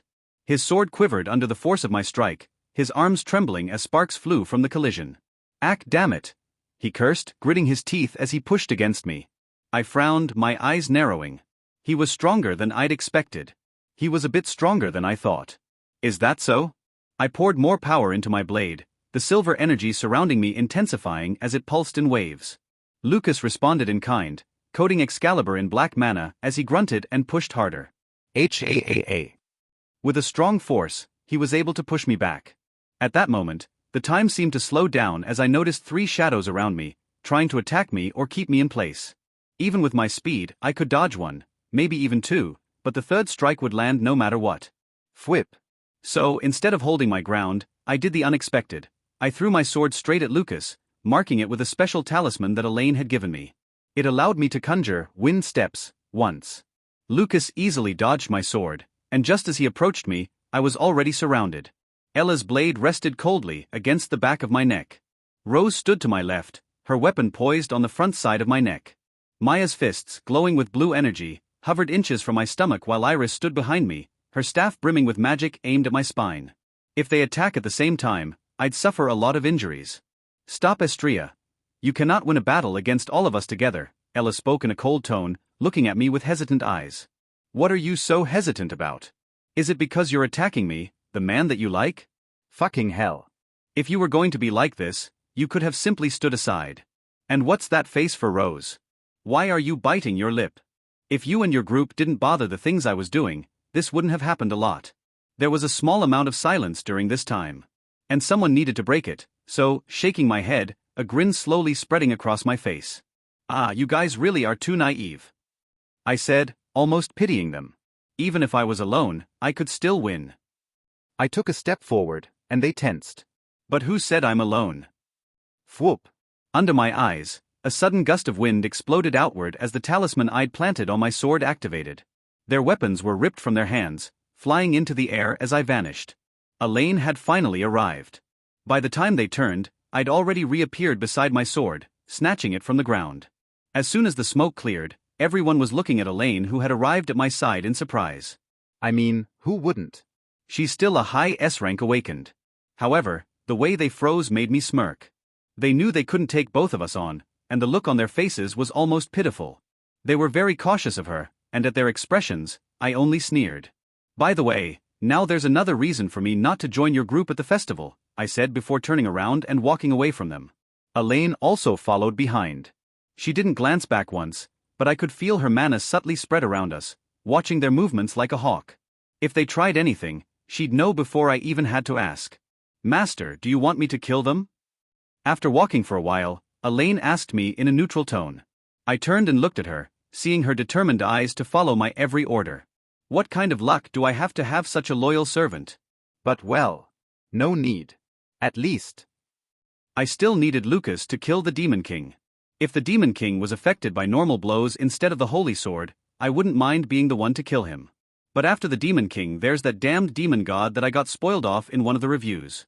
Gosh, if it weren't for those reviews and comments, I wouldn't know much about what to do to get stronger. But for now, I'll take a look at him for now. And if he does not pass my requirements. Not yet. I'll kill Lucas myself. Elaine promptly nodded her head at my words. But still, this is a bit troublesome. I shook my right shoulder lightly. The impact from Lucas's strength had dealt me quite the damage. He has grown quite strong after getting that damned holy sword. So, I guess, it's my time to get a power-up, no? I glanced at my phone slightly. It seems that I was going to be busy for those 3 days before the festival. Master, do you really have to go alone? Elaine asked hesitantly, her hands carefully adjusting Estria's equipment as she spoke. Her voice was soft, but the concern in it was clear. Yeah, I do, Estria replied with a small nod. If a high S rank came along with me, we'd draw too much attention. I'd turn into a target the second I stepped foot in that place. He was dressed in dark clothing from head to toe, a long black jacket trailing down to his legs. 2 swords rested securely at his waist, their blades hidden beneath dark sheaths. Inside his jacket, tucked into one of the inner pockets, a sleek white gun was hidden away. And finally, on his right hand, the mask that he had worn during the masked auction he attended with Christina stood quietly.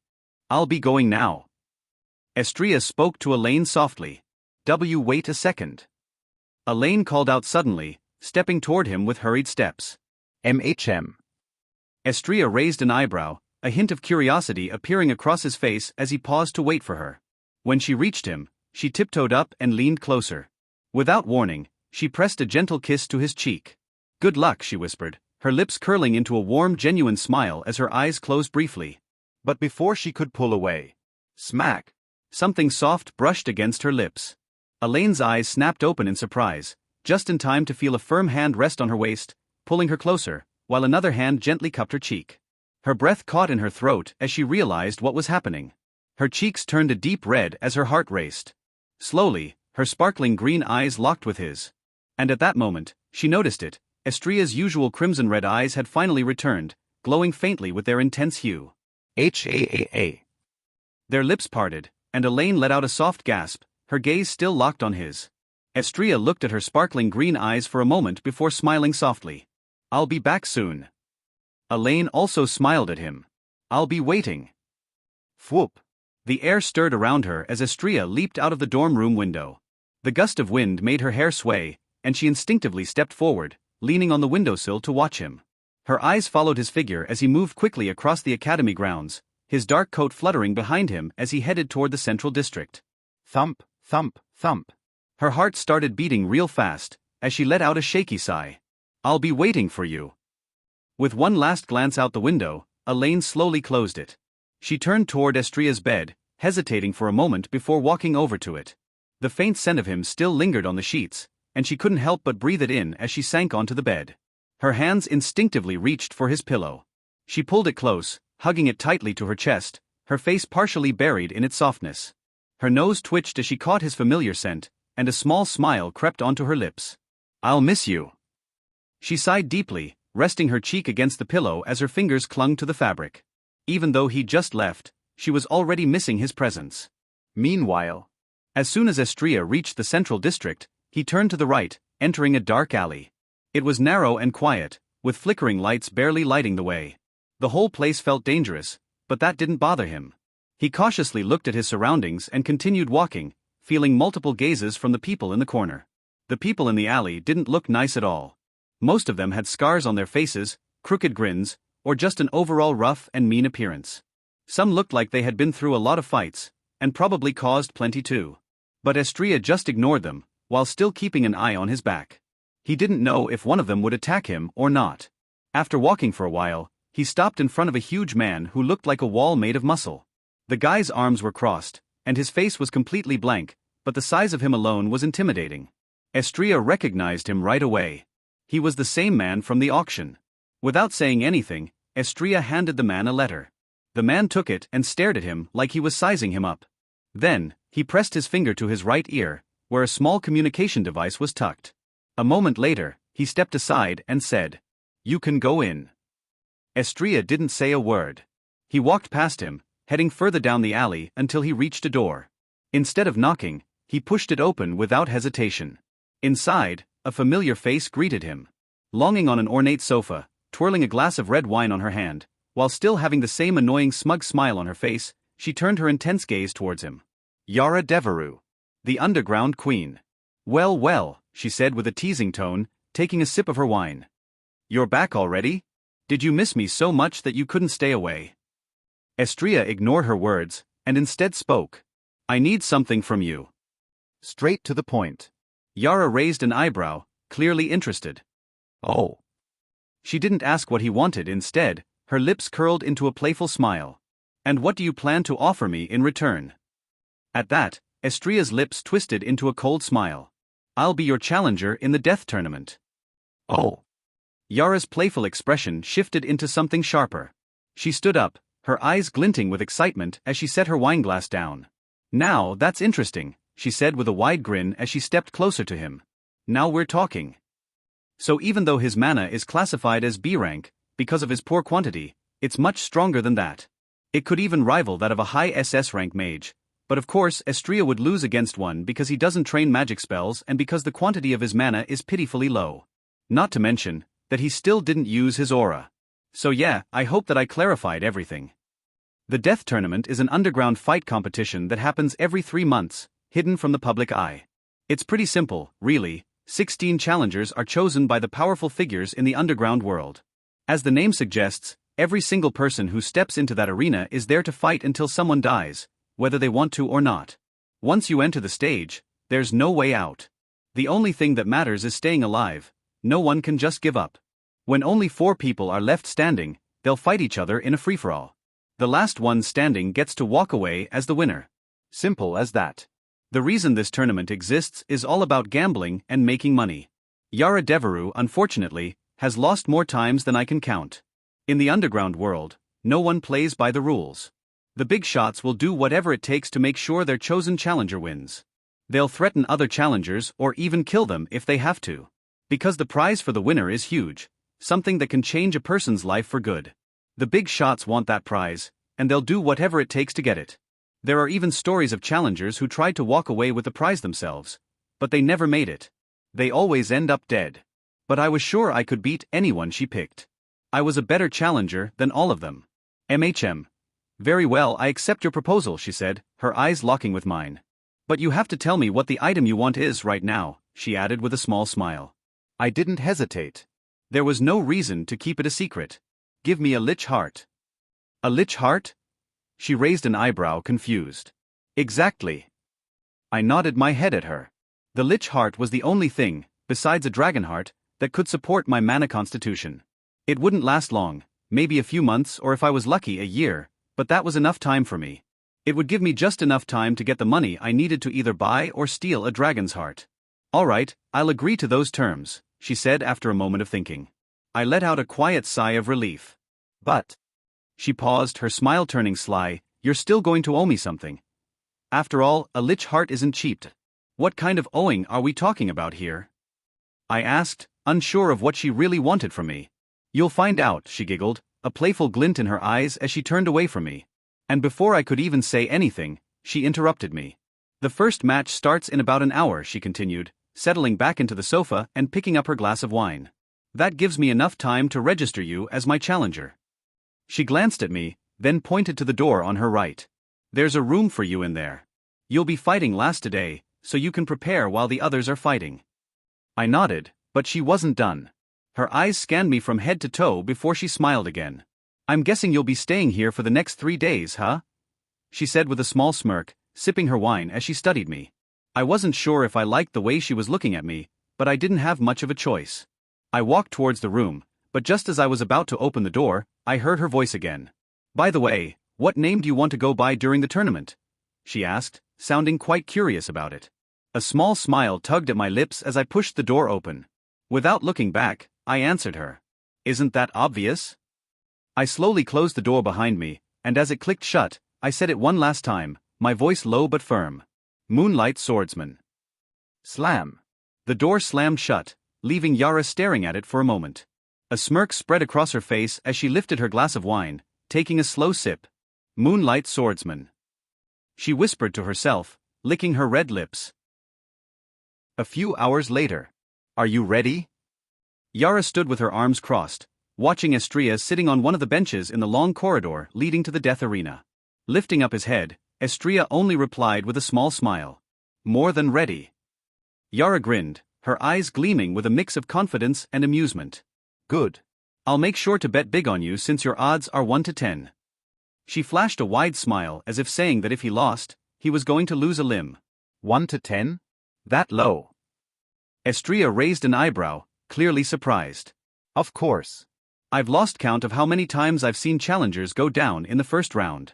None of my fighters get good odds, she replied with a shake of her head. At her words, Estrella only smiled lightly. Don't worry about it.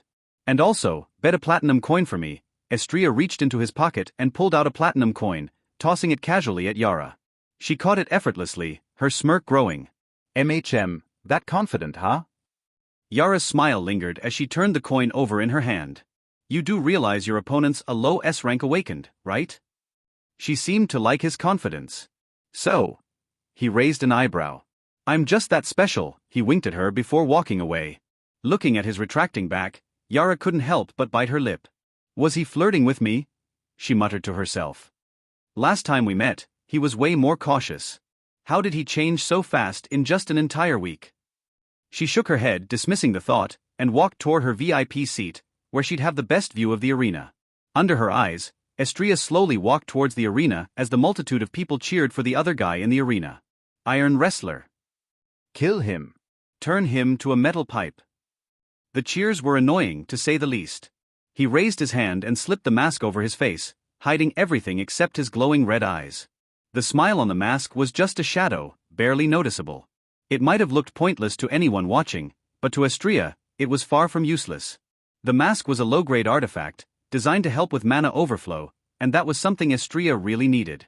His mana constitution wasn't exactly the best, so anything that helped him keep his mana in check was a bonus. Ladies and gentlemen. The announcer's voice boomed over the speakers. For the last fight of today, we have on our left Iron Wrestler, the 2-time winner. The crowd erupted into cheers, chanting his name. Woohoo! They roared. Kill him. Turn him into pieces. The cheers were quite loud. After all, he was a 2-time champion. And on our right, the announcer continued, we have the Moonlight Swordsman. Who is that? Yeah, must be his first time here. But why's he wearing that creepy mask? He had a handsome face, didn't he? Is he scared to injure it? Someone joked. The crowd laughed, knowing full well that the punishment for losing was death, but then someone in the crowd shouted something that got everyone's attention. Wait! Isn't the Moonlight Swordsman the guy who wiped out a bunch of high-ranking demon beasts during one of the hunting festivals? Wait, really? The crowd seemed to have mixed replies.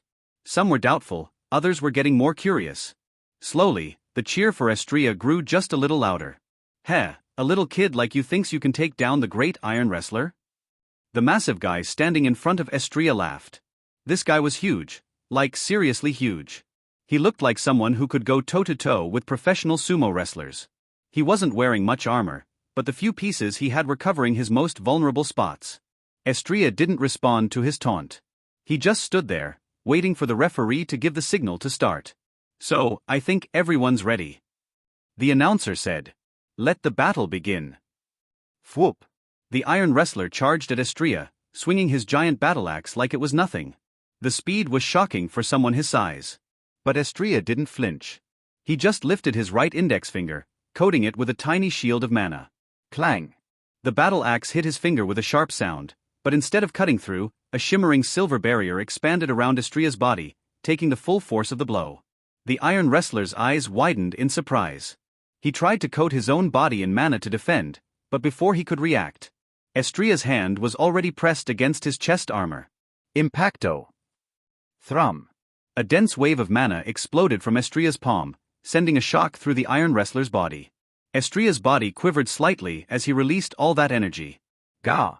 The iron wrestler let out a small gasp. He slowly limped backward before he crashed to the ground with a heavy thud. The crowd was in stunned silence. Everyone was shocked by what happened. Crack! Clink! As the iron wrestler hit the ground, pieces of his armor, those that had been covering his vital points, shattered into tiny fragments. Everyone turned to Estrella, who now stood with his fist clenched tightly. Explode! Splut! The moment he spoke those words, the iron wrestler's body exploded, sending pieces of him flying everywhere, even into the crowd. For a split second, there was absolute silence. Then, the announcer's voice rang out, shaking the arena. We have a winner! The crowd erupted in wild cheers. Woohoo! Moonlight Swordsman! Moonlight Swordsman! Moonlight Swordsman! The chant grew louder and louder, everyone amazed by how easily Estrella had defeated the two-time champion. But Estrella's smile faded slightly as he stood there, still trying to catch his breath. Damn! I really pushed it over the limit this time. Guess that's what happens when you try to end the fight too quickly. Removing the mask from his face, he slowly took a deep breath before walking away from the death arena. Behind, the countless cheers and looks of amazement reached out to him. Walking down the hallway back to my room, I could feel the heat rising in my body as my eyebrows furrowed. Mana was surging through me, and I bit my lip trying to hold it in, but the pressure was slowly getting unbearable. I had been casting a lot of spells, trying to burn through as much mana as I could, hoping to get some relief. But the problem was, when I used my mana to knock out the iron wrestler, I pushed myself past my limit. In other words, I used too much mana. And now, my body was paying for it. It was like I had broken through the threshold of how much mana I could utilize, and my body was falling apart because of it. Fuck. Sweat trickled down my forehead, and I cursed under my breath. I needed to take a bath, and then meditate for the rest of the night to get the mana under control. The problem was my mana pathways weren't big enough to handle all the mana flooding my body. Normally, if you wanted to hold more mana, you'd need to expand those pathways, either through meditation or with special items. If you don't, the mana will overflow, and your body will literally explode. Hence, the reason why I am basically spamming ice spells on my fingerprints. Oh my's. Aren't you full of surprises?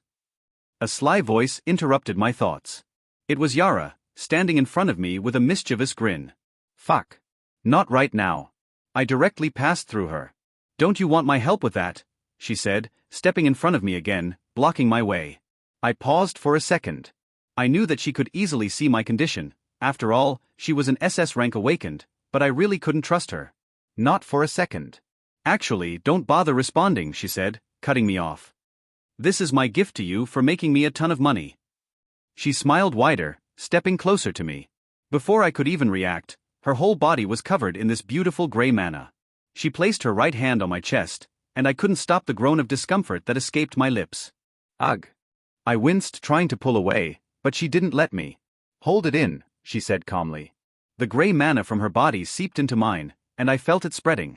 It was like it was digging into my mana pathways, attacking them, breaking down the barriers. The pressure in my body started to lessen. The mana I couldn't contain began to dissipate, thanks to that gray mana. It wasn't long before a cool, soothing sensation swept over me, and the pain slowly faded. I felt the mana settle, leaving just about half of what my body could handle right now. Now, as a temporary factor for my dear challenger. Yara's voice came from close by, and when I looked up, her eyes locked onto mine. She was grinning, but it looked strange. Hag W, what are you doing? I couldn't help but ask in surprise as I felt the gray mana in my body starting to go berserk.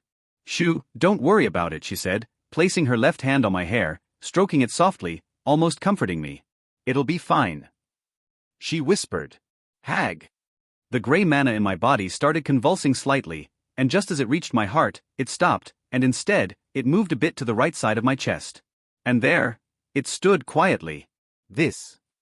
I closed my eyes, focusing on the strange feeling inside me, and followed the movement of the mana. There, on the right side of my chest, was a gray heart made entirely of that same gray mana. It was like a mini heart, pulsing softly. What was even stranger was how the mana around me that had been flooding into me now bypassed my heart and went straight to this gray heart. And as it did, the gray heart absorbed it all, and then it vanished. The mana was gone completely, in less than a second. It was like the gray heart was devouring the overflow. It worked. I wouldn't have to worry about my body exploding anymore. But looking at it more closely, I realized it wouldn't last long. 3 days, maybe? Just enough time to get through the competition. See? Not so bad, right? Yara said, her voice sweet. She tilted her head to the side, a bright smile still on her face. Her hand continued to gently ruffle my hair, and I couldn't help but feel a bit awkward. Thanks. I muttered, letting out a soft sigh. I really didn't want to be in a position where I owed her anything, but what could I do? Don't worry about it, she said casually, brushing my thanks away like it was nothing. I just nodded and turned to head back to my room, hoping that was the end of it.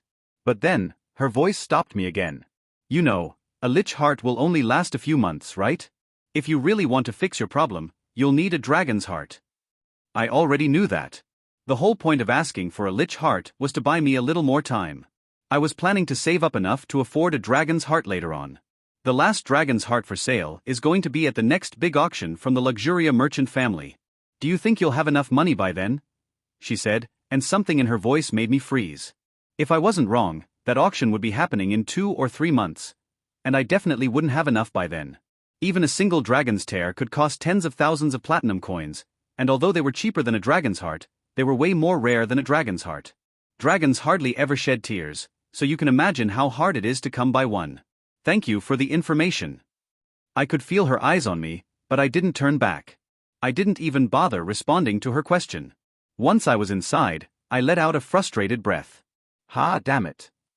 I lay down on the bed of the room, gazing at the ceiling while still thinking about her words. For now, the only possibility I have is turning into Eleanor's disciple. Other than that, everything else seems impossible. Maybe I could steal it. No, that would be me jumping into a rabbit hole. I shook my head at those thoughts. Especially when the auction was being held by the Luxuria merchant family, in other words, an auction held by Violet herself. Fucking hell. I whispered, blinking a couple of times as exhaustion began to hit me hard. I yawned. I would take a bath after waking up. Yeah. I'll let my future self worry about that. Meanwhile, in a small, dimly lit room, 4 figures stood gathered around a table, each wearing a distinct emblem on their chest. So, what should we do about this moonlight swordsman? One of them asked, breaking the silence that hung heavy in the room. I say we just kill him. Another responded with a sharp tone. The kind of power he showed is more than enough to win the tournament without breaking a sweat. Yeah, no way we're letting that damn woman get her hands on the prize, another added in a frustrated tone as he clenched his fists to show it. Yeah sure, but who the hell can we hire to take him out?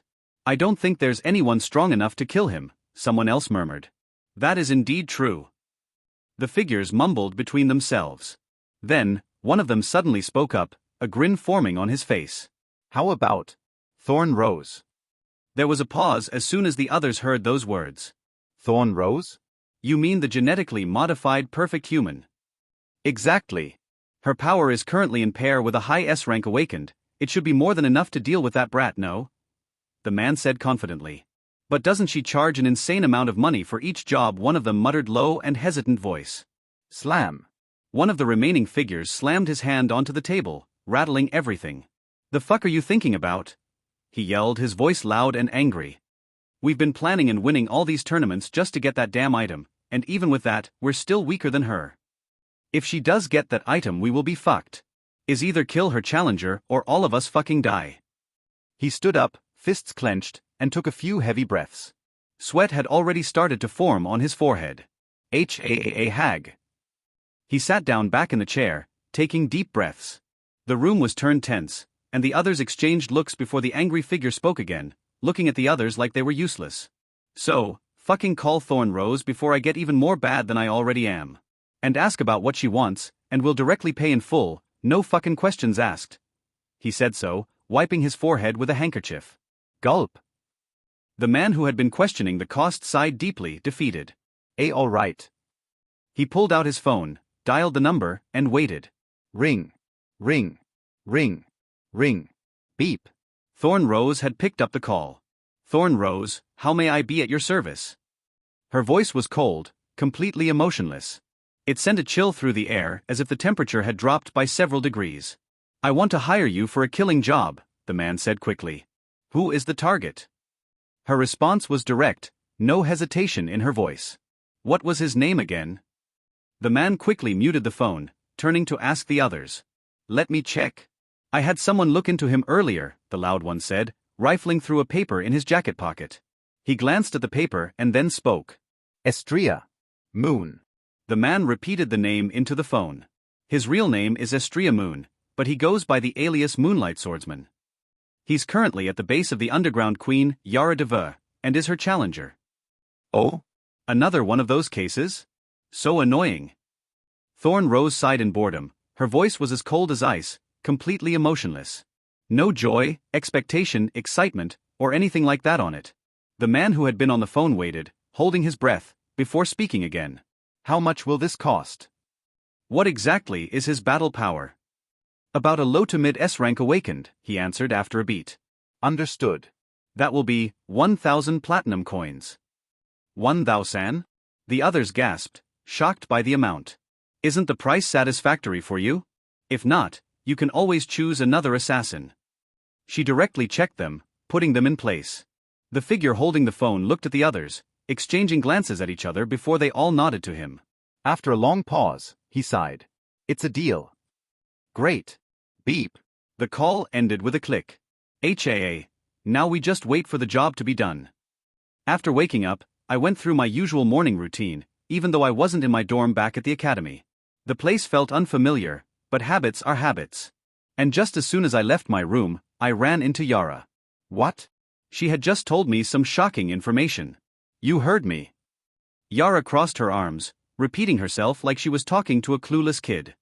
The match isn't happening until 10 p.m. I stared at her, my surprise pretty obvious. Damn it. That was way later than I expected. Do you have any training rooms around here? I asked, trying to keep myself busy instead of wasting the whole day waiting. Why? Bored already? She smirked. Yeah. I nodded, not even trying to deny it. I mean, what else was I supposed to do until the match started? I honestly can't stay looking at my phone for a whole day. Well, how about sparring with me? Her tone contained amusement as she stood up from the sofa she always seemed glued to. MHM. I thought it over for a moment. That wasn't a bad idea, actually. I could use this chance to test how much mana this grey heart of mine could handle. Sure. Sweet. She grinned, her eyes lighting up with excitement.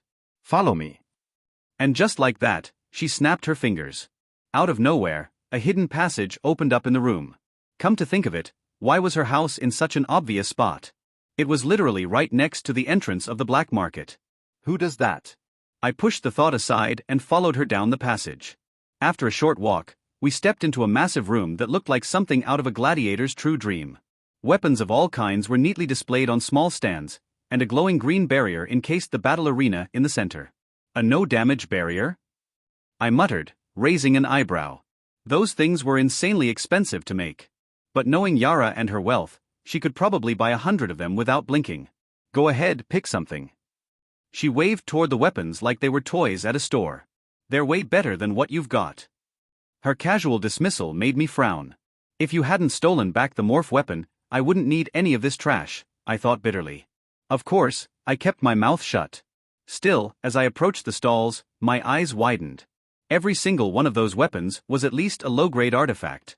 The price tags on them must have been ridiculous. I didn't think too hard about it. I grabbed a Tai Chi sword and a handgun and stepped into the arena. The moment I passed through the barrier, a strange, refreshing sensation washed over me. It was like stepping into another world. Are you ready, sweetie? Yara called out, pointing her sword at me with a smug grin. Her tone was strangely sweet tone as she addressed me. Sweetie? Did she fucking think I'm a child or something? Ah, right. I almost forgot. She's a crazy fucking bitch. Judgment Eye, S-level skill. Of course, since I was fighting her, I was using everything I had. No holding back. Moonlit Ice Lotus Sword Art. First move. Ice Lotus Bloom. A frozen lotus appeared in front of my sword, its petals twitching wildly. But instead of throwing them like I usually do, I kept them close, hovering around me like a shield. Oh? That's an interesting move, she said, licking her lips and crouching down. Then, without warning, whoop, she vanished, reappearing right in front of me, swinging her sword straight at my head. Clink. The petals formed a shield just in time, blocking her attack. For a second, I felt the pressure, but I quickly swung my sword back at her. She jumped back, just out of reach, then charged at me again. This time, her sword was glowing with her gray mana. I leaped back to avoid her strike, seeing how she sliced through my protective petals with ease. Then she raised her hand, and I could feel the ground tremble beneath me, so I jumped high in the air. Thack! Sharp earth spikes shot up from where I had been standing. If I was there for a single second more, my body would be pierced by then. Come on. Use your full power, she taunted, appearing beside me mid-air and sending a powerful punch towards my stomach. My eyes widened as I quickly coated my body in silver mana. Thud. I was sent flying towards the ground, but it didn't make a crater or anything in that. Instead, I felt the whole pain of being thrown against a really strong floor. Now we're talking, Estria, she grinned, disappearing again. Her speed was insane, and the only way I could track her was by seeing her after images, thanks to my judgment eye. Behind. I spun around fast and crossed my arms in front of me, forming an X, and then taking another punch that sent me sliding back, my feet digging into the ground. Damn it. I cursed under my breath, quickly wrapping my sword in more mana and focusing on her figure. Second move. Ice Lotus Barrage. I unleashed a wave of crescent-shaped ice energy at her. But with a simple flick of her hand, she made them disappear into thin air. Tisk, tsk, tisk. She clicked her tongue continuously. I thought you were stronger than that, she added as a disappointed expression appeared on her face. It was easy to know that she was provoking me. It seems that I overestimated you. She shook her head. Her words didn't affect me at all. After all, I didn't have to prove myself to anyone. Instead, I rushed forward, swinging my sword toward her left shoulder. Whip. She countered with a slash that sent my sword flying, then aimed a thrust straight at my chest. But I was expecting that. Bang. The sound of a bullet rang out. My lips had slipped into a small smile. Ah, that was a surprise. I didn't expect you to press the trigger so fast. It's a pity that guns are useless. She sighed with a sly grin. I looked at her chest, where the bullet should have hit, and saw a tiny crack in the shield of mana surrounding her. Thack. She disarmed me in a flash, taking my gun from my hand. But of course, I expected that too. There's no way I'd win against her, so I need to make an impossibility turn possible. Explode. I said it quietly, but the moment I spoke, I saw her eyes widen. BAM. Freeze. The explosion sent ice shards flying in all directions, covering the spot where she had been standing. I waited, watching the smoke rise, wondering if any of it had hurt her. Phew, that was close. But unfortunately, too weak. Her voice came from the other side of the smoke. I didn't expect that move to defeat her, but at least to cause some damage. But unfortunately, it didn't cause her any damage. Instead, her clothes were the only thing that took a hit. They disintegrated, leaving her outfit in tatters. For example, one of her breasts had some remnants of cloth while the other had a nipple out. Her whole body was undamaged, but her clothes were a mess. Such a pity, she sighed, glancing down at her ruined blouse. That was my favorite one. And yeah, she didn't seem to care that I was staring at her either. I quickly grabbed my sword again, leaving the gun on the ground. I just wanted to test how much damage it would cause, but it was downright useless. Prepare yourself, Estria. I'll take this a bit more seriously. She licked her lips. Whoop. She disappeared into thin air, and suddenly, I saw the flash of her sword. It was slicing through the air so fast it created a high-pitched whistling sound as it cut toward me. Clang. My sword caught hers just in time, but the force pushed me back, my feet skidding against the ground. I barely kept my balance. Yara didn't pause. She was already jumping in the air, flipping over me like a predator closing in on its prey. Getting tired, Estria? She teased, her voice smooth as silk, but was filled with mockery. I thought you'd put up more of a fight. She landed behind me, spinning around to strike at my back. My eyes widened as I heard the sound of her sword slicing through the air again, this time aiming for my spine. Whoosh! I dove to the side just in time, feeling the wind of the blade rush past me. The ground where I had been standing exploded in a burst of dust as the force of her missed strike hit the earth. Boom! I rolled back onto my feet, quickly recovering, but she was already there. This time, she was so fast I didn't even see her move, only the faintest blur before a punch slammed into my side. Thud. The impact sent me flying sideways, crashing into a nearby stone pillar. The world spun for a moment. I clang. My sword caught hers just in time, but the force pushed me back, my feet skidding against the ground. I barely kept my balance. Yara didn't pause. She was already jumping in the air, flipping over me like a predator closing in on its prey. Getting tired, Estria? She teased, her voice smooth as silk, but was filled with mockery. I thought you'd put up more of a fight. She landed behind me, spinning around to strike at my back. My eyes widened as I heard the sound of her sword slicing through the air again, this time aiming for my spine. Whoosh! I dove to the side just in time, feeling the wind of the blade rush past me. The ground where I had been standing exploded in a burst of dust as the force of her missed strike hit the earth. Boom! I rolled back onto my feet, quickly recovering, but she was already there. This time, she was so fast I didn't even see her move, only the faintest blur before a punch slammed into my side. Thud. The impact sent me flying sideways, crashing into a nearby stone pillar. The world spun for a moment. I could taste blood in my mouth. Fuck. Wasn't this supposed to be a spar? I told myself, but knowing her character. She was going to try and damage my body as much as possible. She's a crazy bitch and fucking sadist after all. Is this really all you've got? Yara's voice came from above, her face still holding the same sly and mocking grin. I forced myself to stand, wiping the blood from my lip, but I didn't speak. H-A-A-A. Taking a deep breath, I shook the dizziness off and squared up again, clutching my sword tightly as my eyes landed on her figure. Come on, don't tell me you're already out of tricks. She crouched low to the ground, then shot forward like a missile, moving so fast that I almost couldn't track her. Before I could react, she was there, a blur of movement, her foot slamming into my stomach with a sickening crunch. Thwack! I gasped, my body bending forward from the sheer impact, but before I could catch my breath, she was already behind me again, her sword coming down toward my back in a deadly arc.